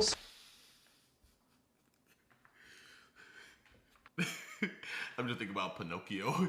You're not a real boy, Pinocchio. I just like imagine Pinocchio in my mind. And it's also funny because like if she was Pinocchio, like that nose would just be going. Like me being trans, so she'd be like, "Okay, you're not a real boy," and blah blah blah, and all, you know, the whole spiel of transphobic stuff. Okay. But She doesn't approve of your lifestyle. She doesn't approve of that. would you say she was like trying to kind of meet me in the middle, but it wasn't really working all that well all the time. She would try to call me child instead of, because it's more like gender neutral rather than kind of meeting in the middle, I guess. Kelly's Facebook page is filled with photos that suggest they once shared a close bond. In a video Kelly posted in February of 2000 that suggests they once... Her mom's an astronaut? Is that Halloween? That looks real. ...shared a close bond. In a video Kelly posted in February of 2020, affectionately captioned, "My Julia," the preteen proudly speaks in support of Kelly's business. My name is Julia, and I want to tell you about... If you want to learn more, go to my mom's website. But as the interrogation continues, it becomes clear the relationship between them had deeply fractured following Julia's decision to transition. Is she misgendering you? Yeah. So when you guys are arguing, is she intentionally, you know, calling you she, or not using the appropriate pronouns, or not referring to you as Jasper and referring to you as Julia? And like actually kind of being like this is gonna be kind of vulgar, but she'd be like, "Oh, you have breasts and a vagina, blood, and all that, you know." Yeah. Nigga, what the? You do have breasts and a vagina. Oh, fuck, man. My mom, she'll be vulgar to me. She'll be like, "Oh my gosh, you have breasts and a vagina." Like, kind of shoving it in my face, and I'd yell back, "I know, you don't think I know that?" Because obviously it's kind of painful, because she would always say that, "Oh, they're dumb and stupid like that. No, it's not real. Even if you get the surgeries, it's not real," and things like that. Is that something you guys had discussed, getting surgeries and whatnot? A lot, yeah. And she'd be like, "Oh, I don't want you to sew on a fake like that." damn, I don't want you to sew on a wow. It's rare, but I think we just found an original sentence. I don't think this sentence has ever been uttered in human history. When God made the heavens and the earth, I don't want you to sew on a fake dick was ever even imaginable, but that could happen. 3 months earlier, during the domestic dispute call, Kelly discussed this ongoing conflict with police. Basically, the kids get into now, this whole trans, it's so bad. Yeah. And I'm totally against it. But I still was kind. I was like, if you want to think you're a boy, you can think that. But you're my daughter, you're Julia, and you're just not going to talk about it then. Like. As for Matthew, Julia says they never discussed it. So this was never a point of contention so between them. why should mark him? Me and him didn't really talk a lot. It's the thing. We we're kind of peaceful, but like coexisting. Coexisting. That's the word. We weren't friends, but like we weren't necessarily enemies either. It's kind of just whatever. He's just a couple years older than you, right? Yeah. How do you feel about that? Whoa. So her mom was dating young. Because they just said that he was only a couple years. So probably like a couple, I would say, is like what, chat? Like 3 to 5. So if she's 16. Ooh, bro, he's either 19 to 20. No, I didn't like it. I mean, I don't really support their relationships, the things. I think that's the only kind of like tension that there was between us, because it would always be kind of awkward when it was just me and him in the house, because we wouldn't say to each other. Yeah. Because it's kind of like, I don't really want you here, and it was kind of obvious because I didn't support the relationship at all. With potential motives uncovered, investigators still must work to unravel a tangled story filled with many contradictions, unanswered questions, and disturbing clues. So circling back to the argument that you had today, she takes the iPod away and the phone. She ends up giving it back before she leaves. Where is she going? Or they, rather. They went to go get a bed frame for her bed because she got tired of it being on the floor. Julia claims Kelly and Matthew left together around 7 or 8 p.m. And shortly after is when the alleged intruder made his appearance. So what do you hear next after that? Okay. Black guy came in. And then I'm just sitting there hiding, and the dogs are barking, and then I hear the glass shatter and come in, so I knew that it's probably him coming in. But hours earlier, an officer waiting with Julia made a crucial observation, raising the possibility that someone else may have broken the glass door. What happened to your hand? Just an old scar. Did you get into an accident or something? One day I'd come home from doing whatever I was doing, and I forgot my key, and Mom wasn't home, so I just broke my window and got in. You punched the window? There's no rocks or anything outside? Not that I could find, but it's not like it's like hurting or anything. It's just still recovering, I guess. According to police records, the glass from the backsliding door was found on top of Julia's bloody footprints, as well as Kelly's leg and Matthew's cell phone, meaning the glass had been shattered after the murders took place. Though the detectives are aware of this fact, they allow Julia to continue the story. Black guy. After a while, when he's walking around, I can hear him like ask him what it looks like. Something, and then there's like a lot of like banging, and I hear like wood cracking and stuff. I think he kicked down the door to my mom's room. Julia says nearly an hour passed with the intruder in the house before Kelly and Matthew arrived home. How did you know it was them walking through the door? I don't know, I guess I just assumed, because I think I heard their voices, or kind of, I couldn't say, like, tell what they were saying, but it was sounded like, kind of sounded like them, so I assumed it was them. And that's when I heard the loud, like, banging that I assumed was, like, gunshots or something, and yelling. Who was yelling? I think Matthew was yelling. What was he yelling? I think it was something along the lines of, like, stop or something. You heard gunshots before? Yeah. And did it sound like gunshots to you? Yeah. Okay. And how many gunshots do you think you heard? Like 5, 6-ish, maybe. But once again, Julia shared something with the officer in the lobby that suggests the 16-year-old was much closer to the gunshots. All right. Yeah, it's... I don't know what's up in my ears, kind of messing with me. Did you get in the ear or something lately? Some things happened and some loud gunshots, so yeah, I think that's what's making this ring. Bro, rat it. Hopefully I don't have tinnitus now. Yeah. Rat it. How close were you to the gunshots?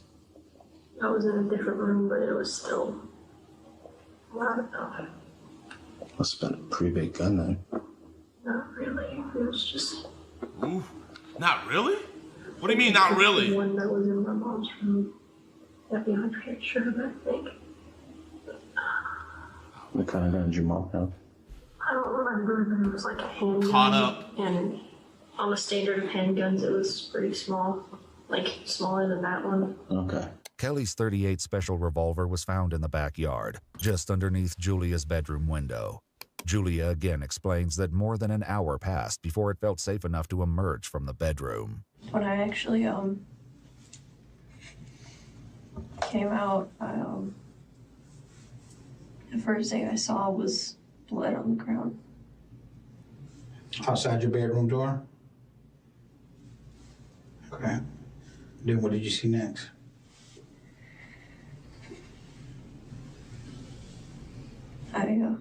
I looked to the left, and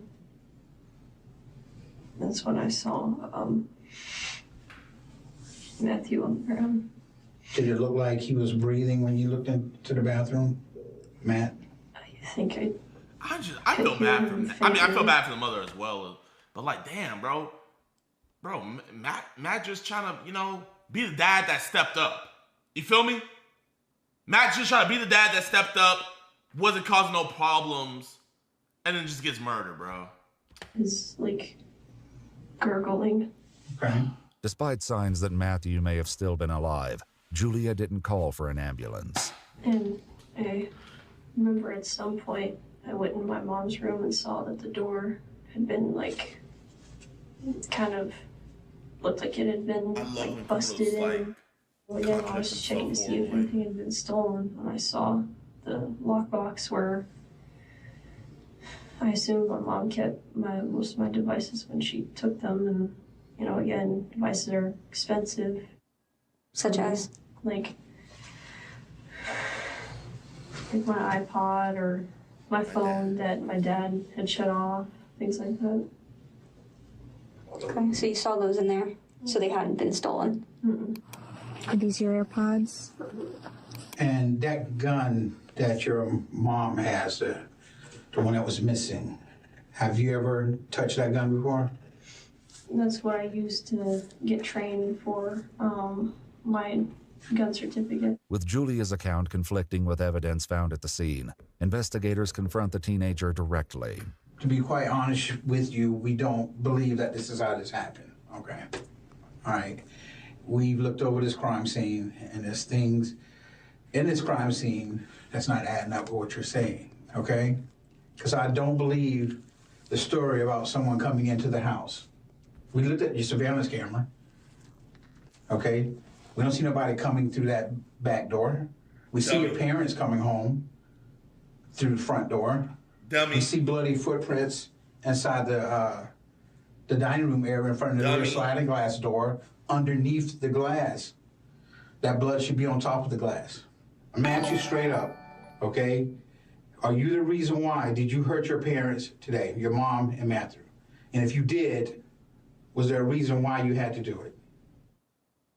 Theoretically speaking, let's say what you're saying, that it was, theoretically speaking, let's say that it was What do me. you mean, theoretically speaking, it was me? Like, it's like the dude we interviewed yesterday, chat. Like, if we analyze this, and theoretically speaking, it was me, you know, am I fucked? Right. What? So Jasper, we're going to be honest with you. It's not really theoretical at this point. Everything he just stated to you is telling us that something happened that you're not telling us. Julia tries to argue that there are blind spots on their security Shut cameras, up! and an intruder could have simply avoided them. But the detective reminds Julia that an intruder would have had to know where those blind spots were ahead of time, something that is very unlikely in their experience. Now, you was just about to say, what if it was you that did this? I'm saying theoretically. Okay. Theoretically what? What? You said that get it off your chest and whatever, but it's like, that's not how that works. It's... Yeah, of course, it's not going to go away that quick. It's not. But you gives us a reason, because other people are going to look at this interview, and they're going to want to know, is this a monster over here, or is this somebody who made a terrible mistake? Listen, Julian, whatever you say your name is, or Jasper, right? Theoretically, let's say Casper, the ghost, phased through the wall, grabbed your mom's gun, and shot both of them, you know? I wouldn't be talking to you right now, Jasper, if I thought you were a bad guy. You know what? I don't talk to bad guys, you know what I mean? You know, obviously you're the backbone of our community. You're going to Supercuts, getting the 14-year-old boy haircut special, you know, I respect the hell out of my barbers, and I respect the hell out of the fact that you don't care that you look like a 14-year-old boy, you know? So genuinely, when I tell you, I don't think you're a bad guy, I don't think you're a bad guy. You feel me? So theoretically, if something happened, just give me a good reason why you did it so I can make sense of this. Did you shoot your mom and Matthew today? Well, you're basically saying that I did, so do you even need my answer? While the remainder of Julia's interview was redacted, the detectives provided a detailed summary of the chilling confession that followed. Julia admitted to breaking into Kelly's bedroom while she was gone, obtaining the revolver and ammunition. The teenager then waited in the kitchen for Kelly and Matthew to arrive home, with a gun in one hand and a knife hidden in a pants pocket. When they walked through the front door at 10:34 p.m., Julia told them, "Welcome home." Julia confessed to shooting and killing Kelly before turning the gun on Matthew, who pleaded for the teen to stop. Julia then followed Matthew into the bathroom where he retreated, stabbing him multiple times after running out of ammunition. Finally, Julia reloaded the revolver and shot Matthew one more time in the head, ultimately killing him. Julia then shattered the sliding glass door and tossed the gun outside near the bedroom window in an attempt to stage the crime scene as a break-in, and called 911 roughly 90 minutes later. Julia admitted to reaching a breaking point over Kelly's lack of support for the teen's transition and Julia's lack of support for Kelly's relationship with 22-year-old Matthew. According to court documents on August 6, 2024, Julia Egler was indicted on 2 counts of first-degree premeditated murder with a firearm and was held without bond. Julia Egler entered a written plea of not guilty, and the case is ongoing. I don't understand. What is the point of you saying not guilty and then you already confessed? Statement released by the Florida State's Attorney's Office confirms that Julia will be prosecuted as an adult. Thank you. Adding that the teenager is not eligible to receive the death penalty by law. I just wonder if Julia thinks they're going to respect her pronouns in prison. You know, hey, I'm pissed. Hey, my parents aren't respecting my pronouns, so hey, I'm going to kill them. I'm going to go to prison, and I'm going to get some respect in there. He was the subject of SA allegations by his adopted daughter, Dylan Farrow, who claimed allegations from your adopted child, and you're in the Epstein list. Like, yeah, GG's. Whoever helped transport this man to that island, bro, give him 100 years. Just for going through the effort, because that's more determination than him. I want to go to the island. All right, y'all. So we're gonna react to this video, man. Huge shout out to Patrick CC. Let's get it. A monster like Jeffrey Epstein did not operate alone. His illegal trafficking enterprise was built around celebrities who never thought they'd be exposed. Okay, he showed a lot of people, man. I rock with Leonardo DiCaprio. I rock heavy with Tony Hawk, man. When the race wars pop off, you know, I might let Tony Hawk slide. But anyway, so I am very hesitant when I call out, you know, celebrities being on the Epstein list or whatnot. You know what I mean, man? Because the worst thing you could call somebody is a PDF, in my opinion. Like, in my opinion, I think being a PDF is even worse than being called a rapist, you know? So, you can't, like, people just throw around, oh, blah, blah, blah is on the Epstein list. Oh, blah, blah, blah is a PDF. You know, all of these things. And people might be right. But if you don't know fully, you can't be saying that stuff, man. You can't be saying that stuff. So I'm very, very... Yo, Matt, thank you for the gifted, man. I appreciate that. I'm very hesitant when I say who's on the Epstein list. Like, unless I'm seeing in the email files where they're saying this cryptic coding and stuff, then yeah, they're most likely a PDF. But, you know, we'll have to see. Thought they'd be exposed, and after 3.5 million documents were publicized revealing the inner workings of the most disturbing criminal operation in modern history, celebrities are praying they won't be mentioned in this video. But nobody's safe. While names like Elon Musk, Bill Clinton, and President Donald Trump were expected to be in the files, there were a ton of shocking names that nobody expected. So in this video, I want to focus on the celebs that were connected to Jeffrey Epstein that nobody seems to be talking about. I'm not saying Mick Jagger is in it, but I wouldn't be shocked. Now, the one I was most shocked with was Chris Tucker, man. Like, bro, I love Friday. I love Rush Hour. It's like, bro, what you doing on that island, man? From the ones that claimed they did nothing more than take a picture, to others that were deeply entangled in his secret network. The first is not a politician, not a CEO, but a magician, David Copperfield. Perhaps he wasn't your first guess, but David Copperfield certainly isn't a stranger to controversy. I've heard his name, but I've never seen him before. In 2007, he made headlines after being accused of essaying a woman named Lacey L. Carroll. She claimed that Copperfield had lured her to his private Caribbean island under the false pretense of helping her jumpstart a modeling career and then assaulted her. A federal investigation was conducted for 2 years until early 2010 when the case was dropped by the courts. Copperfield not only proclaimed that the allegations were false, but that he was actually the victim. Finally, things, you know, come to light. Unfortunately, in the press, what happens is people remember the charge, they don't remember the exoneration. Exactly. Not only Dang.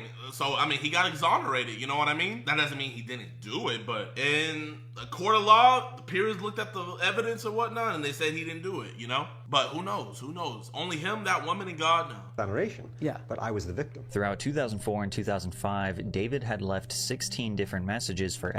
Weird take victim blaming. I am not victim blaming. I mean, the guy got exonerated. So, I mean, if somebody gets exonerated and you're still victim blaming, then I don't know what you mean. Epstein, indicating that the two had a close personal relationship. In one message, he even affectionately referred to himself as Magic David. Legal representatives for Copperfield denied he ever personally reached out to Jeffrey. Any messages that were left would have been left by our client's office in response to a request by Epstein for tickets to a show. On top of that, they made it clear that Copperfield was not a friend of Jeffrey Epstein. However, the recent file dump paints a much different picture. It is true that Epstein frequently purchased tickets for David Copperfield's shows. However, it's also made clear that the two had a close personal relationship, with Copperfield being directly referred to as a friend of Jeffrey's. However, this was just the tip of the iceberg, as the details of Copperfield's 2007 investigation found their way into the released Epstein files. During the investigation, multiple alleged victims and witnesses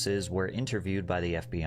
After Jeffrey Epstein's name was mentioned, the FBI wanted to see if the two had a criminal relationship. It reads, "A review of the evidence seized from search warrants executed on Copperfield's residence, warehouse, and at the MGM Grand Hollywood Theater where he performs show a number of other occasions when he provided complimentary tickets to Epstein and his guests. Epstein's name and information is contained within Copperfield's personal telephone list." From even the short time I was in LA, man, you would hear stuff, like, especially like in the LA world, you don't even gotta be famous to know stuff about actors and actresses. If you're just like around the club scene or just out and about, you'll know more things about Leonardo DiCaprio than some freaking internet blogs and stuff like that, because word travels. So you can't tell me word's not traveling about this guy Jeffrey Epstein having little girls on his island, and you're still giving him shows, tickets to your shows. You're still calling him friends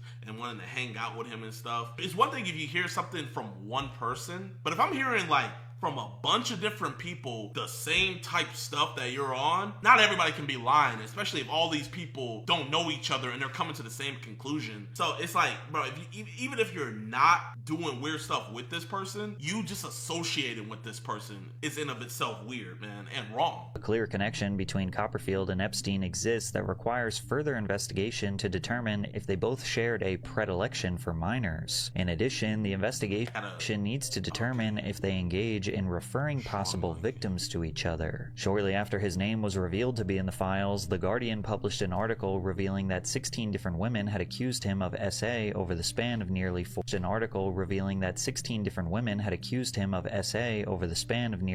decades.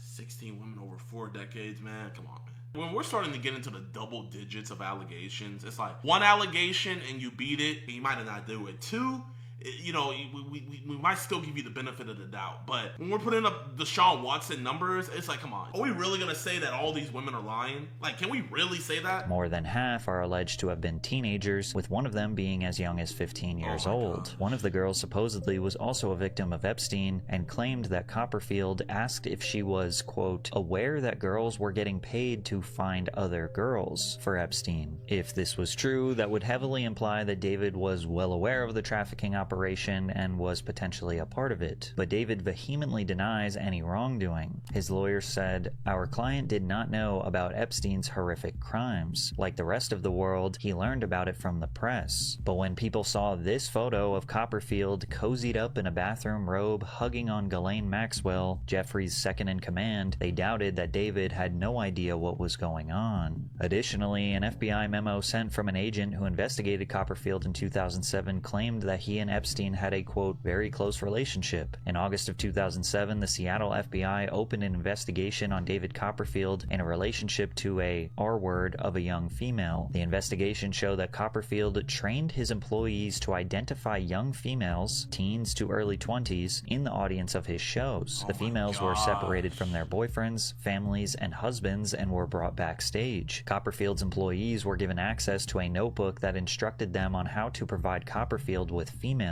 He kept a notebook with the females he was with, included in the notebook that contained contact information, whether he had sex with them, and a photograph. I don't know if any of his victims were underage. There were allegations that he drugged some of the females. Considering Copperfield's history of allegations, the multiple FBI investigations on him, and the fact that he seems to have blatantly lied about his ties to Epstein, David Copperfield finds himself at the center of a PR nightmare. And in spite of his expertise as a world-famous illusionist, there's nothing he can do to make this scandal disappear. But if you thought... Hey, Patrick, I know you were proud of that one. That was a bar, man. That was a bar. What a bar, exactly. Epstein rubbing shoulders with magicians was weird, you'll be suspicious of his relationship with NASCAR driver Brian Vickers. But before we dive deeper, at this point in my life, the most important... Nope. No. Hey, man, get your bag, man. Get your bag. But we want to know who's on this list, man. Man, the thing I don't get, if you're at that upper echelon, like, bro, I mean, I'm not gonna sit up here and say, oh man, you know, I was like them. No, man, I was nowhere near these dudes with the amount of influence and pull they probably had. But bro, when you have that much influence and pull, man, you can get any girl you want without having to do something horrible to them, man. And like, what it comes down to is it's the same thing with these predators that we catch, man. It's power. It's like what's his face, Jeffrey Dahmer. It's like, bro, all those dudes that he was bringing back to his apartment and stuff, it's like they weren't all drugged when he brought them back to his apartment. Some of them dudes just coming over for a booty call. But like his debauchery and his just, it just got too much to where he wanted more and more and more control, to where he would make them zombies and by drugging them, drilling holes in them. It just gets worse and worse and worse. And that's why you shouldn't be, in my opinion, you shouldn't be out here just, you know, laying with a bunch of women, because it could happen to you where those urges are where it's like, it's not good enough that you're getting just any girl you want. And that's what these dudes fall into, man. It's sick. In 2015, Brian married a woman named Sarah Kellen, who is accused of assisting Epstein in his ex-trafficking operation all the way back to 2003. Sarah's name can be found multiple times inside of Jeffrey Epstein's 2008 indictment, where she was listed as a co-conspirator. When Epstein was arrested a second time in 2019, her name began making the rounds in articles discussing the many behind-the-scenes faces who kept his operation afloat. Sarah publicly challenged the narrative that she played a part in Epstein's trafficking ring, actually framing herself as a victim of his, and claimed to have been frequently subjected to abuse at his hands. However, the filings tell a different story. Sarah was found to have scheduled flights for Epstein and his victims, as well as facilitating those same victims to perform massages for Epstein. One victim, under the pseudonym of Carolyn, alleged that Kellen took nude photos of her when she was underage. Sarah Kellen is accused of serving as Ghislaine Maxwell's second-in-command, taking over many of her responsibilities and directly facilitating the abuse. So why is she not in jail with her?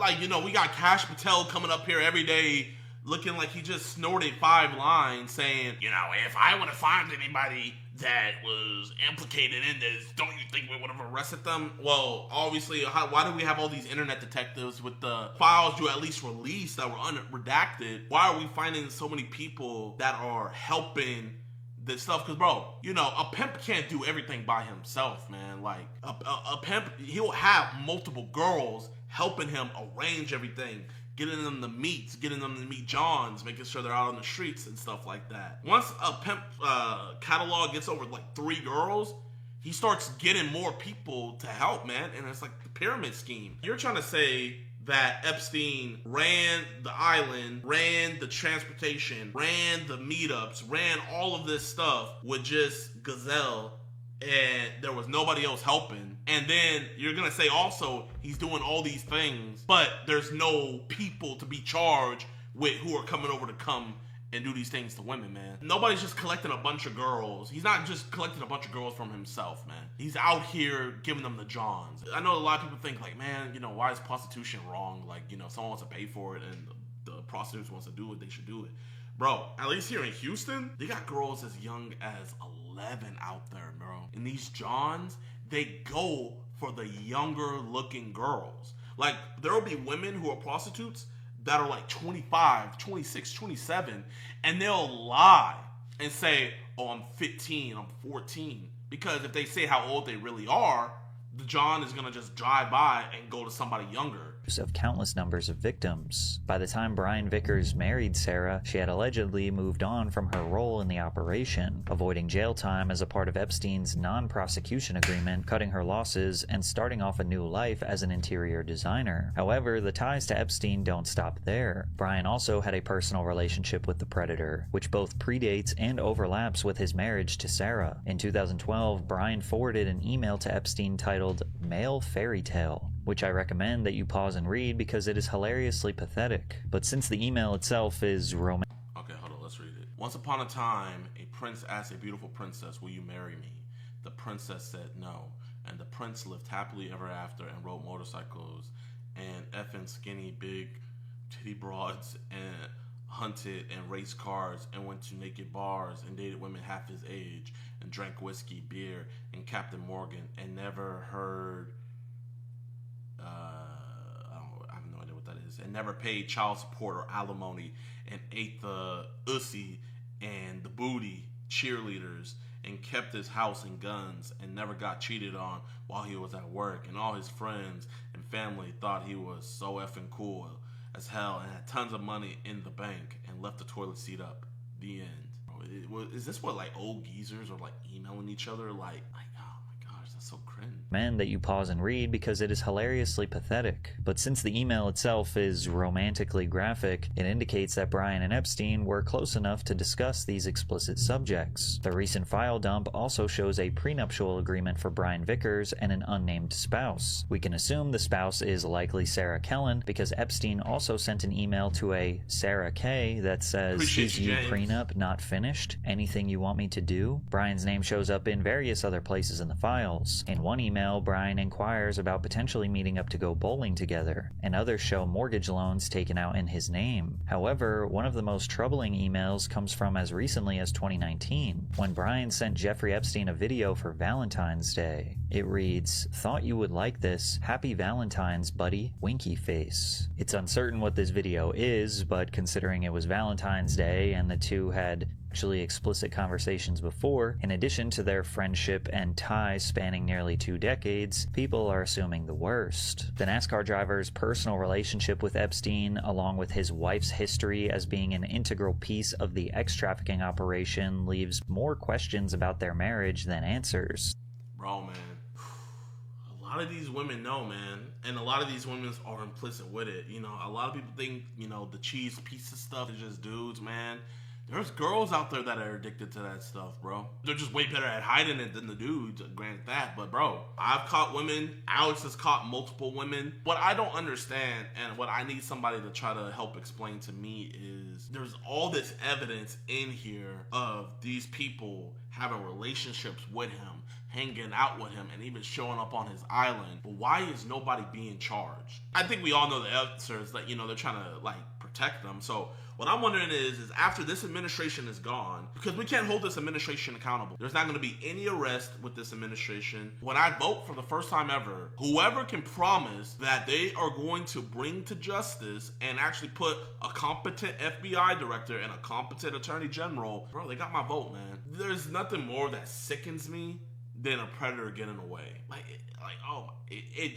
It pisses me off so much. And the two notably divorced in 2025. A couple of weeks ago, Brian randomly posted a selfie to Twitter while fans begged him to address his almost enough to make you wish for a nice island vacation, isn't it? What country are you hiding in? We're not gonna forget, buddy. Obvious ties to Epstein. But if you thought it was shocking that Jeffrey Epstein's network expanded into professional sports athletes, it actually gets crazier, as he was also connected to owners of professional sports teams, like Steve Tisch, owner of the New York Giants.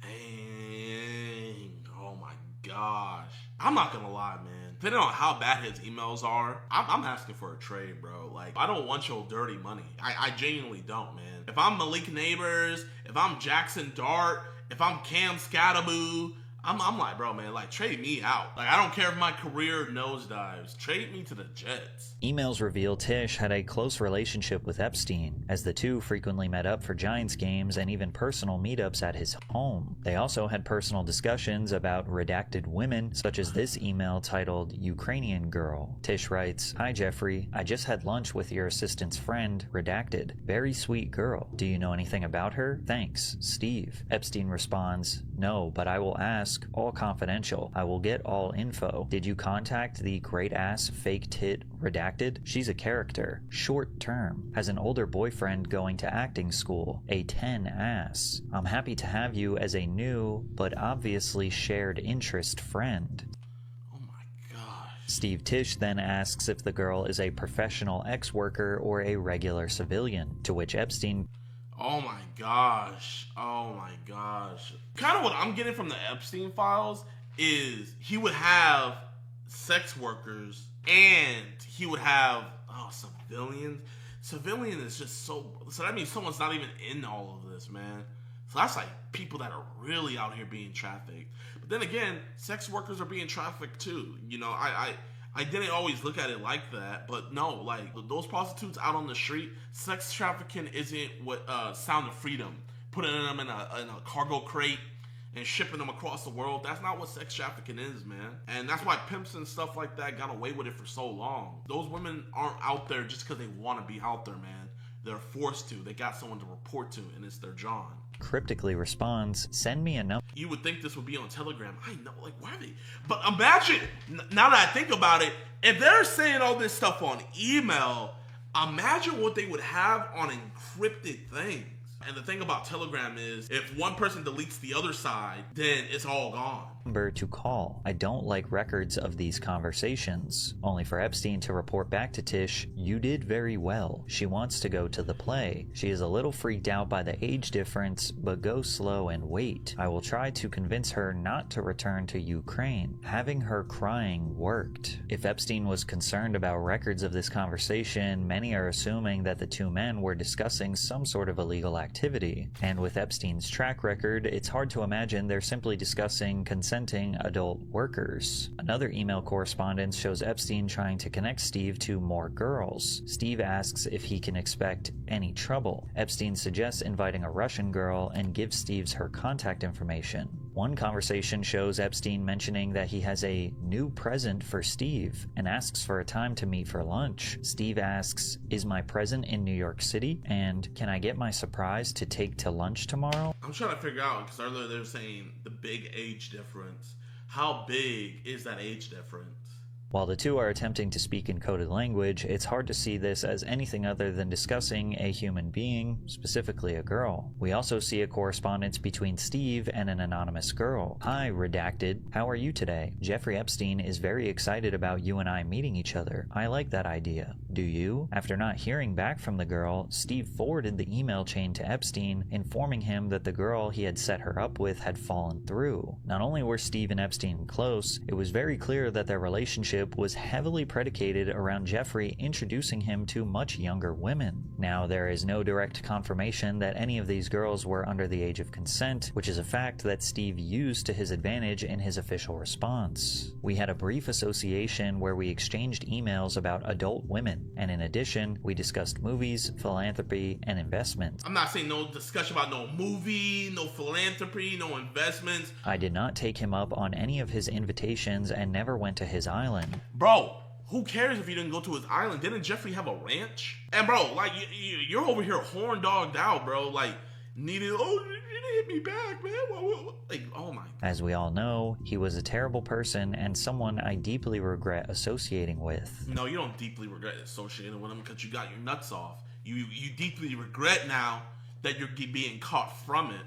You know, and bro, Roger Goodell, do your job, bro. Most of the women discussed in these emails appear to be college students. As you can see, Epstein writing things like, "Oh, she's still in class." However, the possibility of other individuals being underage is not entirely off the table. Steve claims to not have been aware of the terrible person that Epstein was, yet most of his interactions take place well after Jeffrey was imprisoned in 2008, leaving many to speculate that more sinister behavior lies beneath the surface. Now, I have to mention that not everyone found in the Epstein files is inherently guilty of wrongdoing, and even some found themselves in headlines for what appears to be a complete misunderstanding, such as the legendary professional skateboarder Tony Hawk. Tony Hawk has been a frequent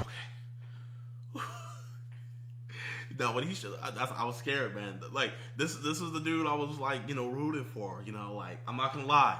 I would be heartbroken if Tony Hawk was in there. Target of tabloids, as his 3 divorces in 20 years was perfect for gossip and unfounded rumors in the media. After the release of the Epstein files, people were shocked to see his love life has become the subject of media attention once again. An email sent by a threat intake officer at the FBI details an anonymous tip provided by an anonymous victim of Jeffrey Epstein. The girl claims to have been abducted at the age of 5 and was trafficked for 8 years straight, enduring unspeakable crimes at the hands of various powerful men. At age 13, she found herself on Little St. James Island and supposedly witnessed Tony Hawk getting married to one of his wives during her time on Epstein's island. Images of Tony's 2006 wedding ceremony were discovered, visibly taking place on a tropical island with beaches and palm trees. Plus, the photographer credited for capturing the ceremony was a man named Mark Epstein, coincidentally the same name of Jeffrey Epstein's brother. For many, this was all the proof they needed for the allegations to be credible. However, others see this whole thing as a misunderstanding. The wedding from 2006 was actually held in Fiji, thousands of miles away from Little St. James.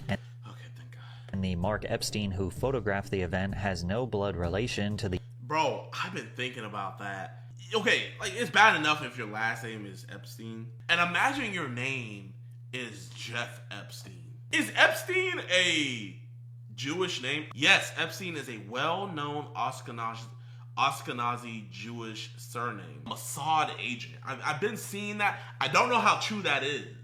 If anybody has any videos that can maybe connect some dots to that, because bro, I don't want to get too political, but I just find it weird how Israel has always wanted a president to attack Iran. And, you know, Clinton didn't do it, Bush didn't do it, Obama didn't do it, Trump didn't do it in his first term, Biden didn't do it. But now, the second term, Epstein files out, everything like that. Now we're bombing people. Now we're anti-Semitic. You can't even say anything without being called anti-Semitic. And I'm being called anti-Semitic by Auntie-J. Like, bro, man, I am... You know what? Let me just stop while I'm ahead.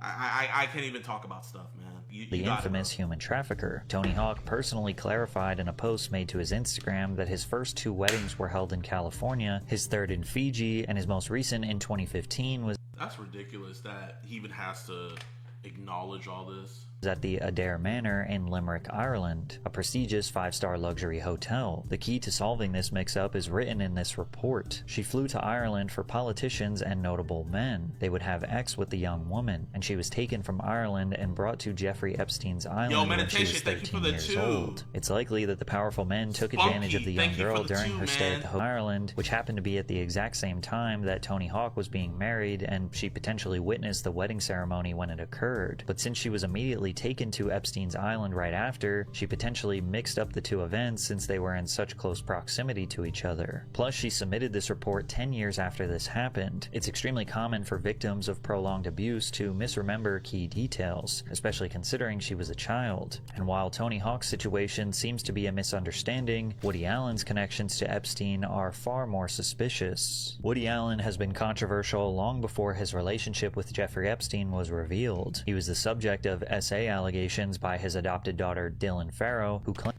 allegations from your adopted child, and you're in the Epstein list. Like, yeah, GG's. I'm not the type of guy that says a dude looks like a pred, but bro, I've been around enough preds to know when a dude looks like a pred, man. If I was in charge of the adoption center and I seen bro come up in there, I'm gonna hey, we have no kids here, man.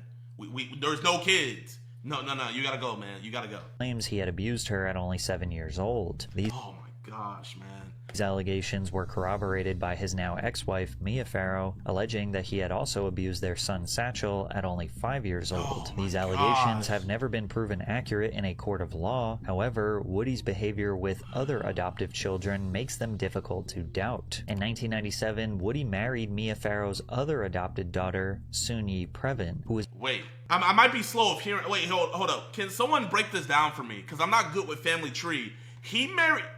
Did he marry his adoptive daughter? Like, wait, who is he marrying? Woody's behavior with other adoptive children makes them difficult to doubt. In 1997, Woody married Mia Farrow's other adopted daughter, Sunyi Previn. Wait, did he marry his wife's adoptive daughter? In 1997, Woody married Mia Farrow's other adopted...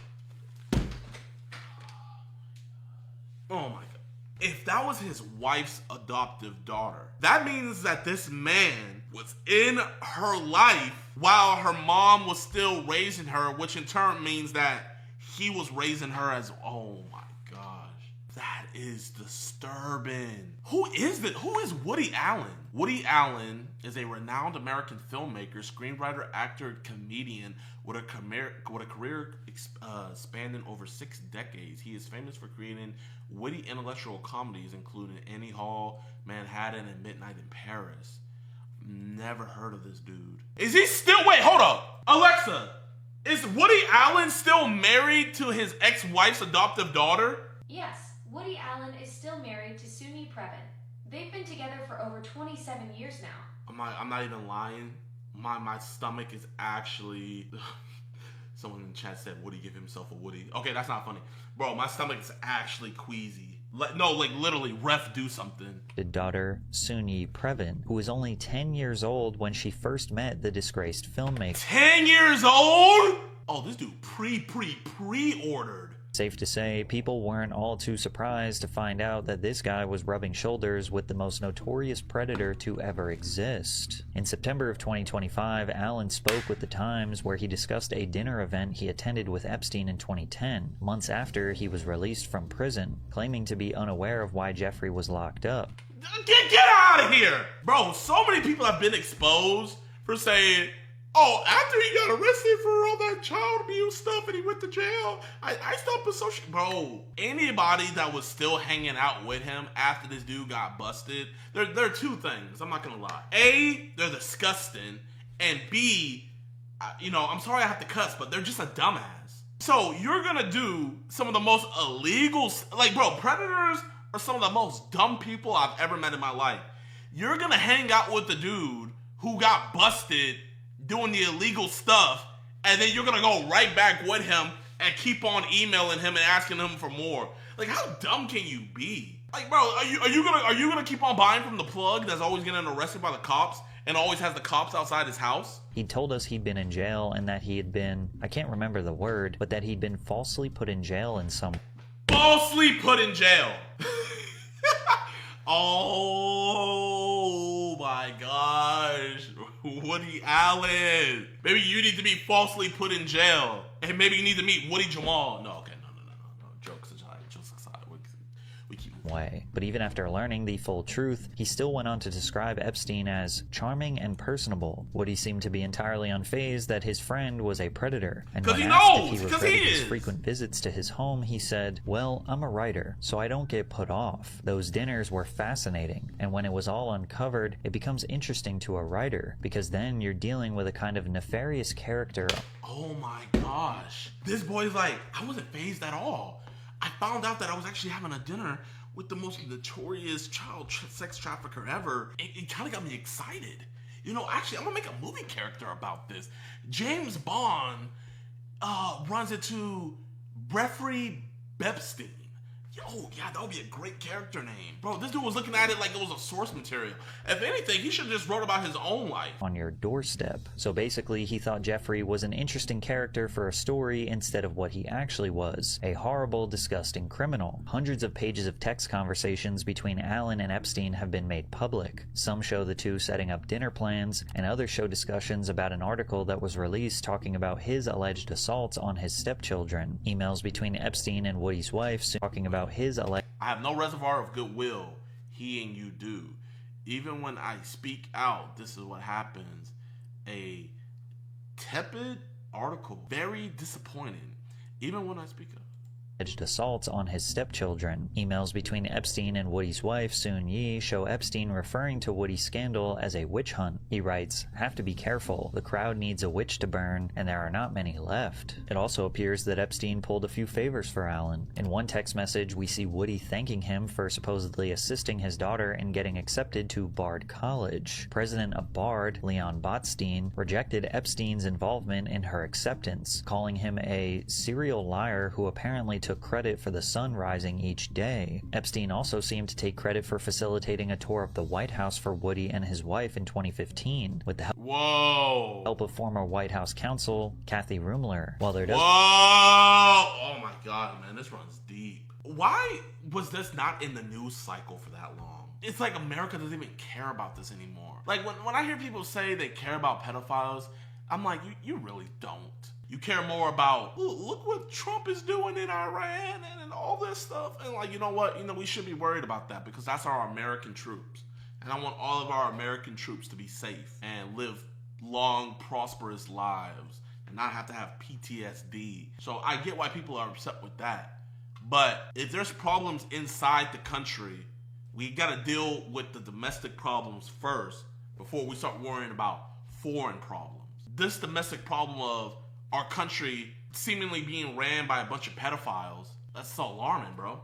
That's scary. And none of these pedophiles are being held accountable. The allegations have been put on him about multiple of his children. This man's not in jail. I've seen it from my own. Bro, these judges, we caught a dude dead to right. Dude was saying how much he wanted to do things to his daughter, all this stuff. Dude had CP on his devices, all this. Judge gives this dude probation and lifetime sex registry, bro. It's not a problem until it happens to their kids. Now, if that judge's kid had got touched, or if that judge's kid was being talked to, what do you think would happen? Oh, the book, or probably freaking the electric chair. But, you know, it's some YouTuber's imaginary decoy, even though he really wanted to even do stuff to his own daughter. 5 years probation, lifetime registry, doom bada boom. You got your conviction. Be happy about it. I'm not happy about it, bro. Doesn't appear to be any direct evidence of them committing crimes together. Woody Allen's personal scandals and him clearly being friends with Epstein don't make him look any less guilty. And what you'll notice is that Epstein frequently associated with men who had their own ex-scandals, such as Brett Ratner. Brett Ratner is best known for his role as director of the Rush Hour trilogy. No! Oh my damn! That's one of my favorite movies, man. Bro, I literally just got done rewatching Rush Hour. However, he most recently got attention as the director of Melania, a documentary following the life of the First Lady, Melania Trump. Okay, bro. If you're MAGA, be honest, man. Like, bro, did anybody in MAGA watch this? Like, let me see how much Melania made.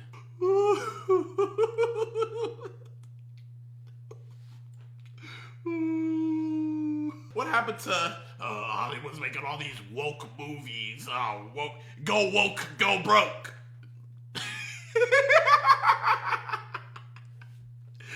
Go woke, go Melania, go broke. Pictures released by the Department of Justice show Ratner, Epstein, and two anonymous women all cozied up together, Ratner sporting a devious and unsettling look on his face. He responded to the photos immediately. About 20 years ago, I had a girlfriend. I was in love with her. We were engaged. She was my fiance. We went to an event and we were sitting on the couch and the photo was taken at that event. I didn't have a personal relationship with him. I didn't know him. And that's where the picture was taken. I didn't even remember because I'd been asked in the past, do you know him? And I'm like, I don't think so, because I didn't have a personal relationship with him. While Brett chalks up the photo to a chance encounter, it appears to be far from the case. In an email from 2012, a woman named Peggy said to Jeffrey Epstein, sitting next to Brett Ratner, he produced Woody's 3-hour documentary that was just shown at Cannes. We are about to see the Roman Polanski documentary. Brett says hi, and he loves you. We also see emails sent to Ratner directly, in which Epstein is trying to call him about something that has been redacted. Epstein also discussed Ratner's contact information with one of his aides, Leslie Groff, establishing a line of connection between the two. The two seemed to remain close throughout the 2010s, as a meeting with Brett Ratner was found in Epstein's personal calendar in 2018. However, Ratner continues to claim that he... A meeting with Brett Ratner, 2018. What, that's 8 years post him being arrested? Never spoke to Epstein before or after the image was taken. And I've never been in contact with Jeffrey. You know, this is what I would do. I would be like, have you ever had a conversation or have you ever met Jeffrey Epstein before? And don't show them any of the images, nothing like that, right? And then when they say, no, I've never met this man before in my life. No, never. Like, are you 100% sure? I am 1,000% sure. Like, you've never even been in the same room with him? No. Then boom! You pull out the image that, like, that. You gotta do that, man. Cause then, man, you gotta do it. Like, that's what I do with the Preds.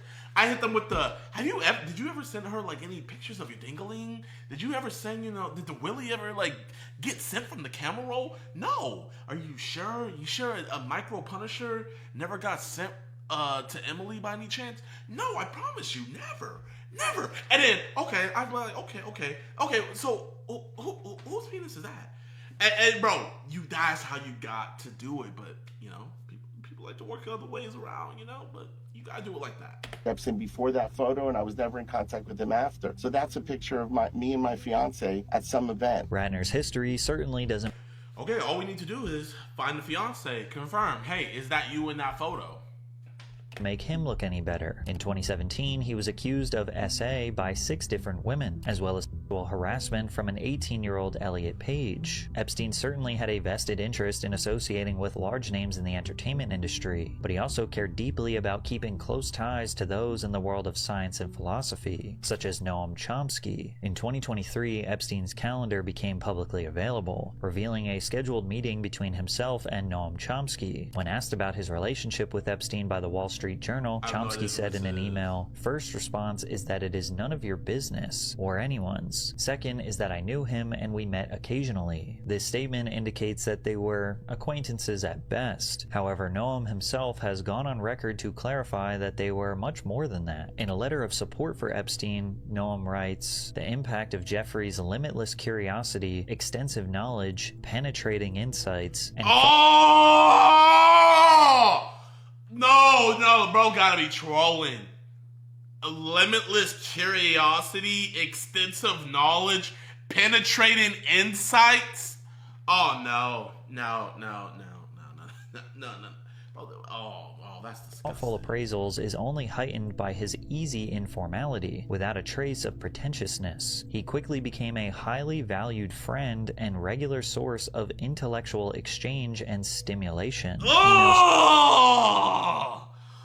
A regular source of intellectual exchange and Show Epstein inviting Noam and his wife to hang out together. Enjoyed today as always. Come to New York or the Caribbean? Noam writes, Valeria's always keen on New York. I'm really fantasizing about the Caribbean island. I have to figure out a way to work clear of endless commitments. His wife, Valeria, also directly communicated with Epstein, apologizing for missing his birthday and promising to have their own personal celebration the next time they meet up. However, Valeria has now publicly come out to defend herself and her husband, who is recovering from a stroke suffered in 2023. Noam and I recognize the gravity of Jeffrey Epstein's crimes and the profound suffering of his victims. Nothing in— Bro, but this is the thing, man. It's like,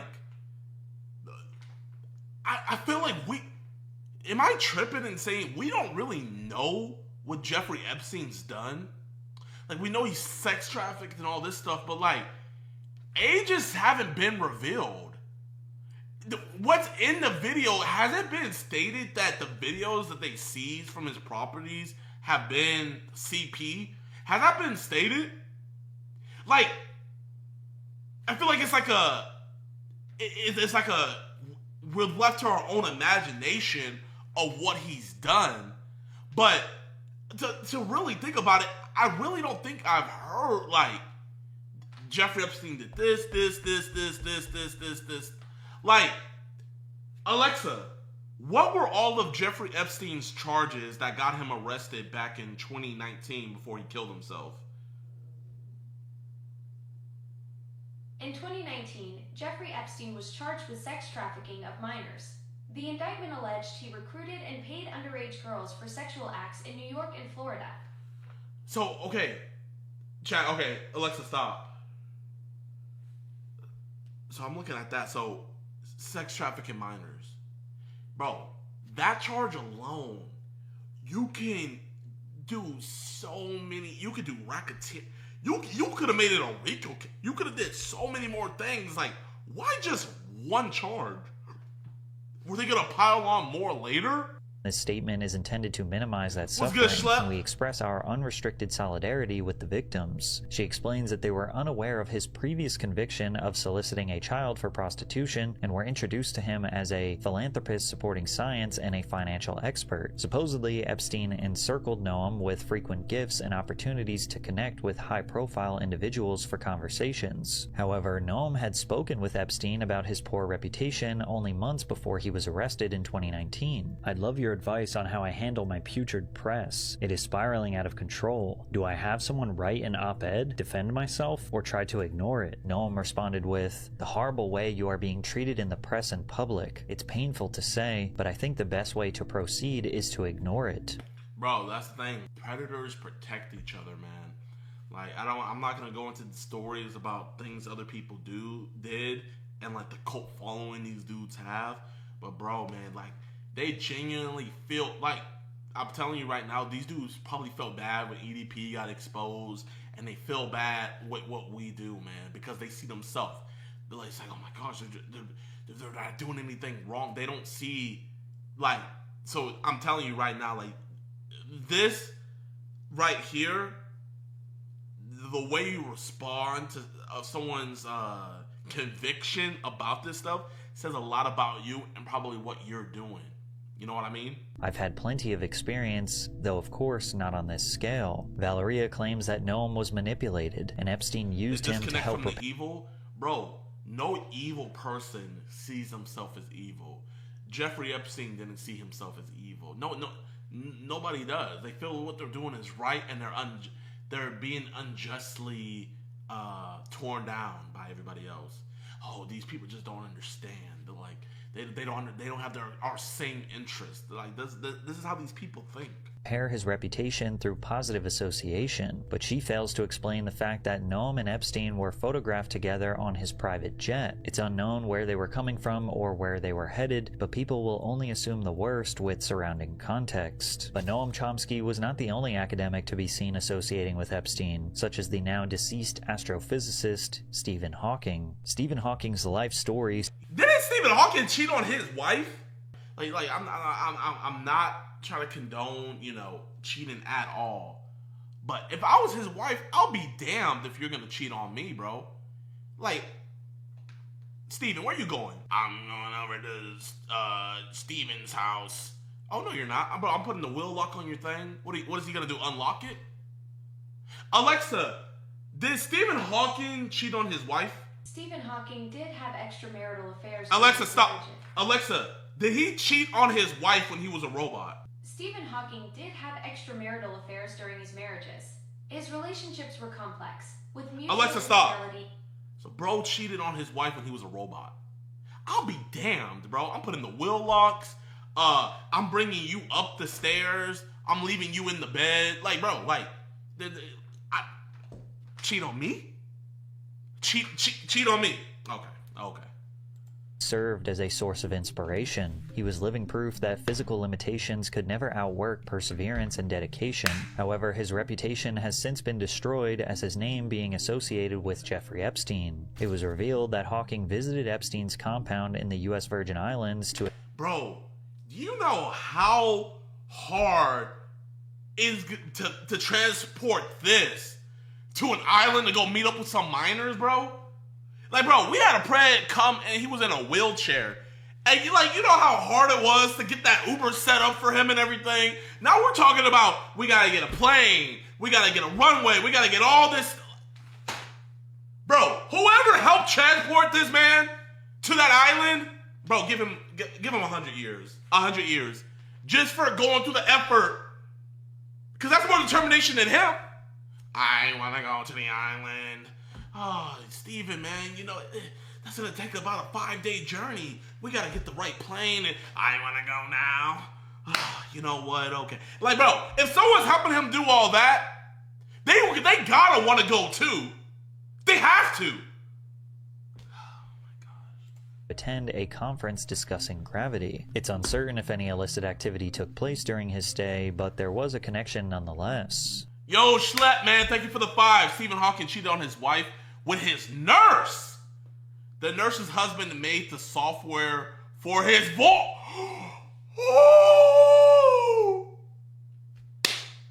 Oh, wow. So the man that gave this man the ability to speak again, Stephen Hawking slept with his wife. Not only did I give you the ability to speak again, but you're gonna sleep with my wife? Hey man, if I'm there with if I'm there with Stephen alone, when everybody comes back, they're gonna see him at he's gonna be on the staircase.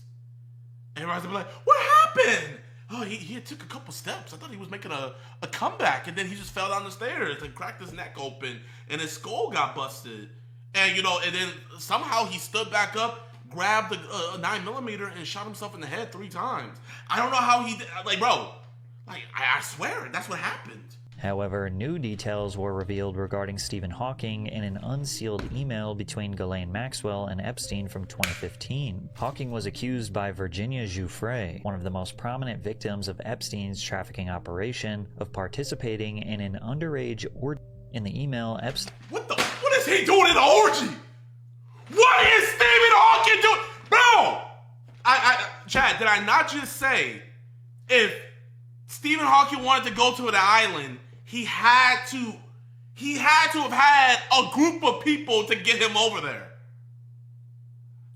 So you can't, bro, y'all thought I'm over here joking and stuff? No. Whoever had brought him over there, that team of 15 people that brought him over there were the people that were in the orgy. That has to be the case. And what is he gonna do in an orgy? What is Stephen Hawking? What is he reversing? Are they putting attachments on his will? Like, what can he possibly be doing? Dean is seen discussing with Maxwell about offering a cash reward for any of Virginia's friends or family to disprove the claims. The claims of an orgy. Oh, no.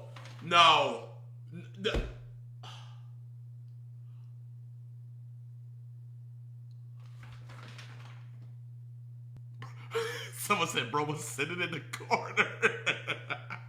No. You think Steven came all the way out there to just observe?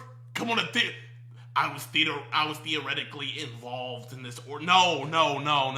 He wanted to make some big bangs happen.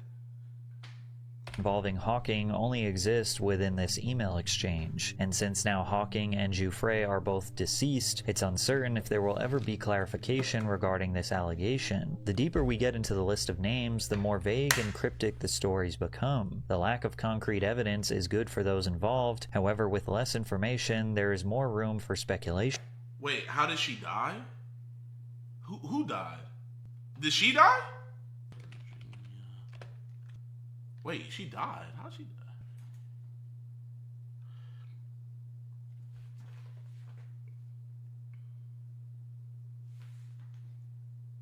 So the most outspoken person. Hold up. I gotta see this. Accusers of disgraced financier Jeffrey Epstein has died. Virginia Jouffre dedicated her life trying to get Epstein and his enablers to face justice. NBC's Stephanie Goss has more. When the scope of Jeffrey Epstein's crimes finally came to light, Virginia Jouffre was the woman at the center of the story, publicly sharing painful details. She says she would never kill herself? Of her own experience. In a statement, her family announcing the 41-year-old mother of 3 took her own life. Jouffre said she was recruited by Epstein's girlfriend Ghislaine Maxwell. A mother of 3 took her own life. Like, I'm gonna just be real. You don't hear too much about mothers of 3s taking their own life. I personally haven't. When she was just 14 years old. According to Jouffre, it was the start of years of sexual abuse by Epstein. How did she die?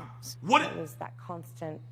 You can't tell. Age 17, Jouffre said Maxwell and Epstein directed her to have sex multiple times. I've seen with this Prince picture. Andrew, an allegation the prince denied. Jouffre sued, and she settled with the prince in 2022, receiving an undisclosed amount of money. Epstein and Maxwell were both charged with sex trafficking. Epstein took his own life in federal prison before standing trial. Everybody's taking their own life. Was convicted and given a 20-year sentence. In one of her last social media posts earlier this month, Jouffre said she was hospitalized after a car accident. This year has been the worst start to a new year, but I won't bore anyone with the details. But I think it's important to note that when a school bus driver comes at you driving 110 kilometers as we were slowing down for a turn, that no matter what your car is made of, it might still as well be a tin can. Wait, a school bus? Alexa, how fast is 110 kilometers? 110 kilometers is about 68 miles. That's a decent distance, but not extreme. Alexa, what is the legal limit that school buses can drive? School bus speed limits vary by state, but typically range from 40 to 60 miles per hour on highways. Alexa, stop. So a school bus can't even go 70 miles an hour, but she gets hit by a school bus. I'm not sure I understand. Alexa, stop!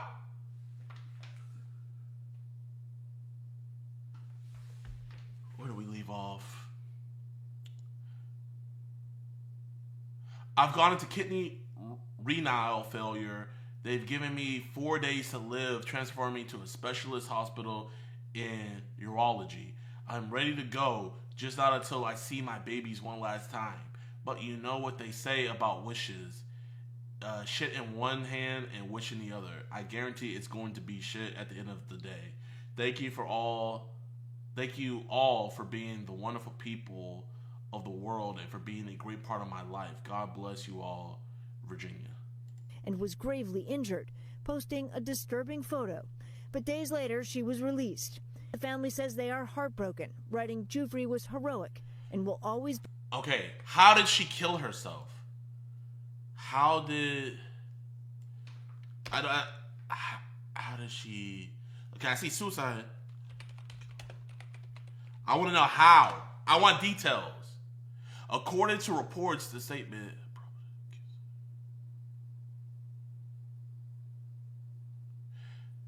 Her family indicated that the long-term unbearable toll of abuse she had suffered was the reason she took her own life. Alexa, how did Virginia Giuffre kill herself? Virginia Giuffre died by suicide on April 25th. Alexa, how? Like, what did she do to kill herself? The available information doesn't specify the exact method Virginia Giuffre used. It's important to approach this topic with sensitivity and respect. Alexa, I understand that, but is there any coroner's report about her? No official coroner's report. Alexa, stop. No, man. Nah. So, okay, I want to find that quote.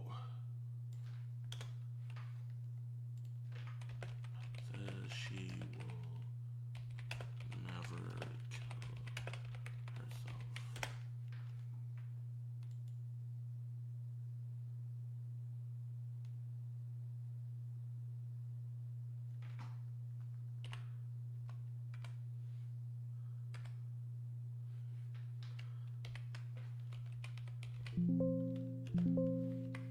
You should look into doing a catch in Pensacola, Florida. Maybe one day, man.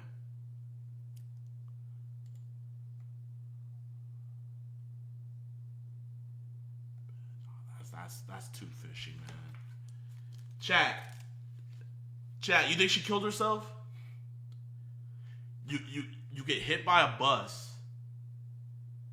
going over the speed limit, and then you get out the hospital, and now you died. To me, it sounds like they wanted that bus to do her in.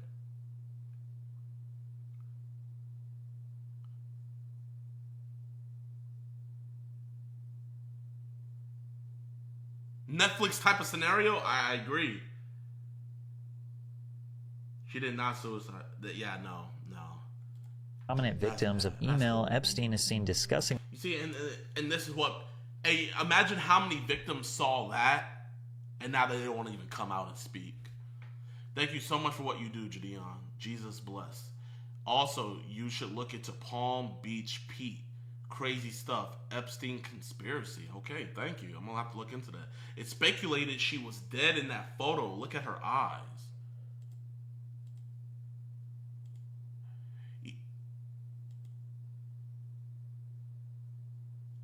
I'm not gonna lie, she does look rough in there.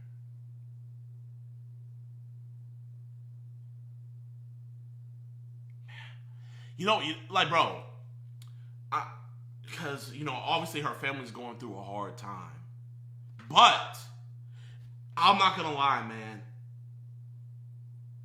For the most part, we know any person in the spotlight, if they kill themselves, we find out somehow how they killed themselves, right?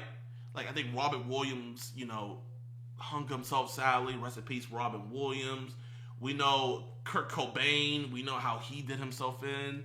So, why do we have all these medical reports for all these other people, but coincidentally, there's no coroner's report? And we have to broach the topic, you know. So, I'm not going to even be mad at the family. I'm not at all. Because I'm looking at it like this. If they did her in, imagine what they said to the family or her kids. Who has to take care of those kids now? That's a business decision. Okay? Do I go out here and voice out loud, hey, she didn't do this, and then they come and hurt her children, all that's left on this world? Me personally, I'm not doing that. I'm not doing that.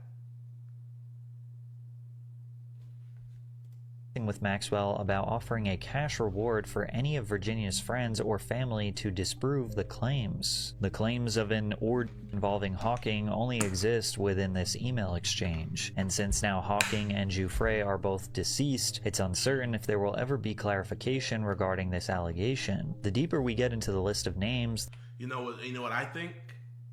I think somebody heard Stephen Hawking. Somebody didn't want people to know that they were in an orgy with underage girls with Stephen Hawking. You got to follow the line.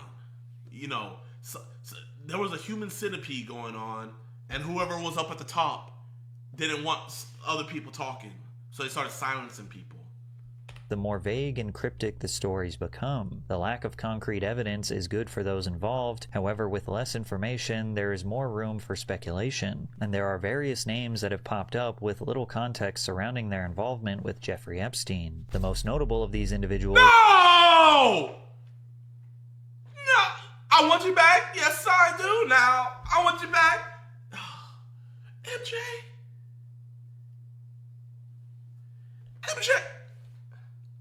is Michael Jackson, who was photographed with Epstein. Oh, bro, man. Like, come on, bro. That guy, bro. The man is matching with the... Bro, if he didn't have hair, if this man was bald, I would literally think that if he was bald, didn't have red lips, and no glasses, I would think that he's just blended in with the wall, bro. That is not true. The King of Pop has a long history of scandals involving his relationship with young children. While he has never been formally proven of any misconduct, theories regarding his propensities still remain a topic of discussion to this day, and discourse began swirling once again with the release of this image. By all accounts, Michael Jackson's affiliation with Epstein appears to be extremely minimal. This singular photograph was taken during a film festival in Palm Beach. Okay, thank you. Oh, okay. Woo! 3-1 comeback, man. 3-1 comeback. Even in the grave. And Jackson was supposedly house hunting in the area when Epstein asked for a photo. One of Epstein's victims... Dang, that just lets you know you can't even be taking pictures with everybody, man. You gotta be like, hey, what do you do? What's your name? Like... claims to have met Jackson in Epstein's mansion in Palm Beach, however stated that there was no wrongdoing to speak of. Justin Bieber is briefly mentioned in an email from a woman named Peggy Segal, who claims she attempted to set up a 17-year-old Bieber with a 14-year-old Haley Steinfeld. Epstein... Haley Steinfeld? But that sounds so... This Haley Steinfeld? Chat, is this... Josh Allen's wife? A particular interest in Justin, especially during his run-ins with the legal system. Justin Bieber also hired one of Epstein's attorneys for one of his DUI trials, leaving a vague but present connection between the two. Handfuls of other celebrities were seen photographed with Epstein, such as the lead singer of the Rolling Stones, Mick Jagger, and actor and comedian Chris Tucker, who explained that he had no idea who Epstein was, but was on his plane. That was a humanitarian trip to Africa. I met him on that trip because it was his plane. I didn't know who plane we was getting on, but it was a whole bunch of dignitary people. We was with a delegation. Yeah, I met him, and you know, you don't know people what they do in their private lives. So this chat, man. I gotta give Chris Tucker the benefit of the doubt. I got to, man. I got to. Cap at Chris is lying? No. We can't.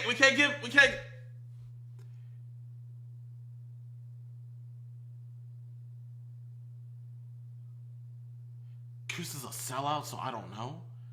Bro, man. If there was... I don't... Like, bro, like... I'm not no lie detector expert or nothing, but, like, to me, it don't seem like he's lying here, man. And I'm not saying that because I want to see Rush Hour 4. I'm not. yeah, I met him, and you know, you don't know people what they do in their private lives. So This would explain why Chris Tucker was photographed with Ghislaine Maxwell. However, there are some more emails that indicate a potential closer relationship with Epstein. It reads, Chris Tucker will be stopping by to see J.E. sometime before his show tonight. No exact time was given. And Chris Tucker called to say he will be in New York this Monday and wondered if you could do dinner. Chris! Christmas! You doing that Christmas? That's not very Christmas-like Christmas. While his humanitarian trip to Africa took place in 2002, years before Epstein was even convicted, these emails were sent after his 2008 sentencing, meaning the two remained in contact. Oh, no. Here, chat. I gotta keep that same energy, man. I can separate the art from the artist. I love his stand-up. I love his movies. But bro, man, if you're dealing with this dude post his conviction, I gotta keep the same energy. It's GG's. Jackie Chan, hit me up. I can make my voice high. I can do stunts, you know? Like, bro, hit me up. After the fact. Or you know what? Even better, get DC Young Fly. If we need Rush Hour 4, get DC Young Fly, put on some makeup to get rid of all those ugly tattoos, and we good. Other surprising names were found in the files, such as Leonardo DiCaprio, Cameron Diaz, and Bruce Willis. Okay, come on, bro. Patrick CC, man, you are a journalist.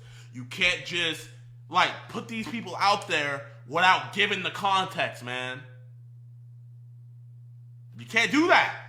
According to witness testimony, Epstein would frequently brag to his victims about being friends with high-profile celebrities, despite never meeting them personally. Leonardo DiCaprio seemed to attend dinners hosted by Epstein on multiple occasions. In spite of this, DiCaprio denied ever associating with Epstein in 2024. Other names like Cameron Diaz and Bruce Willis are far less certain, as they only appear in witness testimony as names that Epstein would brag about knowing. Heavyweight rappers like Jay-Z and Pusha T found themselves in the files for the same. Okay, I'm gonna be honest. What was Epstein a fan of the Arby's theme song? Arby's, what business does Pusha T have being in the Epstein's file, bro?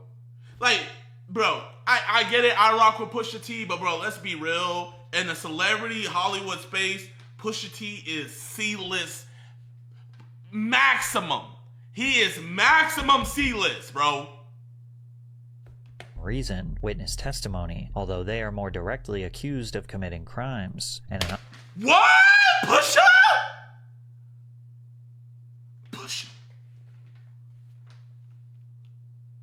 anonymous tip given to the FBI alleged that a woman was frequently abducted and drugged, and claims that on one occasion she awoke in the presence of Harvey Weinstein and Sean Carter, aka Jay-Z, while Weinstein inserted his fingers into Redacted. Redacted believed she was in Epstein's mansion in Florida. The report also alleges that Weinstein and Pusha T also attended the party and drugged her before engaging in abuse. Bro,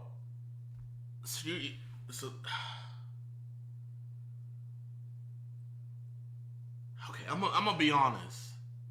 Bro, who's gonna come up here and say that Weinstein and Pusha T are tag teaming abusing somebody? Bro, you. Chat, are we believing this witness statement, chat? Yes or no? Yo, Dale, thank you for the gifted. Thank you for the 2 gifted, my brother. Yes. That's just so random. It's random in the fact of it's so random where how could somebody just make that up? But it's also in the realm of it's so random where it's would somebody make that? Pusha T and Harvey Weinstein?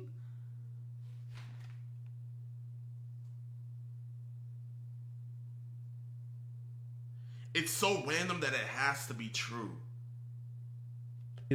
However, considering this is an anonymous tip with very little factual information given to be able to cross-reference, it's hard to confirm. And surprisingly, considering Harvey Weinstein's history of allegations, this is one of the only places he is found in the files. Many demanded the Epstein files be released in hopes of receiving clarity, but it seems that all that's been revealed has only given us more questions that are left unanswered. One of the most cryptic discoveries in the files is a screenshot of a missed call from Rihanna. Is this the world-renowned pop star? And if so, who was she calling? What does this screenshot do other than distract us and leave? That's what I'm trying. Bro, okay. Well, we over here BSing. Go look at the number. The FBI should have cross-examined it and been able to see. Alexa, is Rihanna a common name? Rihanna isn't super common. In 2024, it ranked 1,746th for girls' names in the U.S. Its popularity peaked in 2008 at 311th place. Hold up. We're going to go 347-397-4093.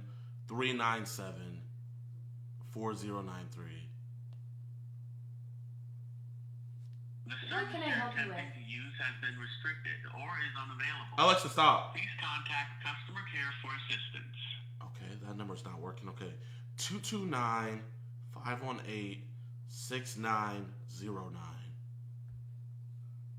Welcome to Verizon Wireless. Your call cannot be... Oh my gosh. 347-433-0537. Oh crap, it's ringing. Please leave your message. Oh my god, bro, I got scared. I'm not gonna lie, I got scared, chat. I got scared.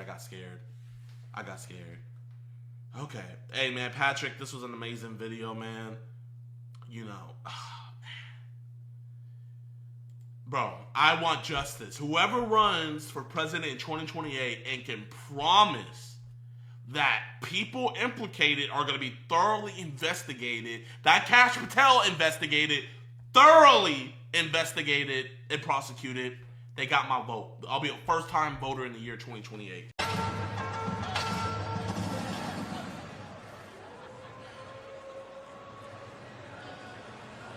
Oh, say, can you see by the dawn's early light what so proudly we held at the twilight's last gleaming, whose broad stripes and bright stars through the perilous fight o'er the ramparts we watch were so gallantly streaming, and the rocket's red glare, the bombs bursting in air, gave proof through the night that our flag was still there.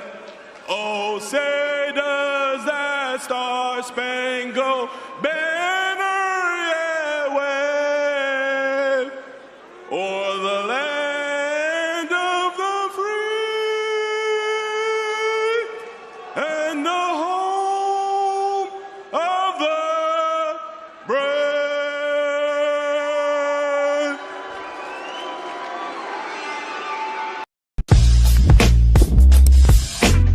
So, he's 150 to like 160 kilograms? No, bro. I wouldn't do much. Yes, I'll be faster than him. And yes, maybe I'll be able to hit him more, but all he needs to do is hit me once or just lean on me. And it's long. It's a long day for me. So I have nothing to do with Thor. Nothing. I do not want anything to do with it. I don't know, maybe one day we could do like an exhibition and it'd be like for charity and it'd be a fun thing. But nah, nothing serious. K, knowledge, S, strength, I, integrity, can never. Oh, shit. I'm nervous, y'all. I'm nervous. The NDLs are here! What's good, my brother? What's good, bro? I'm nervous. Bro, guys, my heart's pounding, bro. Man. Bro, I've been watching this 8 years, bro. 8 years. Hopefully he doesn't go too hard on me. Nothing serious. K, knowledge, S, strength, I, integrity. Bro, Scorpio, you'll W for putting this in the Reddit. You're also an L because he got on my ass. I'm nervous. Damn, that looks like JiDion. Boy. Strength, I, integrity, can never catch a break. Damn, that looks like JiDion. Oh shit! S, strength, I, integrity, can never catch a break. Damn, that looks like JiDion. Boy, K, is it JiDion? Bro, how the fuck this nigga 28? How old is KSI? He's like 27, 28, right? Wait, hold on. What's up? What's he about to say about me? KSI. He's 28. This nigga's 28 and he still don't got a fucking beard yet. Like, this nigga got a patchy. What the fuck? Wait. What the fuck did I say this? Hey, wait. I don't even remember saying this shit. What? Beard yet? Like, this nigga got a patchy. Bro, I don't even. When the fuck was this? This nigga's 28 and he still don't got a fucking beard yet. Like, this nigga that must have been the Marcus talking. Hey, bro! Nah, what? We gonna talk about my beard? Let's talk about your hairline, bro. No, bro. Whoa, nigga, chill! Whoa! Hell nah! You need to keep it at the beard. Bro, you have no room to talk about hairline. Hell no! We in the same boat with the hairline situation. You should have just let it be. You have no room to talk about hairline. Hell no! Talk about my beard. Let's talk about your hairline, bro. No, bro, how dare you? Let's talk about your fucking hairline, bro. What's this? What's going on, bro? You can't come at me looking like some next man's uncle.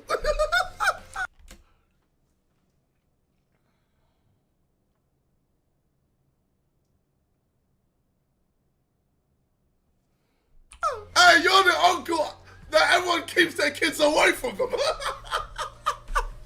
Man trying to come up my beard. Shut up.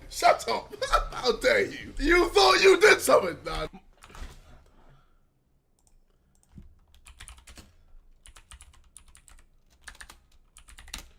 My nigga. KSI, bro. KSI, this you?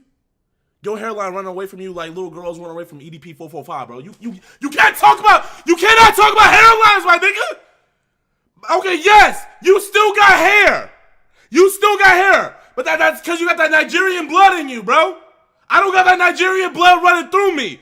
But hey, there is no shit to be found here. You can't even call this shit a hairline, bro. You can't even, bro. My nigga, bro. Bro, you have no room to talk. No room. Look. I'm gonna just keep on playing. No, bro. I got ammunition. Alright. Look, we're all not perfect. You wish you had a set of hair, alright? I know my forehead. I know I got. Shut the fuck up!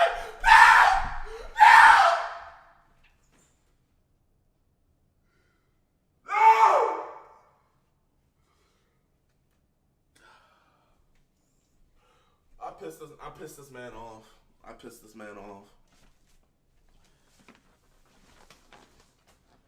This man hasn't shown his forehead since 2015. I pissed him off, y'all.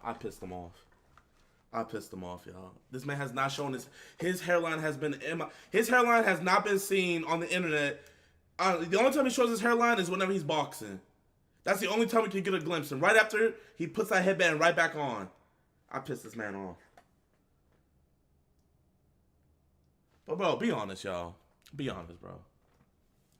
Would you rather what I have? Like, bro, like I you know, like yeah, my hair, like, bro, bro, I just need a little haircut and stuff like that. Go back bald, do my MJ.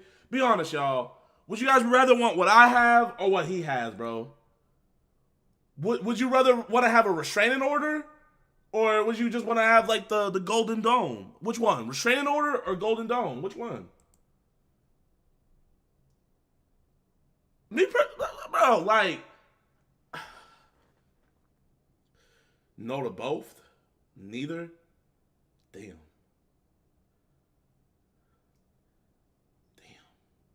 Bro, but like, this nigga can't even talk shit, bro. Like, my shit's not even a medical condition, bro. Like, niggas perform dark art magic on my shit, bro. Tyrone stole my hairline. He was practicing the mystical arts and just, like, poof, abracadabra my hair away, bro. Like, what happened to your hairline, bro? At least I have an excuse. Tyrone took my hairline away. You were just born this way. I was born like this. Like, you were just born this way, bro. I have an excuse. Damn.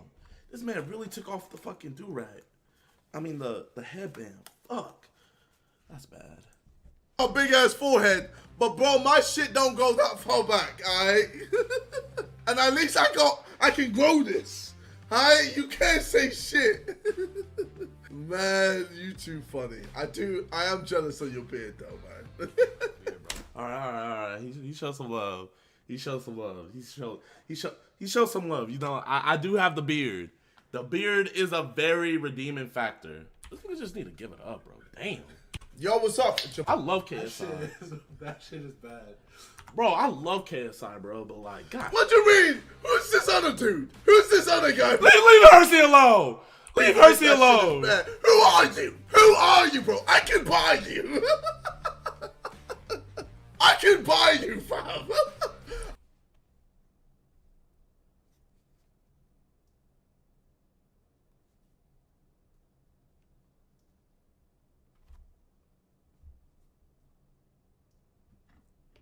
Bigger than black and white.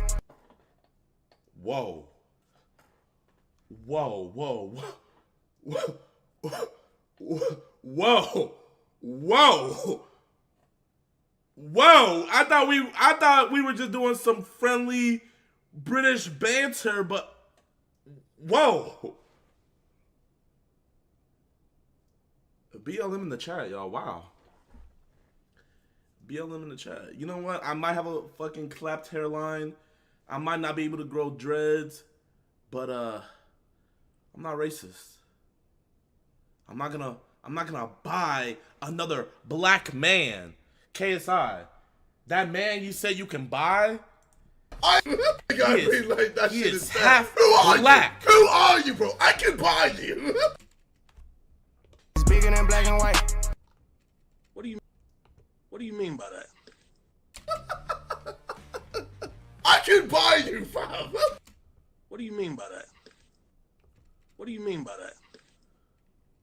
It's bigger than black and white. I have enough money to buy you. Shut up. God damn, let it go, bro. Just let the shit go. Boy, KSI. Wait, why was I on his ass like that though? That's what I'm trying to. Why was? Like I had no, bro. I don't know. Sometimes I just like get lost in my thoughts, and like you guys know, I go on rants. Like, bro, I don't. This dickhead. I'm not letting it go, man. I might shape it up a little bit. I might try to fix it up. Fuck you, bro. What the fuck you gonna shape up? I'm gonna. I might try to fix it up a little bit. Fuck you, bro. I'm gonna embrace this. Come on, then. What? Oh, come on, man. What is this? It's just so funny because I'll never forget. Someone put in the Reddit that little rolly thing that helps like stimulate hair growth, and they were like, "Yo, KSI, you need to buy this." And it got like 50,000 upvotes, and like people were like, "Bro, if you buy this, it'll help you grow." He's like, "Yeah, I already tried it. I already tried it, mate." He said, "I already tried it, mate. I tried it for 6 months. It didn't do nothing." Bro, bro, if one of y'all can link me that video on Twitter where he was like, "I already tried it, mate." Bro, I was crying. He said, "I tried that." He said he tried the Reggae. This nigga said he tried everything, bro. That shit was so funny. Fuck off. We've already done this. We've already clowned my beard. Why are we doing this again? Go on, JJ. KSI, I thought he was actually on my ass, but he was chilling. WSI in the chat, y'all. Wasai in the chat. WSI, bro. Hey, man. Fuck, that was funny as fuck, man. That's crazy, dog. That's crazy, man. One of my favorite YouTubers.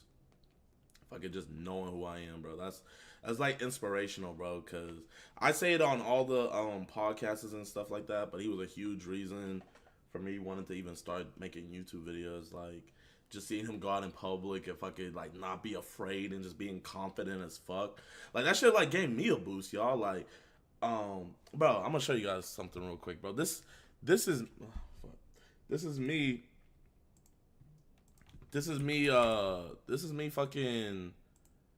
is me sixth grade year, bro. Sixth grade year. And I was watching KSI and like, bro, as you guys can see, man, like this little nigga didn't have no type of confidence, bro. At all. But just seeing someone just like have the balls just to go out and do like the most outlandish stuff and just be so like confident in himself. Like I was like, wow. I was like, bro, if I could even be half as confident as him, like I would take over the world. And then you know what's crazy? You know the craziest thing is, like fast forward, y'all niggas be talking to me like that. Y'all be like, bro, JiDion, you be giving me confidence to like, bro, fuck what other people think, bro. Let me go out and just be me. And like that should be like, bro, like I'm not posting videos to try to inspire y'all, bro. I'm just trying to post like funny videos just to give you guys entertainment, but you guys find like another layer behind the entertainment. And that shit's fire, bro. That shit's fire as fuck. Someone said W beta. But hey, man, that's crazy, bro. That was a W video. Bro. I don't even smoke weed, but I feel high when I'm next to you, babe. Used to be my girl, used to be my boo thing. Now I'm telling everybody you my boo thing. You my boo thing. Predator catch number 6. Racist predator has no remorse. Jesse. I am so sorry, chat. I am so sorry. That shit ruined my eardrum. That's right. Yeah.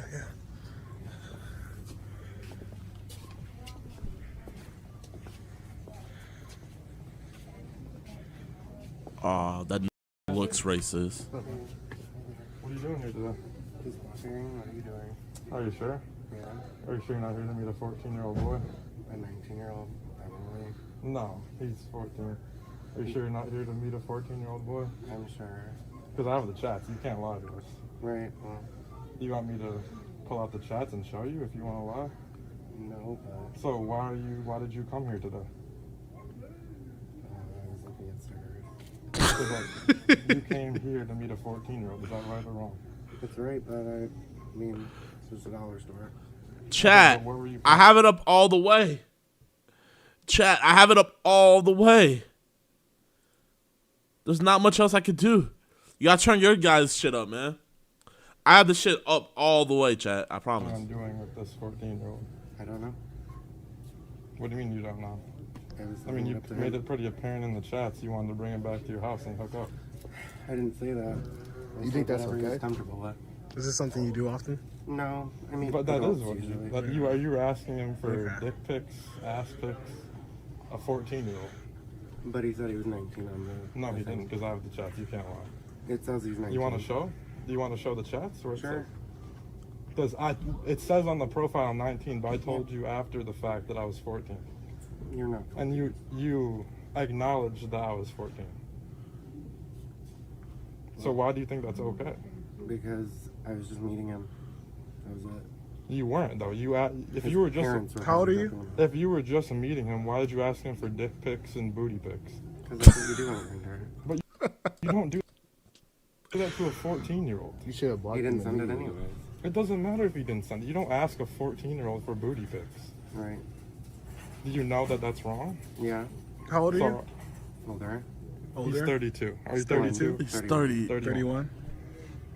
You don't think that age gap is weird? Nasty, dude. You can't find anybody older to hook up with? I can actually. So then why did... He said, bitch, don't play me. I got the receipts. I pull niggas and little boys. It don't matter to me. But this nigga weird and he just don't give a fuck. You have all these older people. Why did you come to meet a 14-year-old? All the old people you have, and you decide to meet a 14-year-old. I'm going to meet them later. I literally was just going to meet the kid and say hi. Yeah, that's not...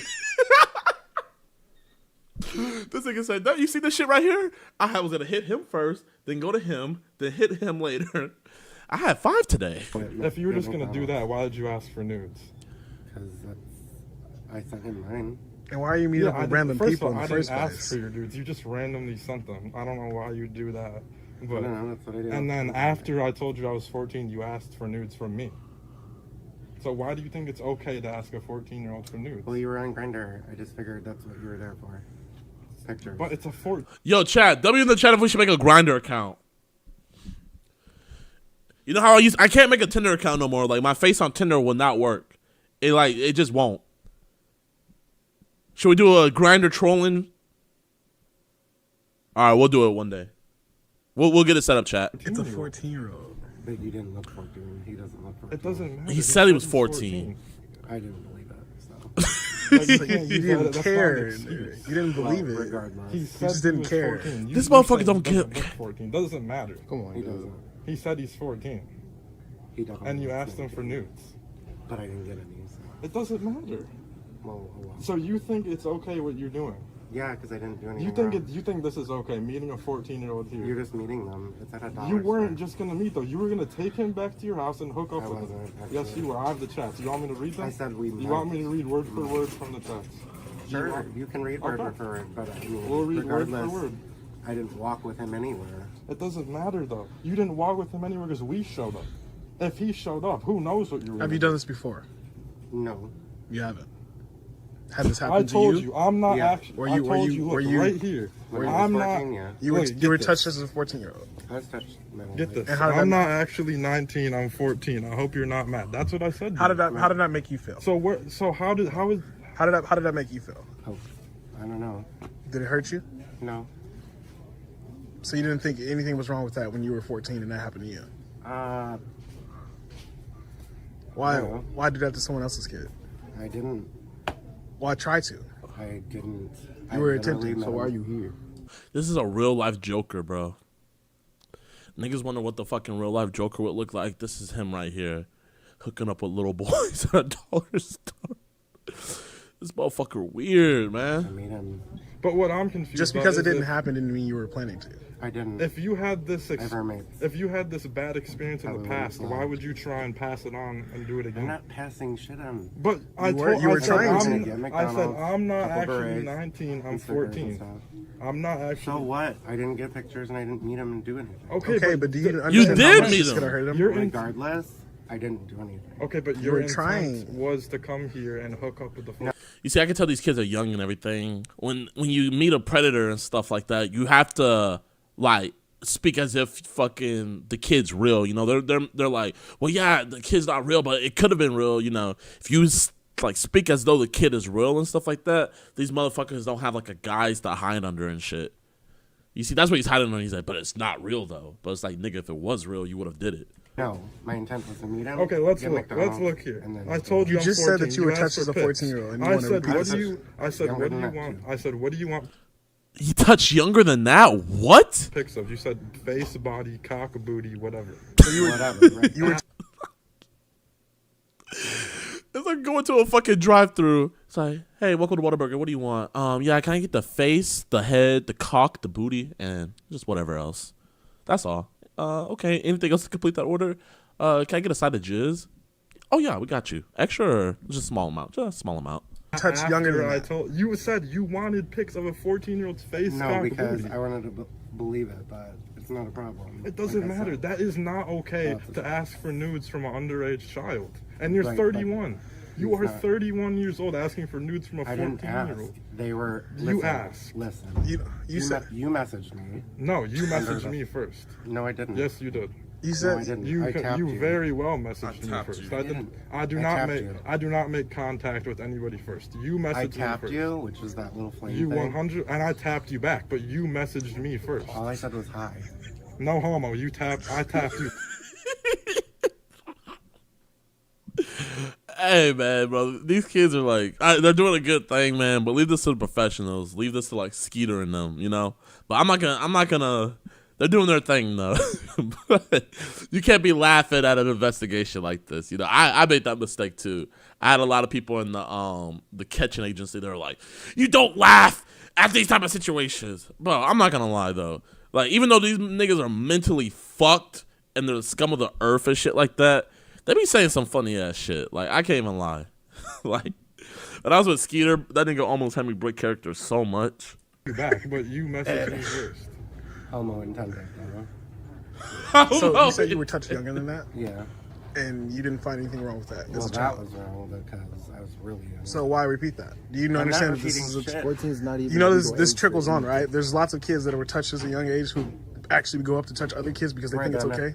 I wasn't planning on anything. You were. The chat No, say, I was gonna the meet chat him. say different. Be like, are you out to your family? The whole nine. What would you think the kid's parents would think, right?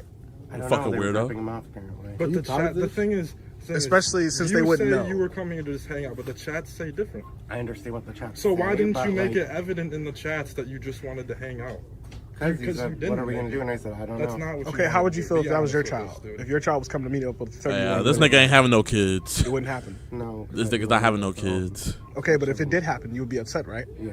You wouldn't want that to happen. No. So why would you do that to someone Listen, else's child? all I was doing was meeting him. I wasn't going to take him home. Are you proud of yourself for this? This boy's Yeah, 'cause zesty. I didn't do anything wrong. Zesty honestly say ass. with a straight face that you're You, actually proud you of walked yourself? here. Did you not That's walk sad. here? Yes, I walked here. So you walked here just to meet a 14-year-old? Yeah, and maybe get a You- McDonald's. You put in all that effort. to Yeah, come I'm going to here. go meet someone else anyway. People don't just put in that effort, come meet somebody at a I live Dollar really Tree. close. Are you okay? Am I okay? Yeah. Is there anything wrong with you? Not that I know of. Okay. Because I can't tell. I don't understand why you would think this would be okay. I'm not doing anything. You're meeting up with a 14-year-old child. Regardless. Let's not mention that you first wanted me to meet you at your house. So you didn't even want to come meet at Dollar Tree in the first place. You wanted me to meet you at your house. No, I didn't. Yes, you did, said 'cause where I you. have the Listen, chats. I'll read it. Oh, Bro, this is like a high school fucking bickering. Like, I didn't say that shit. It's literally in the text message. No, this is what, bro, like, this nigga just don't give a fuck. What did Alfred say? Some men just want to watch the world burn. This is what he was talking about. This is some of those men. This is just crazy. I'll read it too. Word for word. No, I didn't. Read it word for word, please. You were like, Dink said, musty and zesty is crazy. That's a crazy combo. That musty zesty combo. It's like, be one or the other. You can't be both, man. I thought if you were zesty, like, you at least be clean, you know? Like, the zesty people I see, they're clean. They're nice, clean shaven, dress nice, look good, smell good. I'm like, yo, bro, like, what are you wearing, man? Oh, you know, this is not Armani. Oh, man, I gotta get me some of that. Nah, this is crazy. do you want to meet somewhere? And I said, I just don't sure. understand. And you sent me your location of your house. No, I didn't. Yes, you Where did. do I live? And I don't know where you live. You sent the location. I'll I'm show by the the chat. school. That's As what a I victim of it, why would you want to do that to someone else? That's where I'm baffled at. I said, okay, what do you want to Hold on, do? You said whatever you're You comfortable said, where with. do you meet? Wait. No. What you said is, can you meet me at Royal Oak Meyer? And I said, I don't know where that is. I Yeah, have to walk. I said that, and then you said, let's and then, meet no, at you said, would you want to meet somewhere near you then? And I said, sure, please. And then I said, I have my own place. And you said, is there a store near you? And I said, sure. Yeah, so you implied that you wanted to meet me to come to your place first. No, I and didn't. You I sent said the I lo- have my own And you place. So sent why the would you say that location in the of first yours. place? I have my own place. And you don't have your own place. You have I your asked mates. you, okay, what do you want to do? Whatever you're comfortable with, you said. I said, so you want to hook up? And you said yes. I So probably said sure. You said yes. You said yes. You didn't say sure. You said yes. This nigga said, I probably said, sure. Like, do you want to hook up? Sure. Yeah, I don't care if you're 14. Why not? I have other people I'm going to hook up with, though. But And sure. you said pick sexy after you said that. Are you sober right now? Because I don't understand like what person in their right mind would like. I'm a little stoned. You're a little stoned. Yeah. On what? Crack. Weed? Crack. Is that Meth. Is that helps? Opioids. Is that it? Okay. I never heard of weed. Definitely like, crack. Helping people touch kids and shit I like don't that. touch kids. I was meeting up with him, and that was it. Okay, but the chats. Listen, the chats can say what they say. Yeah, but the chats say what they say, because that's. Damn, bro. It's pissing me off. Like, I'm not mad at these kids or nothing like that because they are doing a good thing by exposing this dude. But, like, this nigga is fucking with their sense of reality. Like, this nigga has a reality stone, and he was like, I didn't say that. And the dudes behind the camera are like, wait. Like, he's actually like, this is the shit that's pissing me off, man. Like, the reason why I like Skeeter in them is because Skeeter fucking doesn't let them do that bullshit where, like, they hide behind semantics and shit. And, like, word, he's getting them confused. Yeah. He's literally making them think that he's got gaslight ability facts. He's gaslighting the fuck out of them. How he went in the argument. Like, Chad, I'm not gonna even lie. Like, this nigga low-key got me thinking, like, shit, is he there to meet little boys? Like, this nigga is over here making me, like, rethinking everything. Just see. Fuck, this nigga won every gaslighting competition. You can't lie to us. I'm not lying. We know why you're here. So to meet with him, that was it. You didn't force in their group facts. You're just smiling, but it's like it's not funny. But it isn't funny. I wasn't gonna do it. It's just baffling that you. Yeah, I'm not gonna lie. It's very unprofessional to smile during something like this. You know, it's one thing watching and we're laughing and stuff like that, but like if you're in the situation, for the fucking pedo to tell you that you shouldn't be smiling, that says a lot, low key. And it's fucking sad that I'm like even. Oh man, but I should be 1000% against this nigga, but this nigga's telling them how to do their job, bro. That's like a crackhead telling a cop how to, like, you know, stop crime. Like, you might as well hang up the badge and the gun. Why would I bring him home to my like roommates that are 40? Because you wanted to hook up with him. Why are you like bringing him home and you're I'm 31? Very glad that No, I wasn't gonna. I really hope a child never comes to meet you and your roommates because I don't know what you would do with them. I wouldn't do anything. That's not what. Do you work? Like, dude. Yeah. Where do you work? I'm a caretaker and I'm also a landlord. So. And how would you this feel nigga if does those not people own any had you property around their grandkids? You think they would feel uncomfortable? How would you feel if the people you worked for knew why you were here today? I don't know. They'd be fine with that because they. Do you think they'd be fine with you coming to meet a child? Yeah. Why?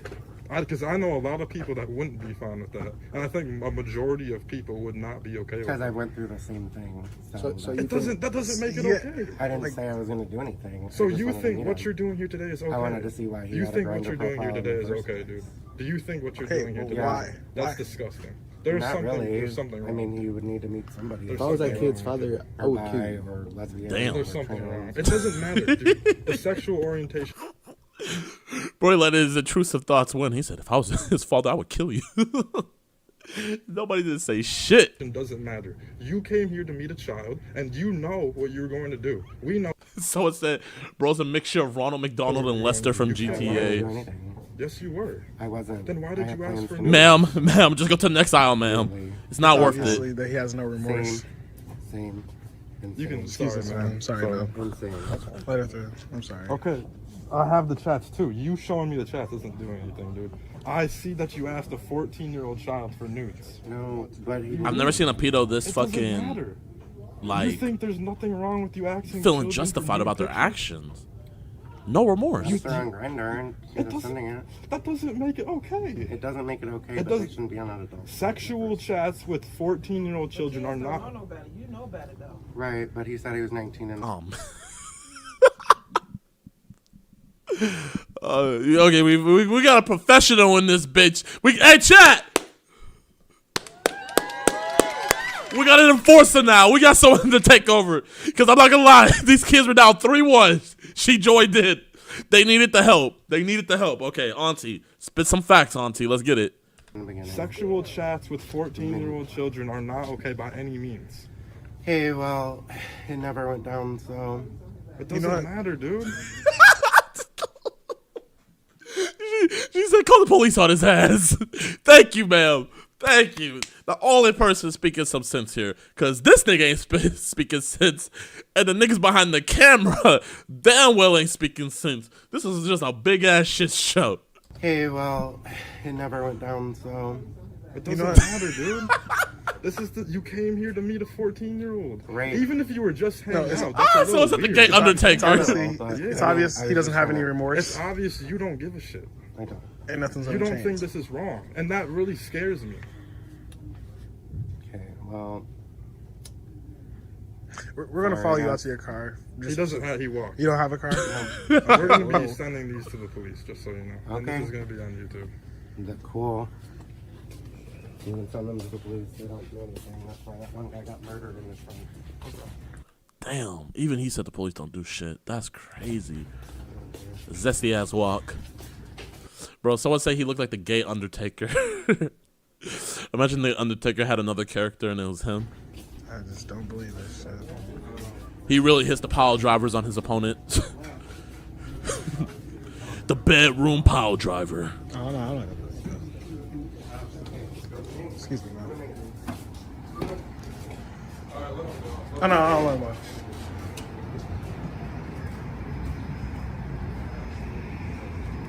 The walk of shame. Want to close it out? That might be the most disgusting thing I've ever heard. He doesn't care. He didn't care. And he thought what he was doing here was okay. That's the type of people we need to be scared of. He has no remorse. Disgusting. So after we caught him, he decided to send us this. LGBTQ Center in Fandom Alliance, by the way, illegal to record someone without permission. So flag your YouTube and Grindr. Damn! Damn! And white gap tooth, bitch. Nothing to say now, huh? Shit. I was wondering where the racist part came from. I was waiting for an M-bomb. Hey, I'm not gonna lie, y'all. These niggas lost. These niggas lost. This is the first dub the fucking EDP community has ever caught. And of course it had to be from the Joker motherfucker. Of course the Joker's gonna win. The Joker is always gonna... We lost, chat. We lost this one. We lost, man. Damn. That's crazy, bro. These motherfuckers doing this video. Who are these dudes? Hold up. Wait, let me see if there's more. He's going for the YouTube and the Grindr.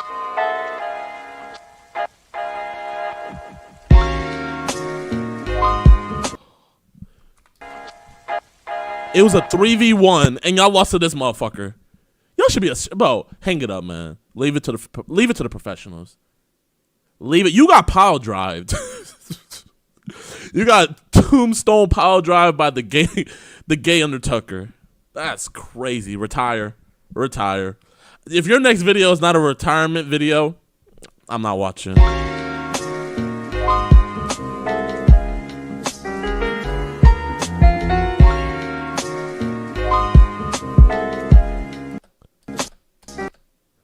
Okay, what do you want to do? Whatever you're comfortable with. So you want to hook up?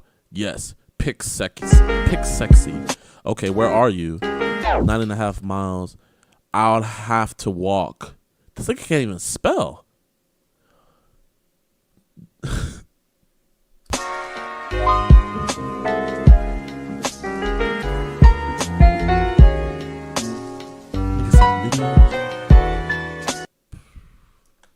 Bro.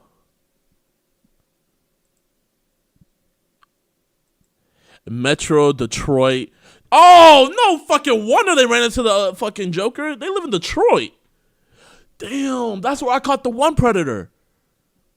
Was in Detroit, chat. Wow.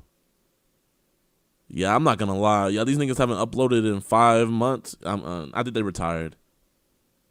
Hey, boys, don't get me wrong, man. You're doing a great thing, but y'all lost. I've never seen anything like that in my life. Y'all lost that. Ain't no one-on-one, boy, we gon' dump off in the crowd. If it's a problem, get them white folks and just take that shit to trial, bitch. You been hating for a while, bitch. Caught them shaking, left them baking out of town quick.